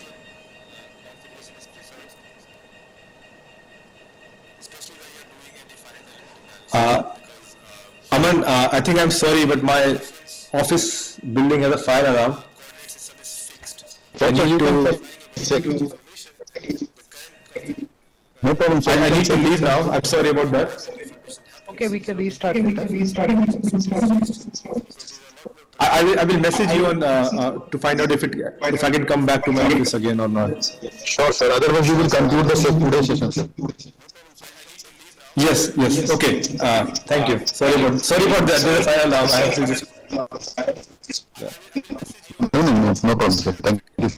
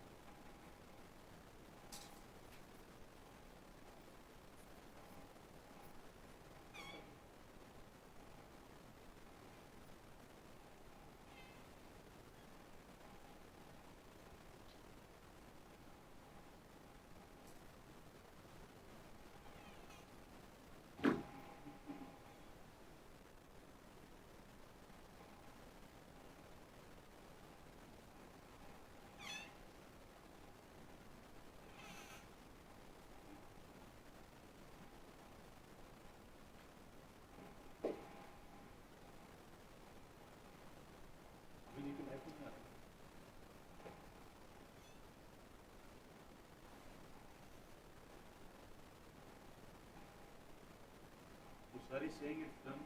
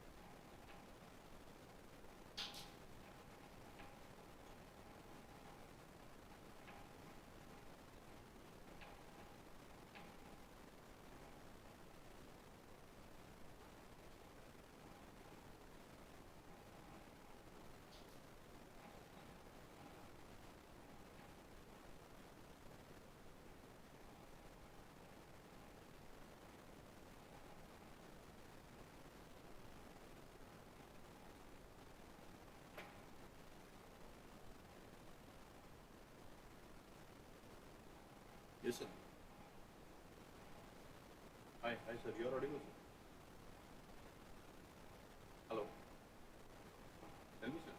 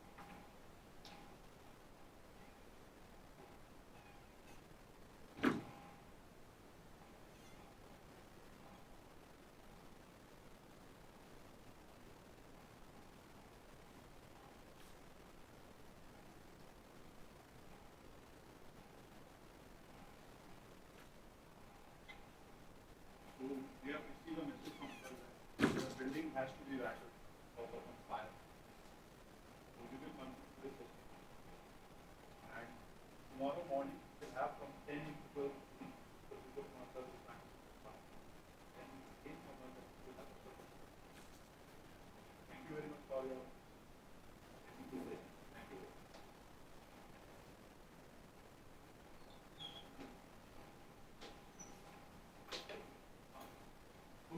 only you should have a group photo.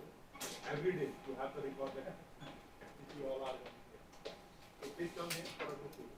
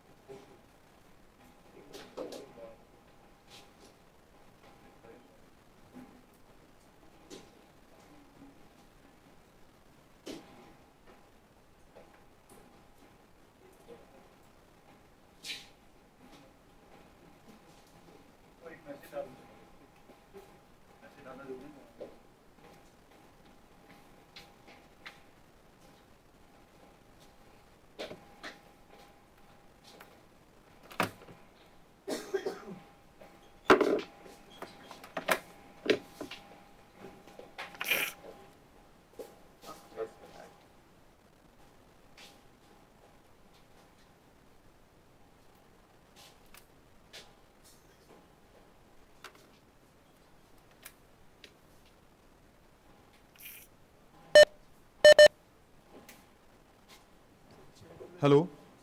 So those who have joined online, because of a fire alarm being blown there at the Dr. Prashant Saxena place, so today's meeting is being concluded. Thank you very much for joining online. And tomorrow morning we will have the session continued by Professor Deepak Kumar. Okay, and in the afternoon we will have the session of Dr. Prashant Saxena. Thank you very much for joining. We look for your joining tomorrow also. Thank you. Thank you very much for joining online. And tomorrow morning we will have the session continued by Professor Deepak Kumar. Okay, and in the afternoon we will have the session of Dr. Prashant Saxena. Thank you very much for joining. We look for your joining tomorrow also.